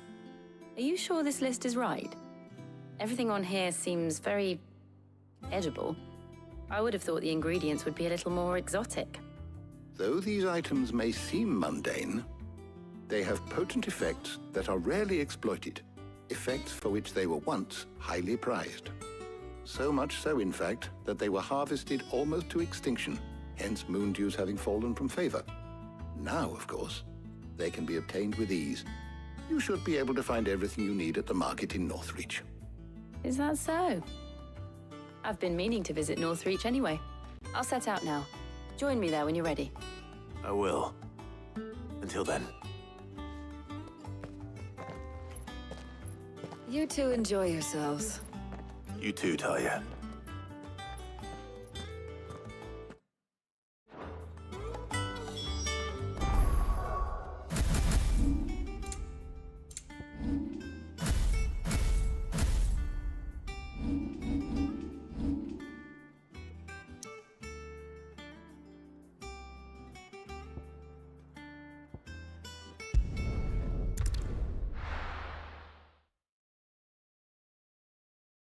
Now, where's Jill?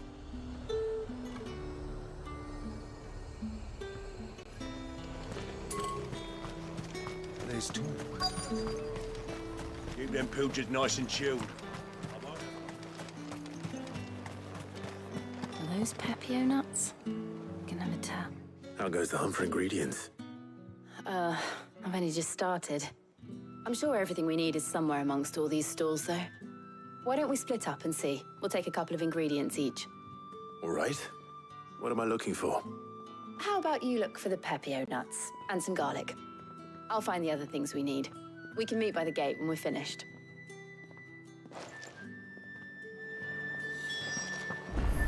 Up! You'll not find a bruised pippin. Fresh cuts! Come and get them! We haven't much, but you're free to look. I hope it's to your liking. Keep fighting the good fight. How the hell is anyone... What do you want? If that's what you want, go on. Take it. If that's what you want. That's everything. Let's see how Jill's getting on. All anyone ever wants anymore is great. How am I supposed to make a living? Did you find everything? I did. Here.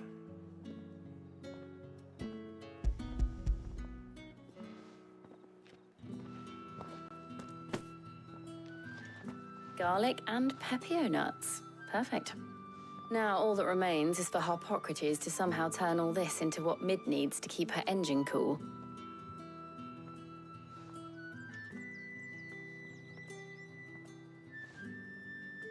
But before we head back, would you walk with me a while?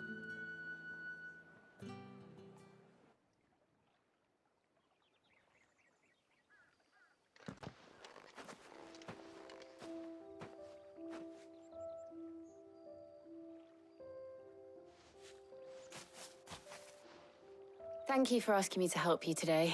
It makes a nice change. It does. It's good to get away from all the battle and bloodshed for once. Just being here reminds me of when we were children. Do you remember? Walking down Market Street in Rosalith, taking in the sights and smells. How could I forget? What with Torgal's antics. Remember how his nose would prick up at the scent of sausages? He'd go racing away and we'd have to go running after him. We wouldn't catch you now, would we, boy? Was there anything you wanted to buy for yourself while we're here? There was, yes. Well, sort of. Molly in the kitchens told me about a place that sells particularly good pies. Thought you might like to share one with me. I would. Thank you.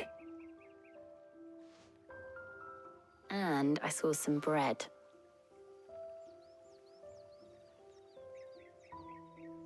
Big white cobs like the baker back in Rosalith used to make. What do you think? I thought we might get some soup to dip it in. But then I tried a slice of the butcher's dry-cured ham, and it was just... oh! You all right? Sorry. It's just... you're right. I really do feel like a child again being here with you.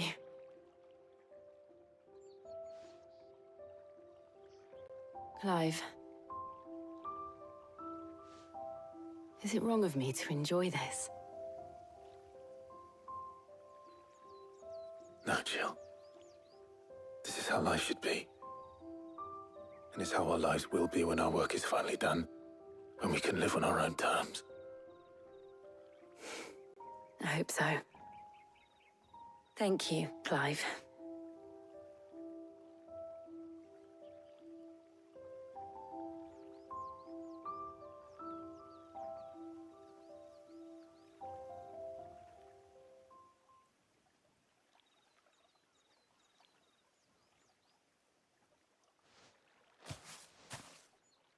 Well, I suppose we better be getting back. I need to give these ingredients to Harpocrates and Talia. I'll see you at the hideaway. Take care. I will. You too.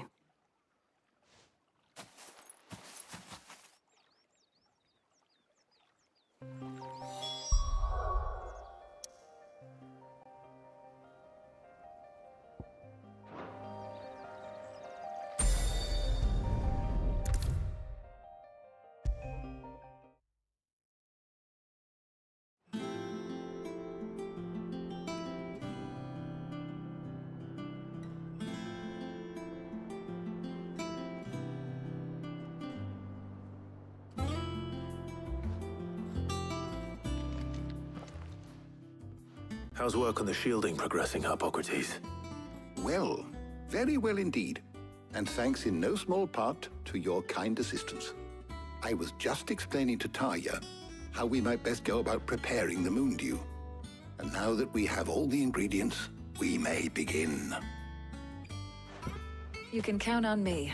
I've mixed more than a few mysterious concoctions in my time. I'm sure you have. What about the shielding itself? Work is underway, under the watchful eyes of Bardolph and Obolus. Apparently, it'll be ready soon. Thank you. All of you. Right then. Jill, would you join me in the infirmary? Many hands make light work and all that. Of course.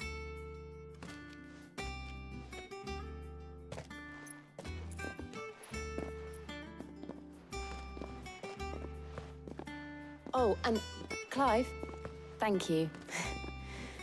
It was nice just being with you.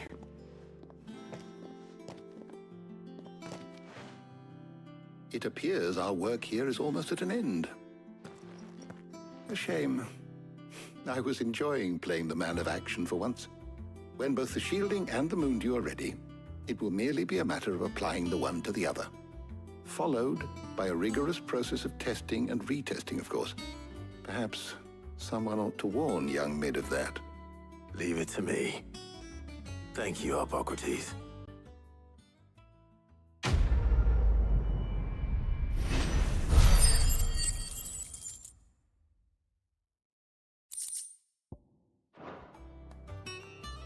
Well, I'd better go and give Mid the good news then.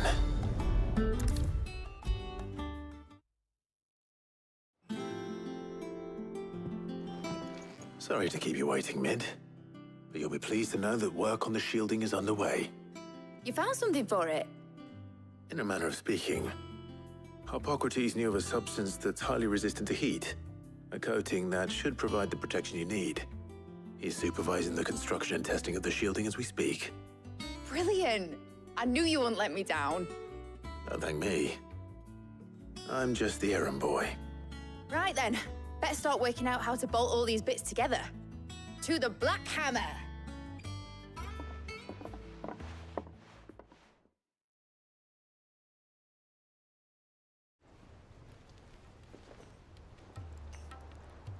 You know, when I got into the smithing game, I thought I'd be making swords and shields, not thermal bleeding didgeridoo-dahs. Displacement stacks. Same difference. Whatever you call it, I ain't putting it together in here. It's cramped enough as it is. Let's take this outside. Mid, you get all the parts lined up on the deck. I'll take care of the rest. On my way!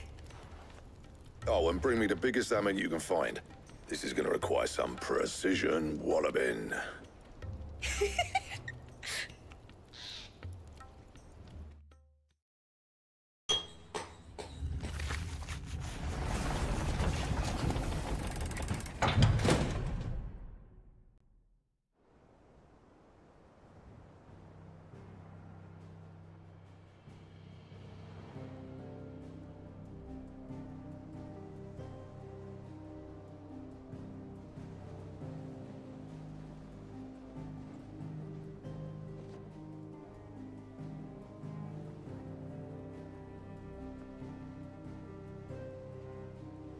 It's finished! It's finally finished! Thank fuck for that. I'll be feeling my hammer arm for weeks. Thank you, Clive, Blackthorn, everyone. That's one down and just 3 more to go. I'm sorry. Oh, didn't I tell you? The Enterprise has 4 mithril engines, and we'll be needing a displacement stack for each. You don't mean... Don't worry. Now they've got a finished one to work off, my gang in Canva can build the rest. Good luck to them, I say. Right, I'm off to get a sling for this elbow. Any other work comes in, keep it to yourselves, eh?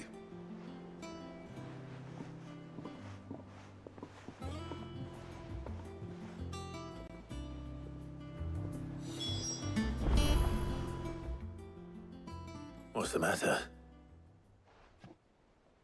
Nothing. Just daydreaming. Thinking about the Enterprise sailing off over the horizon to shores unknown. Searching for a land untouched by the Blight. Just like me and my dad planned. So if the worst came to the worst and every scrap of soil in the Twins turned black, we might still have a chance. That's what she was meant to be. You see, one last chance just in case we needed it. But now she's so close to being finished, I've realized I don't want her to be that.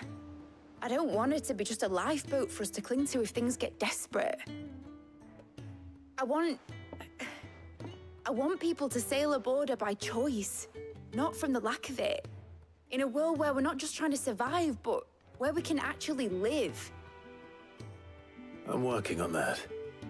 And I'll do everything I can to get you what you want. Don't you always? All right. My mind's made up. As soon as the Enterprise is fit to sail, I'm putting her under your command. Sod our plans, I'm trusting in yours. Are you sure about this? Something tells me it's what my dad would have wanted. He'd be proud of you. You were gonna visit his grave, weren't you? I was. And you can come too now that your little project is finished. Right. There's just one thing I need to finish up first. Won't be a mo. All right. I'll let Otto know you're coming. Meet us in the mess when you're ready. Aye, aye, Captain.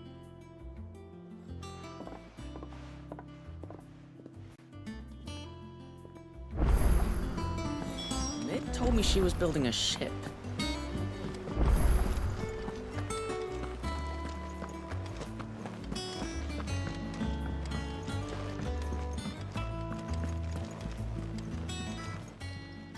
Welcome to the Patron's Whisper.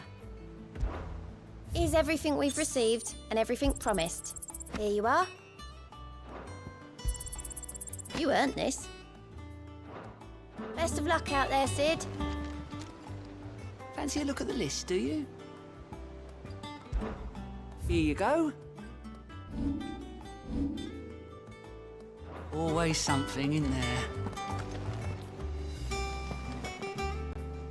All right, Clive. Asterix. We'd finished sending half the hideaway traipsing across the twins, has she? I swear, that girl'd do anything to put off visiting her old dad's grave. No excuses now, though, eh? Not quite. She said there was one final thing she had to take care of. I'm sure she'll be finished soon enough. She said that? In those words? She did, yes. Clive?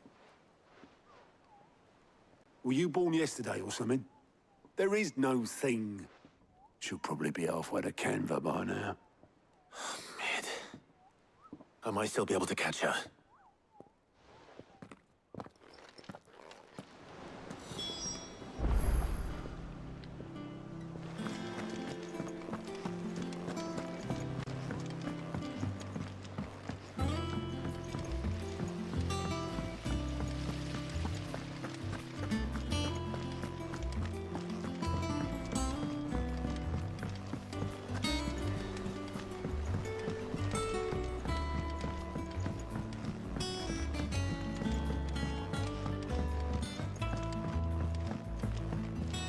Well. Here, Sid. Reckon you might be just the man to help me out of a bit of bother, if you've a mind to. Let's hear it. Well, it's about this alembic the chief's got me making. Lovely bit of kit it is.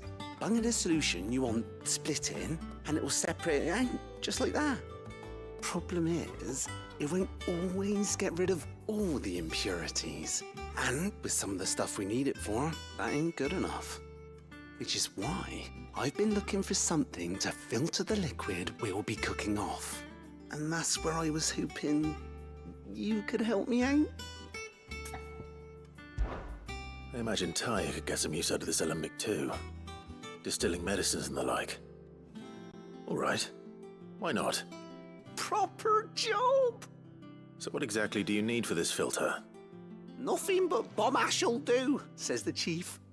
Gave me a sample she'd obtained from the university stores. Couldn't believe my eyes. You pour the blackest blight water through it, and it comes out clear as a mountain stream. So, I did a bit of reading about where I might be able to get hold of some. And do you know what I found out? It's only the blimmin' bones of a bomb king. They leave them behind when they die, see? I take it that's where I come in. If you wouldn't mind. I saw a billet on the hunt board for one just the other day. Would have gone myself, but, well, fighting dirty great balls of flame isn't exactly my forte.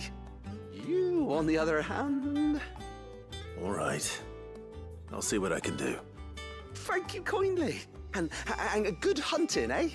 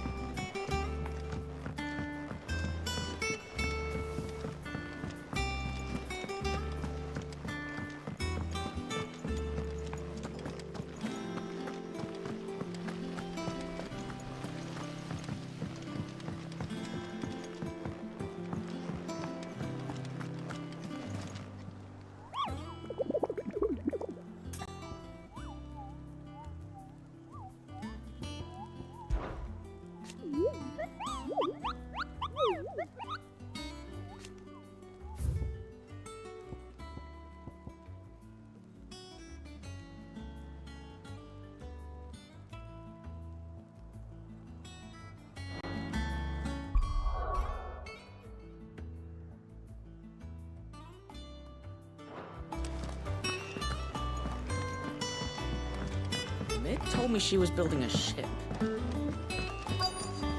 Is that the thing Tom said? Obolus, have you seen Mid? Yep. In a boat, going that way. Then I'm too late. You in a hurry and all, are ya? I offered to take her across, but she wouldn't wait. Just paid for a dinghy and rowed off. Oars going like the clappers. Got some life in her, ain't she? But anyway, I was on my way up to see you, as it happens. Got a letter for you. Urgent, by the sound of it. One of your uncle's men said I was to hand it to you in person, post-bleeding haste. And you're here now. Thank you, Oboleth. Don't mention it. What tidings, Uncle?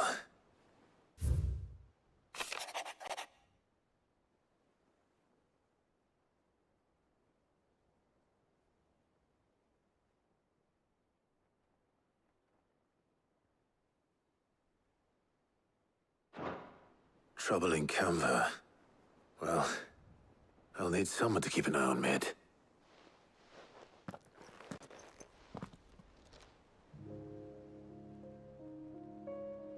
So what? Mid got us to do all the dirty work and then just sailed off into the sunset? It, seems that way.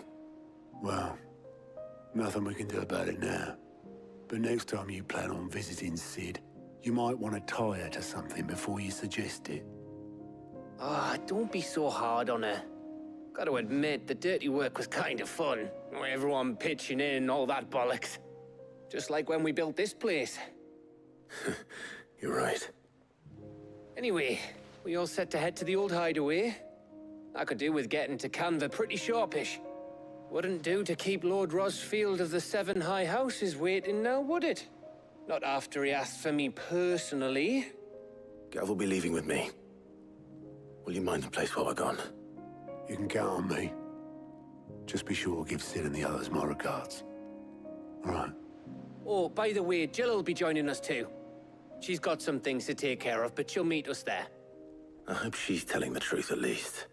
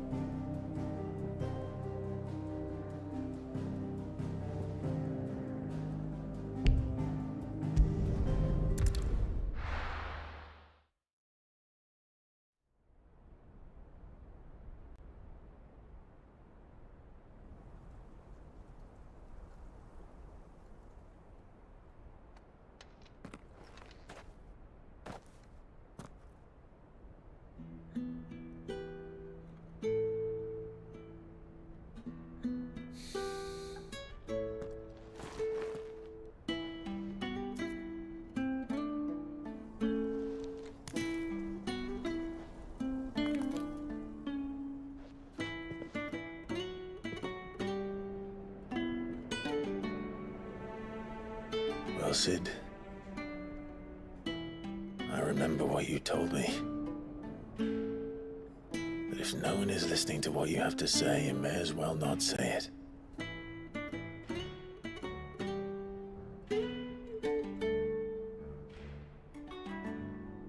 But I will say this, old friend. Hugo Cooker is gone. His shadow looms over us no longer. It's a pity the Phoenix can't be in two places at once. If he'd have been with us, maybe he could have done something for the lost. Not even the Phoenix can bring people back from the dead. Life has a beginning and an end. So we must live while we have the chance. And not as slaves to the crystals, but as free men. May we join you?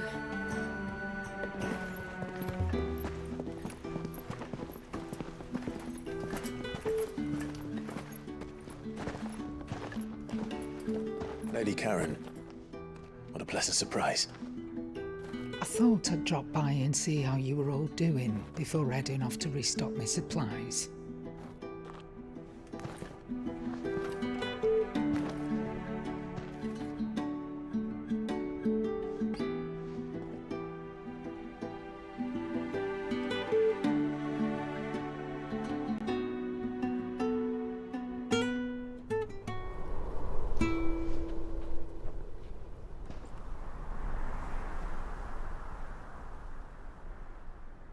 It wasn't the most scenic view back then, but it were never as bad as this. I know. The blight marches on. And soon, there will be no escaping sights like these.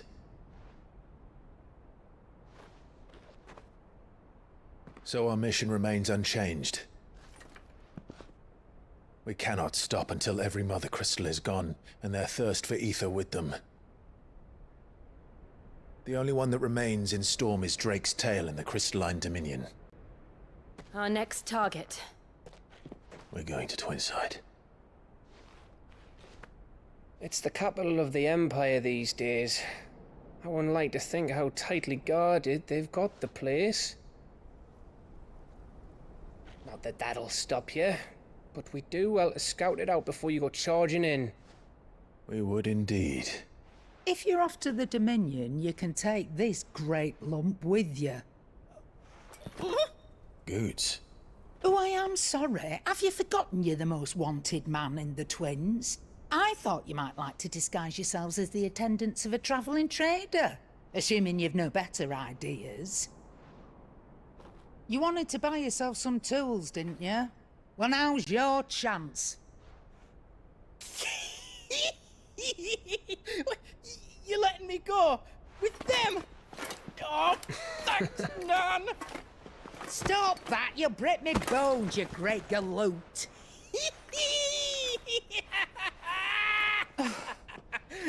There's a caravan that runs back and forth between the Dominion and the Bocklad markets. It's managed by the Merchants Guild. Just show them Goots' traders pass and you'll be on your way. It'll be a damn sight less risky than footing it the length of the Crystal Road. That's for sure. Thank you, Karen. And glad to have you with us, Goots. Oh, okay then. I'll get me things and I'll meet yous there. See yous down in Bocklad. Get off! Me poor fingers! Jill, you're with me. Understood. And Gav? Already on my way, Captain. Be careful. Aren't I always?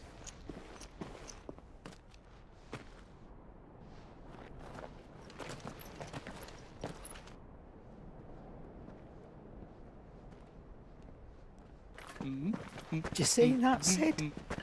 Your protégé's making a proper little outlaw of himself.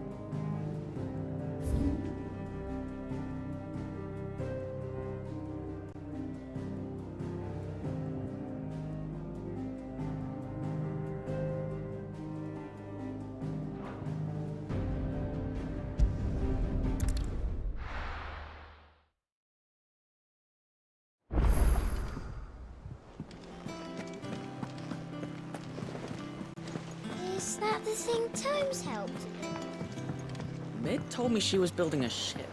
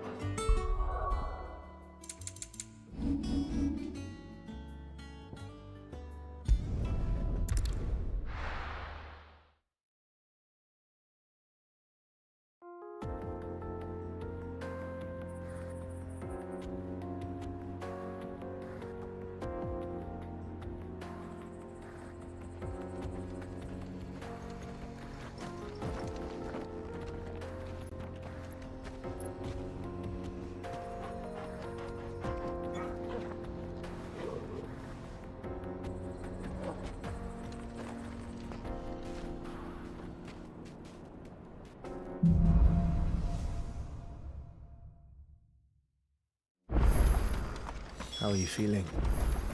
Better. Thanks to Taya. I'm glad to hear it. And Torgal helped too. Didn't you, boy?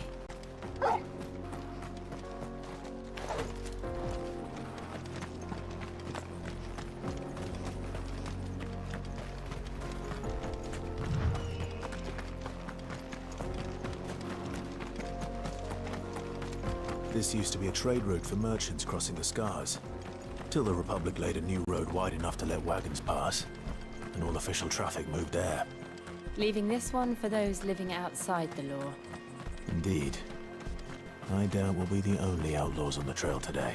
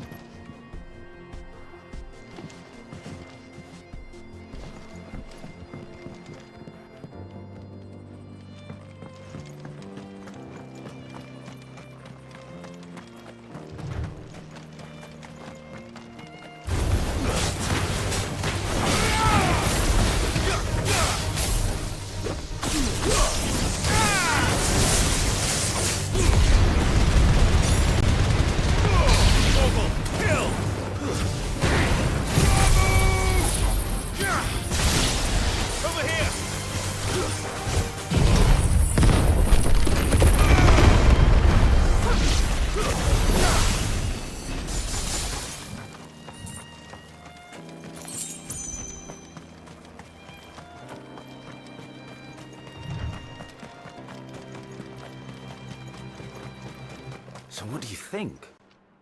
Really? It's as bad as that? Oh, aye. There's trouble up ahead. And too much of it for us to handle. I take it there's danger on the road. Oh, what about this fearsome-looking fellow? You think he'd be equal to the task? Oh, no doubt. Assuming he's willing to hear us out. Well met, friend. My brother and I have been tasked with finding a merchant's missing cart. You seen it by any chance? How does a merchant misplace his cart? Oh, the man's a coward. When he thought goblins might come a-snarling, he ran, leaving his livelihood abandoned in the pass. He sent the two of us to fetch it, but it's gone. Now, I'm not much of a thinker, but I know the work of thieves when I see it. My brother's right on all accounts. And by my estimation, the bastards are lying in wait just down the road. We may have seen our share of action, true, but we've not got the skill in arms to boldly brave an ambush. You, however, have the look of a man who needn't fear a band of backwater ruffians. What do you say? Will you help us out? Chances are they'll come for you either way. But if you promise to lend us a hand, at least you'll pocket a reward for your troubles. Well, if I'm going to have to deal with them anyway. You've clearly got a fine head on those broad shoulders. We're lucky you came along. Now, hoping to make a heavy purse in Boklad, our merchant friend loaded his cart with as much as it would carry. Reckon he won't be forking over the rest of our fee if we don't find those goods. So, while you're seeing to those bandits, you keep your eyes open. All right. Just don't expect me to drag the cart out of there myself. No. You can leave the cart to us. You just put an end to those bandits and point us in the right direction. You do that, we'll take care of the rest.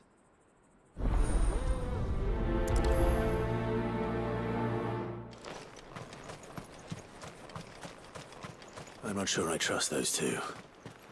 But if there are bandits lying in wait, I should probably take care of them. Private, you lot. We've got guests.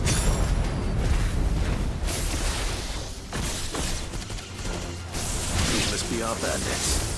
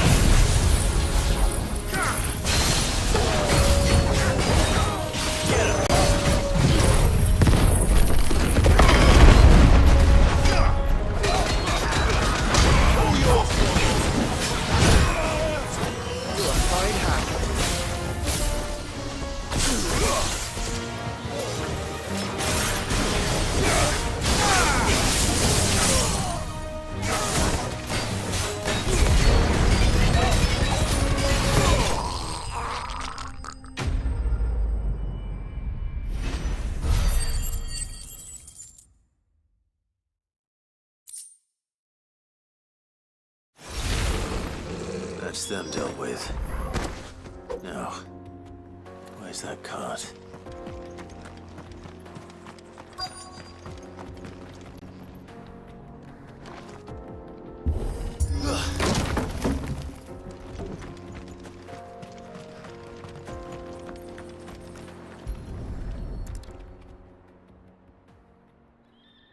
Getting all of this out of here will be a nightmare. Seems we've found ourselves the right man for the job, wouldn't you say? Found the cart and didn't leave a single bastard breathing. Our merchant friend will be delighted. And how exactly will he be getting his goods out of here? You leave that to us. After all, it'd be wrong to make such a fine warrior haul cabbages to market. You've done your part. And that's all you need to worry about. Here.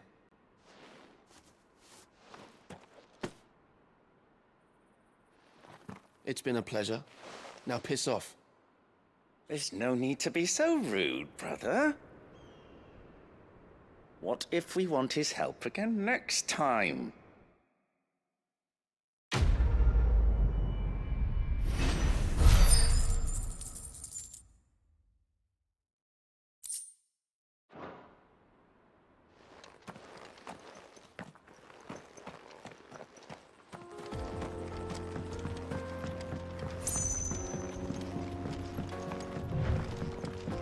I see the Dalmex lag behind Rosaria when it comes to bridge building. The fallen ruin should hold, at least.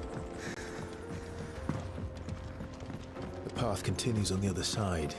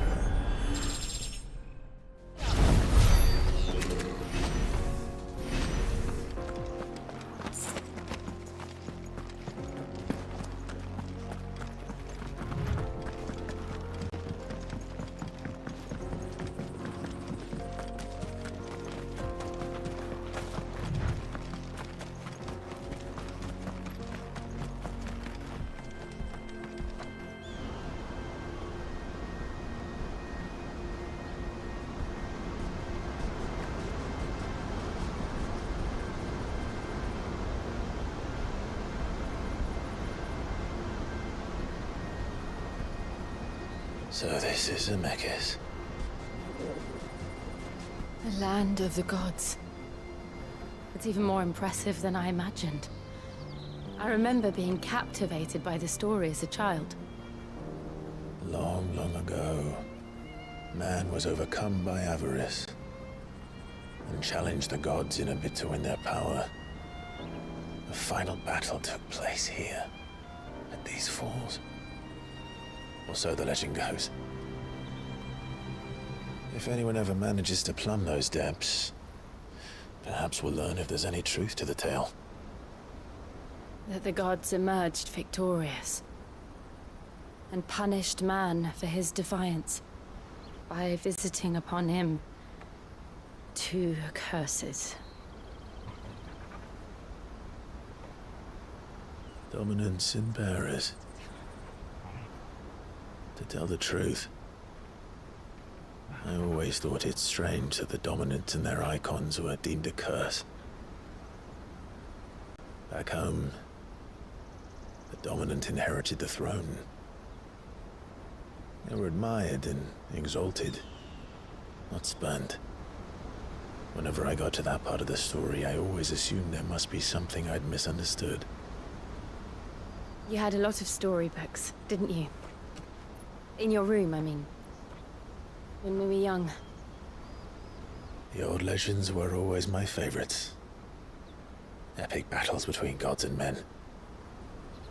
Father encouraged me to read as much as I could. He thought it good for my education.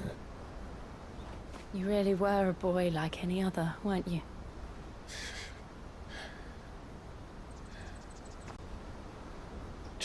this place. It's enough to make you believe the legends are true. I know.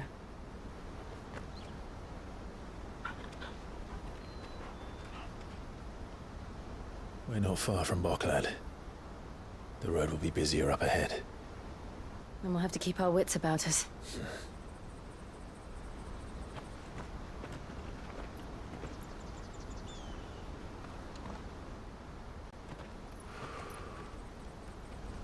Clive? Something wrong? Nothing.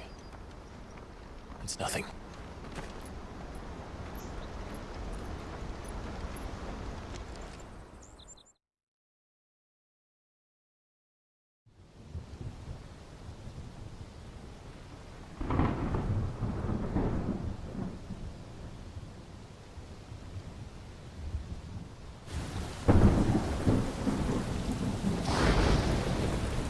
I see the reports are true, Father. You have surrendered the throne to Olivier. I have. Emperor Olivier shall rebuild the Holy Empire of Sanbreque.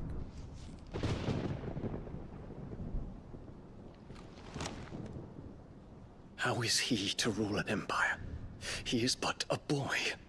I shall advise him until he comes of age. Father, please. Or for as long as I am able. The empire we seek to build needs young blood to rule it, and I can think of none better suited to the task.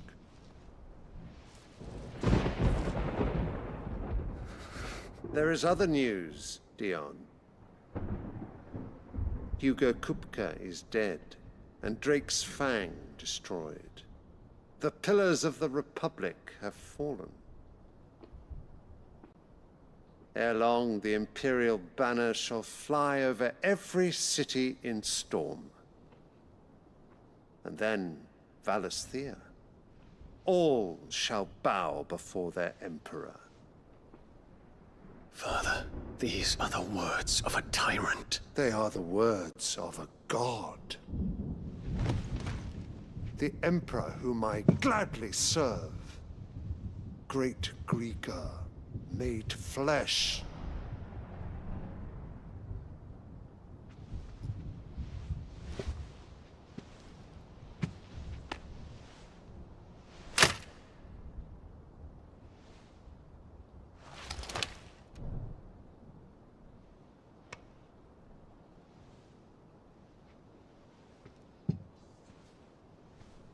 Return to your camp, Dion, and ready your forces. It is time to show the world the true power of Sanbreque. Father, I find you much changed. Is this truly the path you wish to tread? Or are these the ambitions of another? Of Ultima, perhaps? What nonsense is this? I speak my mind, and my mind only. Though I do owe Annabella thanks for reminding me of certain truths regarding the nature of nations, of rulers, and of the divine. You would trust the words of this traitress? She betrayed her country. She slew her husband. You have ever been an invaluable servant to Sanbreque, Prince Dion. I trust you will continue to serve your Emperor in the wars to come. The canker! Silence! Insolent wretch! You will bend the knee. All else is heresy. Sire, forgive me. This audience is over. Come, your Radiance. The Rowena Syndicate awaits your pleasure. Oh, not another meeting with silly old men. They're so boring.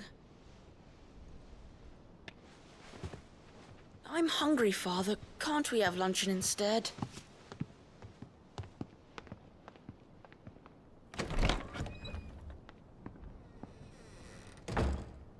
Does it pain you that you will not inherit your father's throne? I have suffered worse.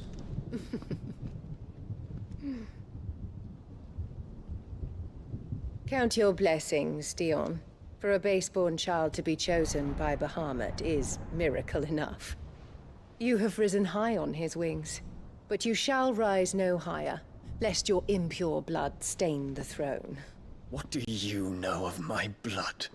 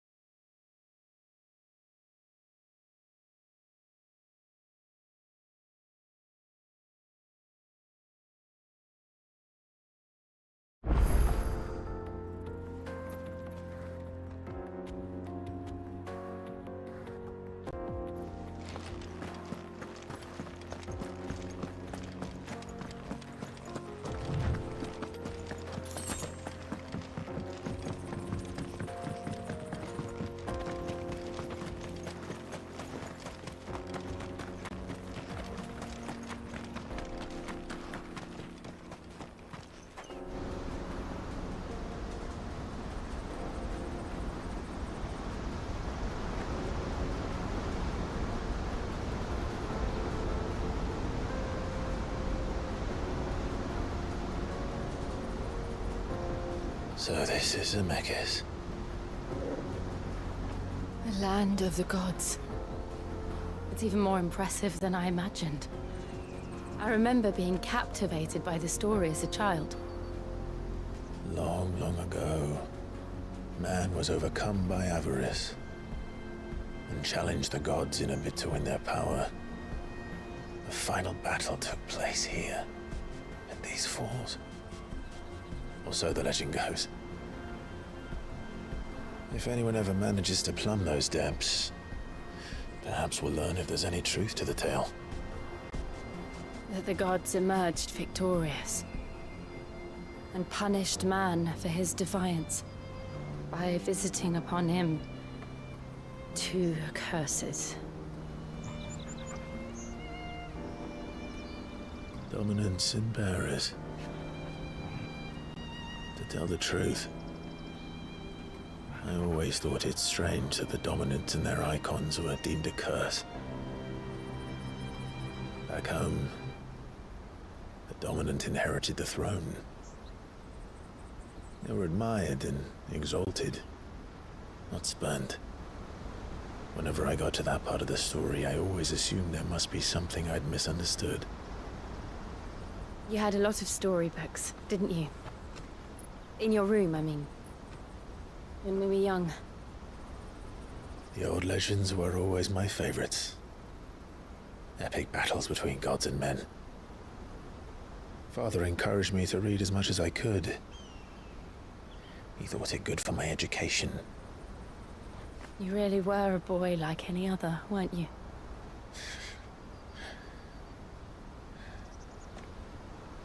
Just look at this place. It's enough to make you believe the legends are true. I know.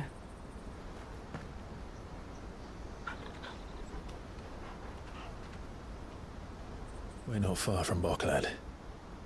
The road will be busier up ahead. And we'll have to keep our wits.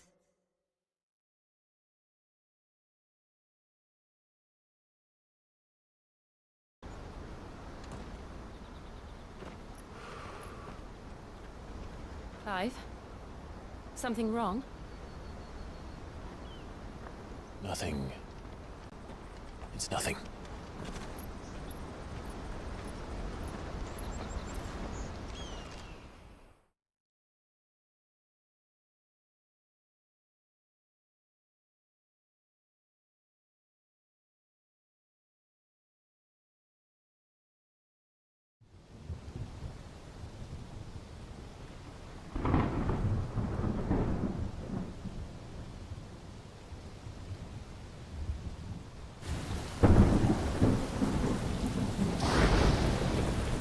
I see the reports are true, Father. You have surrendered the throne to Olivier. I have. Emperor Olivier shall rebuild the Holy Empire of Sanbreque.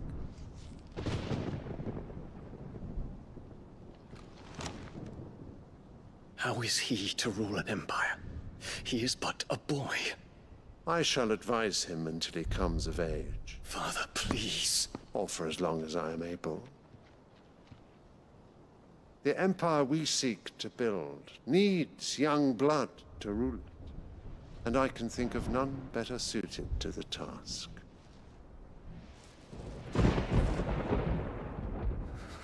There is other news, Dion. Hugo Kupka is dead, and Drake's Fang destroyed. The pillars of the Republic have fallen. Ere long, the Imperial banner shall fly over every city in Storm. And then Valisthea. All shall bow before their Emperor. Father, these are the words of a tyrant. They are the words of a god. The Emperor whom I gladly serve. Great Greeker, made flesh.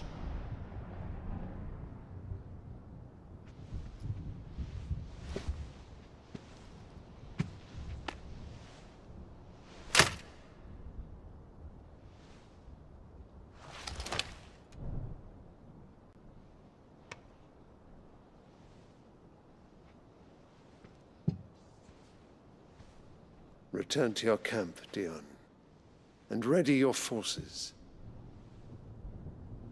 It is time to show the world the true power of Sanbreque. Father. I find you much changed.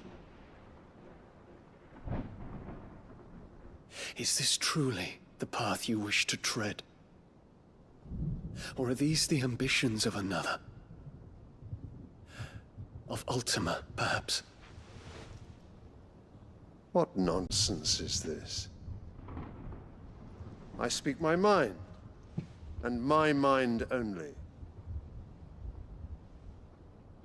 Though I do owe Annabella thanks for reminding me of certain truths regarding the nature of nations, of rulers, and of the divine. You would trust the words of this traitress? She betrayed her country. She slew her husband. You have ever been an invaluable servant to Sanbreque, Prince Dion. I trust you will continue to serve your Emperor in the wars to come. The canker! Silence! Insolent wretch! You will bend the knee. All else is heresy. Sire, forgive me. This audience is over. Come, your Radiance. The Rowena Syndicate awaits your pleasure. Oh, not another meeting with silly old men. They're so boring. I'm hungry, Father. Can't we have luncheon instead?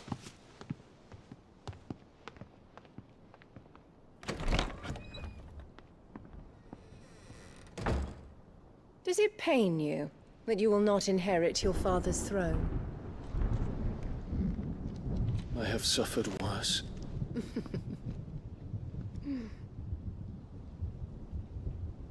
Count your blessings, Dion. For a base-born child to be chosen by Bahamut is miracle enough. You have risen high on his wings, but you shall rise no higher, lest your impure blood stain the throne. What do you know of my blood?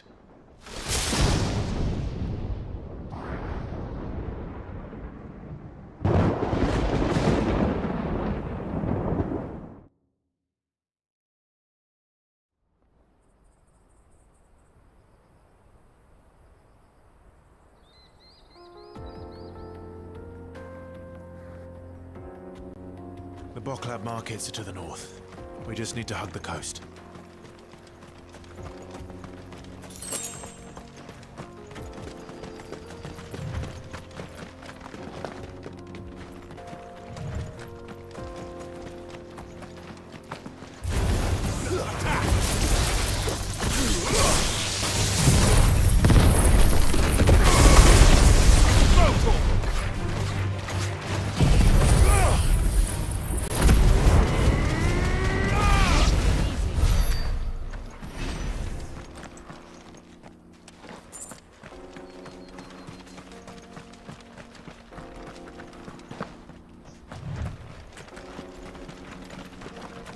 Infiltrating the Dominion won't be easy with the Imperials on high alert. No. His Radiance has lost one capital already. We can be sure Sylvester will do everything in his power to hold on to Twinside. His troops are well trained and increasingly battle-hardened.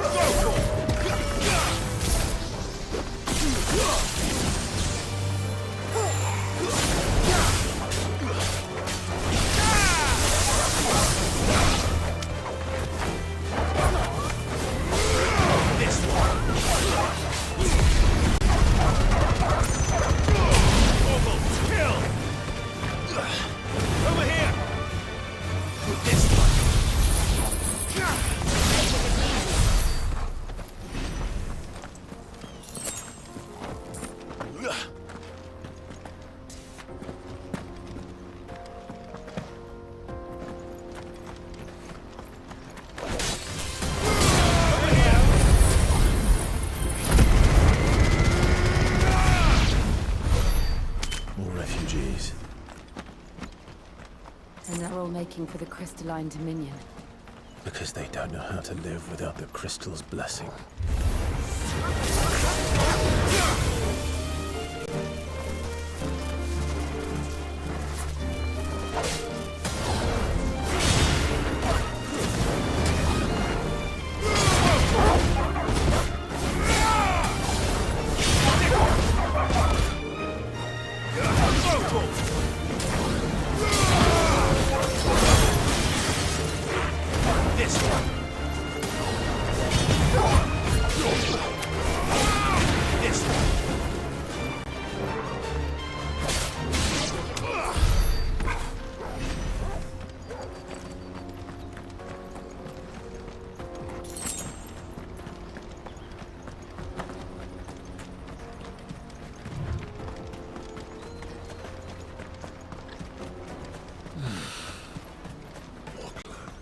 There are no crystals here. This is where we're supposed to meet Goots, isn't it? That's right. He said he'd wait for us here after replenishing his supplies. I dare say he'll have finished by now. What do you think, girl?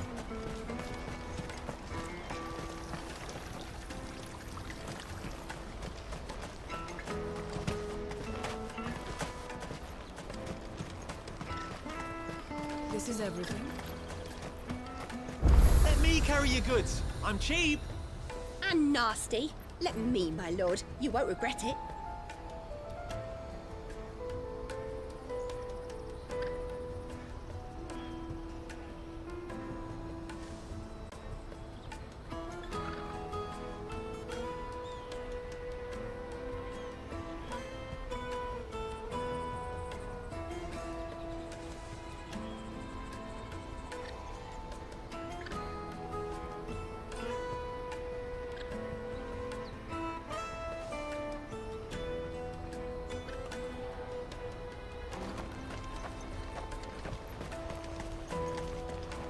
You won't find a finer array this side of the strait.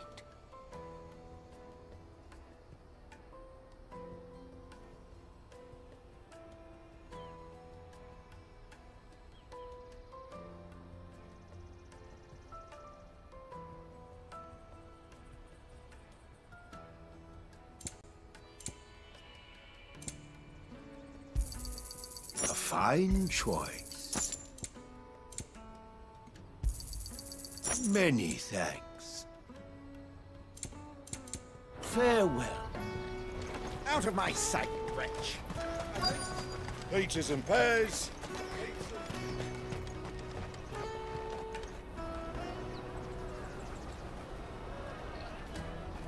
Wonders from across the water. Come one, come all. Feast your eyes. Good sir, can I interest you in...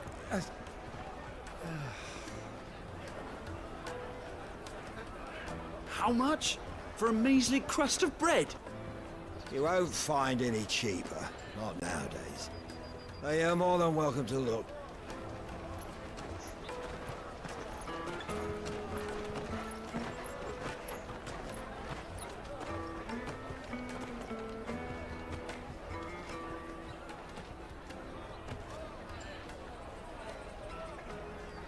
The Empire's unlawful and illegitimate occupation of the crystalline dominion is still in effect. Only those whose business in Twinside has been officially approved by the Republican Army will be permitted to cross the border.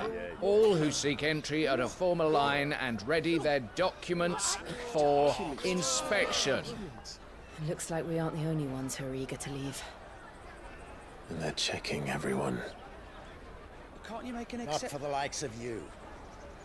We won't get through without that pass. Let's go and find Good, shall we?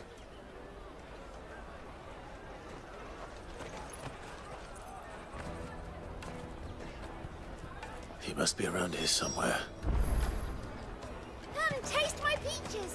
They're sweet. You won't find anything of this quality in Twinside. The caravan stops next. Juicy pears. Slate Any your traders thirst pass? without a crystal.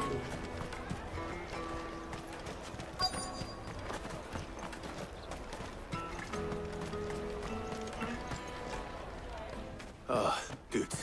There you are. Clive, I'm so sorry. Don't tell Nan, will you? Slow down, Good. Just tell us what happened. It's me trader's pass. It's gone. We cannot ride the caravan without it. We won't even be able to get through the flipping checkpoint. Do you remember when you last saw it? It was in my pocket a minute ago. Then a bairn bumped into me and... Yeah. You don't think that they might have nicked it, do you? It wouldn't surprise me. A busy market like this is prime territory for pickpockets. So, to get the pass back, we need to find this child. Where would we even start? I know where! I've got a pal in Bock lad who might be able to help us. No one knows more about what goes on round here than she does. Where do we find her? She's the owner of the Crimson Caravans, up that way. Sign's got a red chocobo on it. No time like the present. You two go on ahead. I'm gonna check the rest of my stuff, make sure naught else is missing. All right. We'll meet you there. Let's keep an eye out for this red chocobo, then. And the other on our purses. Jug of snake spit for the road?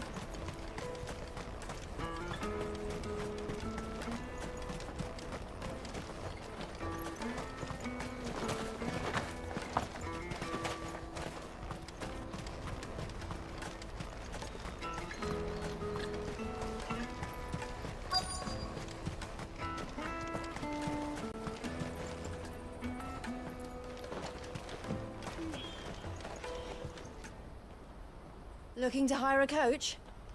It's 10 million for a two-birder to the Crystalline Dominion. Take it or leave it. Oh, we're not here for that. Then I bid you good day. Oh, wait! Don't go, El! He's me mate. As I live and breathe. Goots, what are you doing back in Boklad?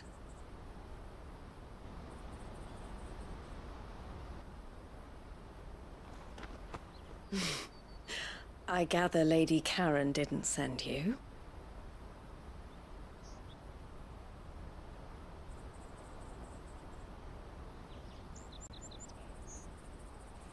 So what trouble have you got yourself into this time?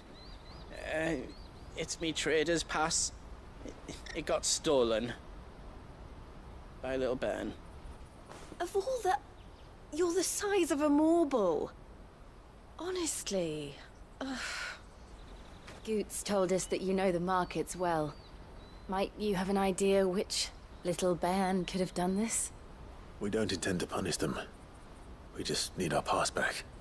Then, we can be on our way. I see. So neither of you has a trader's pass either. Not that anyone would take you for traders, but I suppose that's why you came to me, correct? Now, I can't say for sure who took your pass, but I suspect I know why they did it. Let me explain.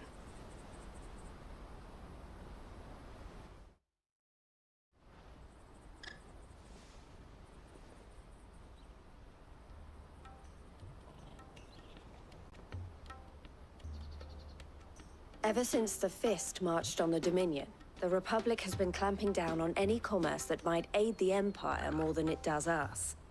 Which means traders' passes have gone from being merely a way of easing one's progress to being essential if one wishes to cross the border at all. And with demand outstripping supply, they've become a precious commodity, leading some to seek to acquire them by less than legitimate means. So the children are stealing passes to sell on the black market? Yes, and no.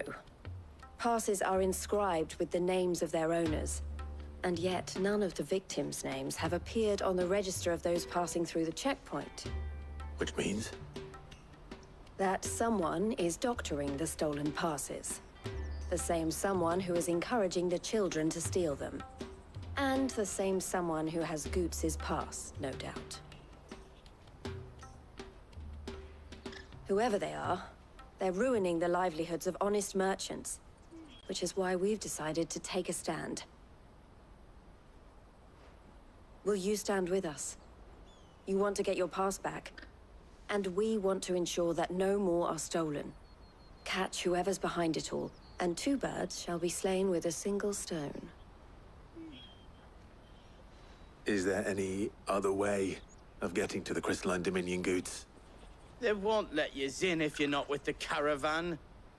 It's that, I don't know, try swimming across the strait. But the guards will definitely spot you if you try and do that. Like, we don't want to get spotted, right? So either we find the people who took the pass, or give up all hope of entering the Dominion. All right. We'll help. Thank you kindly. But I don't know your name. Eloise at your service. Clive.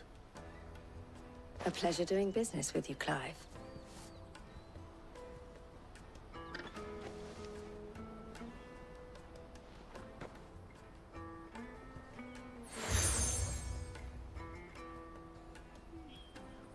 The proprietor of the furniture makers by the coach stop is spearheading the search.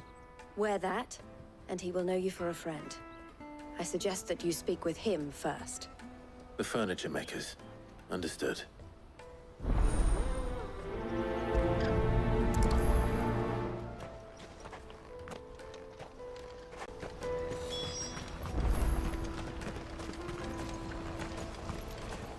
Out of my sight, wretch!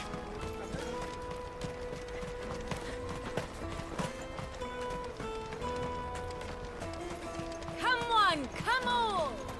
Jug of snake spit for the road?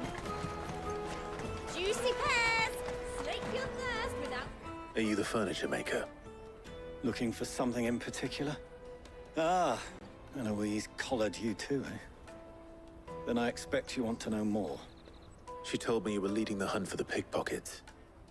What have you learned? For one, that they're targeting the traders carrying the biggest packs.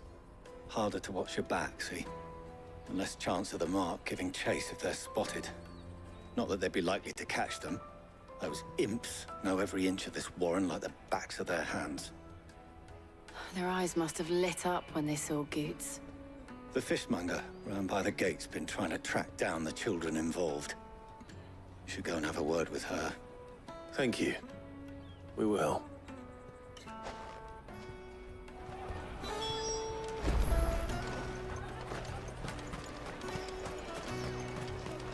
You won't find anything of this quality in Twinside. You should come with me to the Dominion. Fish for sale! Fresh sorted and smoked! Can I interest you?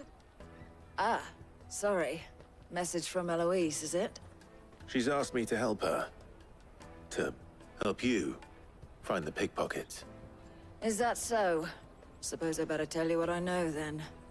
For one, this isn't a family operation. All the traders say the children who stole their passes were dirty, dressed in rags. Street urchins, by the sound of it. We get a lot around here. Orphans from the wars. A few, perhaps. You saw the refugees gathered by the entranceway? They're all looking for a new start in the Dominion and beyond. Some of them take it as an opportunity to rid themselves of unwanted baggage. The shame of it. Whoever's behind this would have to have made themselves known to the children at some point. And so should we. You should start with the children around here, then. I doubt they're the ones involved, but they might have heard something. It's worth a try. All right then. Questioning children. How hard can that be? Remember when half the people coming through here were traders from...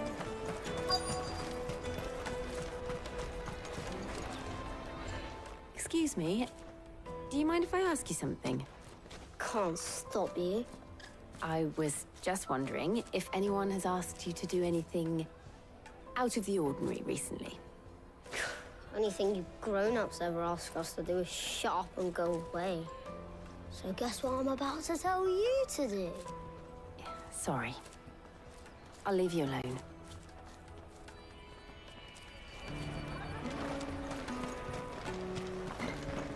I'll take the large one.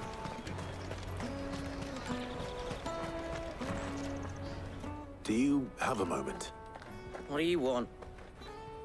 What I want is to know who's asking children like you to pick pockets. I don't know. Nobody's asked me.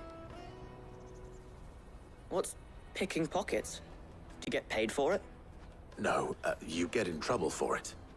So if they come calling, you know what to tell them.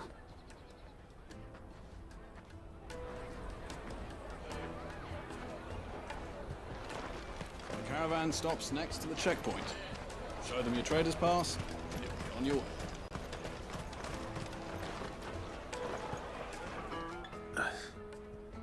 Excuse me?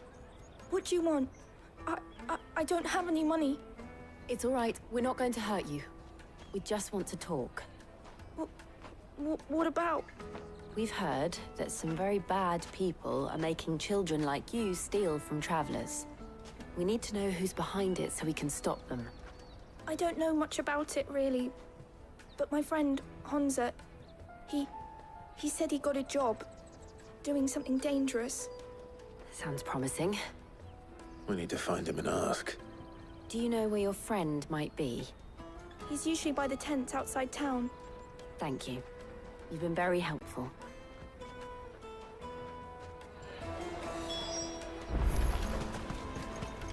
Come on, come on!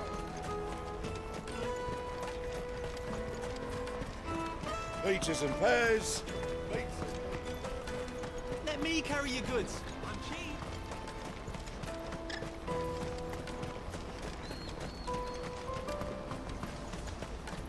That's that then. She must have meant the refugee camp. Let's hope he's still nearby. Daddy, I'm hungry. Yeah, and I'm broke. Enough of your whining.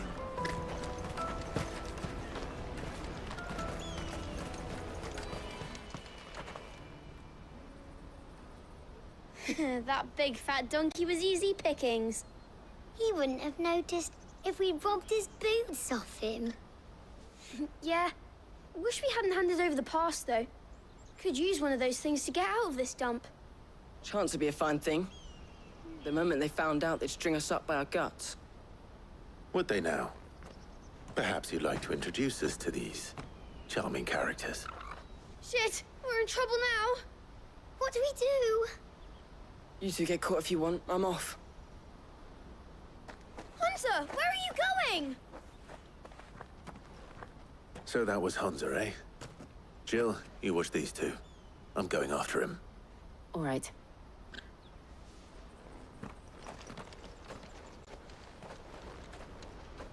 He can't have gone far. I need to find him before his employers do. Daddy, I'm hungry.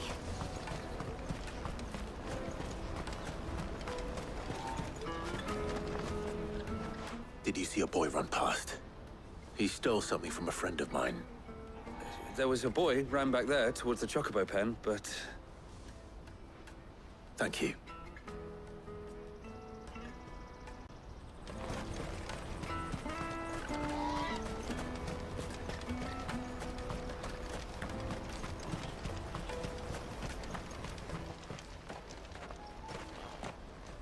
Oh, shit. Cornered. It's all right, Hunter. I'm not going to hurt you. I just want to ask you some questions. Fine. Not like I've got a choice. I'm looking for the people who are making you steal for them. Who are they? Call themselves the Carstones. They said they'd give me good gill if I did what they told me. I knew they were bad, but bread doesn't come for free. Didn't come at all half the time, before I started buzzing for them. You know, if I didn't do it, they'd just pick on someone else. Someone they could push around easier. Hunter. You found him then? Jill. Where are the other two? Eloise is watching over them. She sent Goots and I to look for you. You're... him! I haven't got your pass anymore, if that's what you're after. I gave it to the Carstones. Whatever you do to me, I can't get it back. Not that I go against them anyway. If it weren't for their gill, me and my mates would have starved.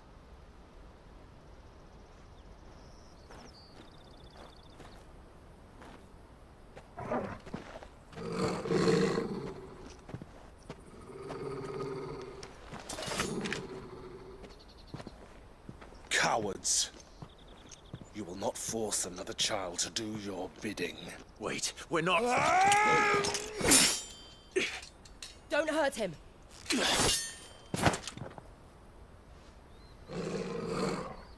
You're making a mistake.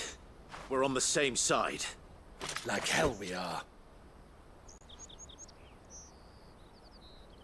That brooch. Where did you get it? Master Theo? Goots. What are you doing with these people? Unless you're the ones my sister was talking about. Your sister?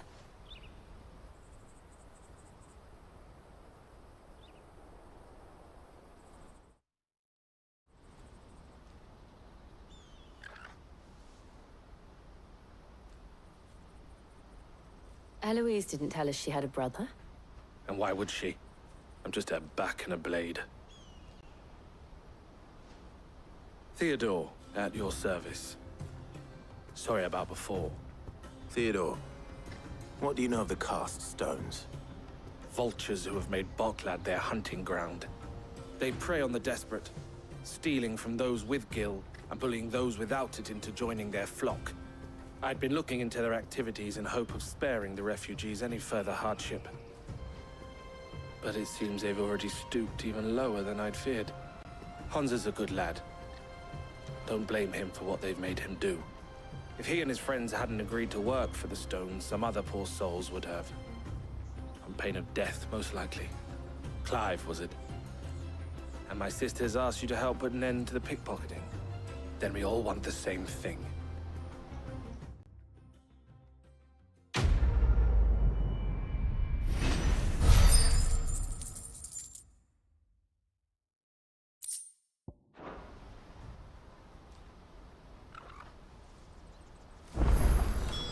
I'm sorry.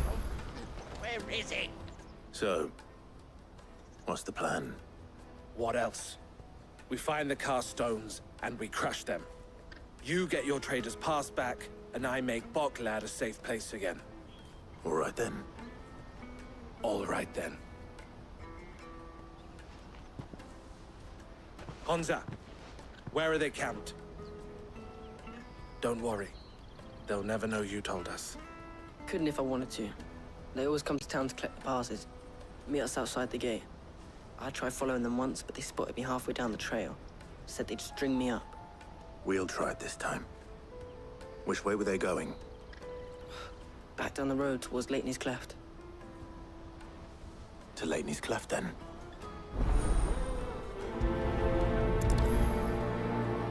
Leitney's Cleft is to the south, past the camp.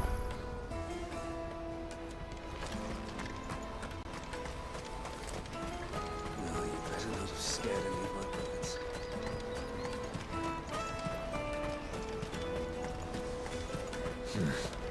Not here.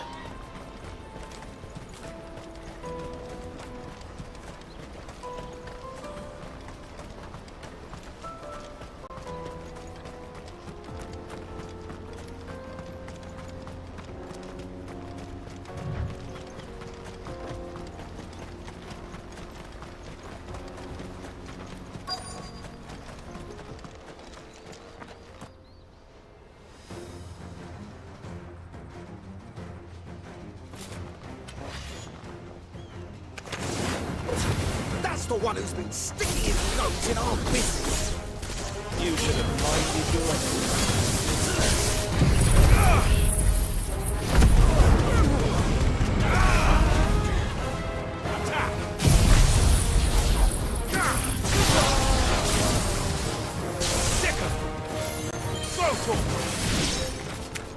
I doubt these were the ringleaders.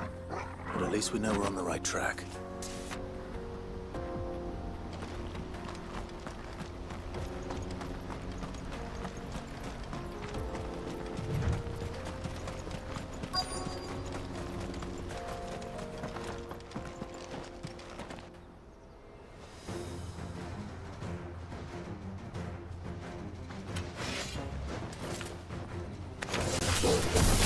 We got company! That's the lot.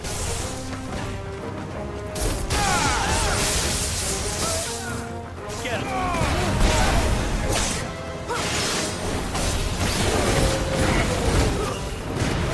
Stay down!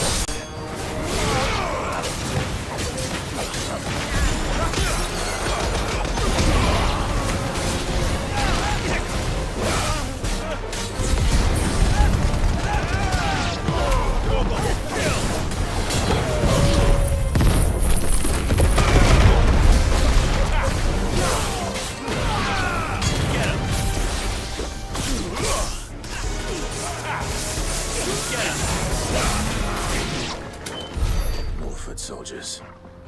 Fewer now.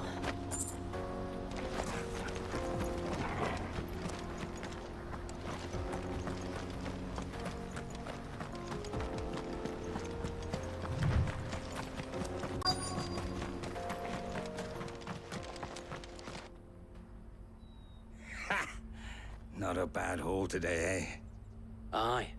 Some of our new recruits are natural-born ne'er-do-wells. Especially the little ones. That Hans has got nimble fingers, all right. It'll be a shame when they chop them off. But till then, let's make the most of it. Scum. The leaders of the cast stones, I take it. They don't deserve any mercy, Clive. I wasn't planning on showing them any. We're ready when you are, Theodore. Oh, I'm ready.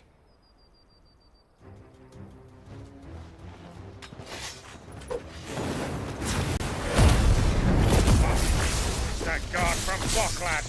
Kill him! Kill them all!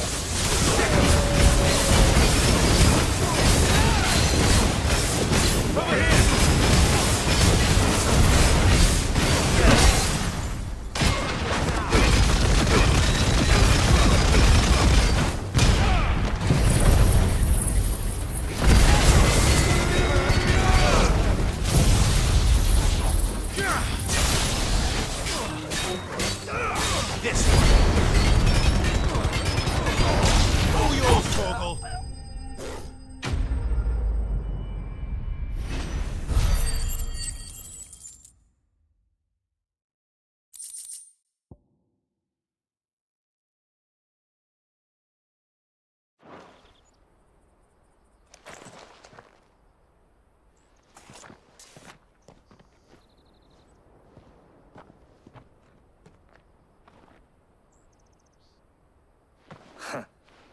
And they say crime doesn't pay.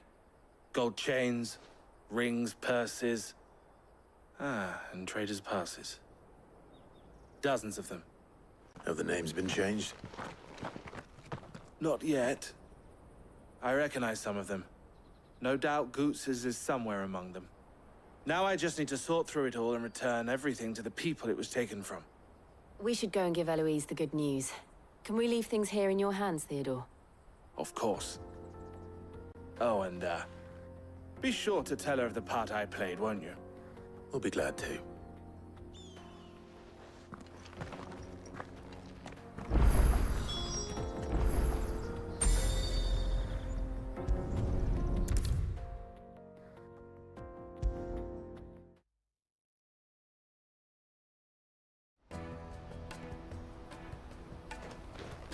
Ah, Clive.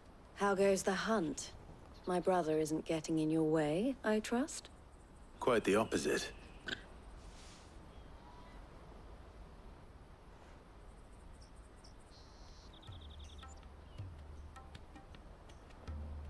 So it was the cast stones who were behind it all. Theo told me he'd been on their trail. And their demise solves 3 problems at a stroke. That of the pickpockets, the bandits pulling their strings, and the passes they were stealing. I only hope yours is among the items you recovered. Only time and Theo's return will tell. Speaking of whom, welcome home, dear brother. You are too kind, Eloise. Here, Clive. Goots's pass. Ask him to keep a closer eye on it from now on, would you? I will. Thank you. El, I've asked our boys to carry the rest of the goods back. Can I count on your help in sorting through it all? Of course. I'll make some space in the storeroom. I expect you'll soon be on your way then. But it wouldn't do to leave without introducing yourself properly. Would it now? Sid. Don't look so shocked. We're on the same side. I don't understand. As you now know all too well, we at the Crimson Caravans are always happy to help those in need. For a small fee, we will move anything that needs moving. Be that goods to market, or bearers away from it. I was the first my sister helped escape. If it wasn't for her, I'd have been branded as a boy. I had no idea. It just so happens that we are seeking to expand our operation. And who better to join forces with than the leader in the field? Wouldn't you agree, Theo? I would. It seems our purpose is the same in more ways than one. So what would you say to working together again? It would be our pleasure. And our honor. The honor is ours. Here, Clive. This is for you.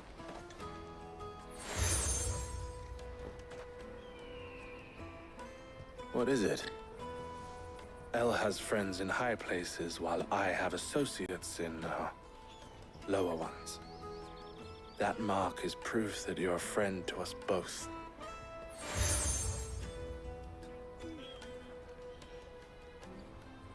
I shall bear it with pride. Well, all that remains is to wish you a safe onward journey. Goots's pass should secure you a place on the caravan, but if you encounter any difficulties, we would be delighted to provide you with a coach of our own. For a discounted price, of course. Say, 9 million? We'll try the caravan.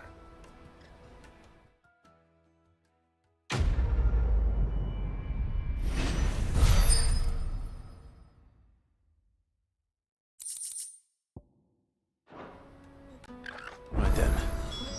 Let's get this back to Goots.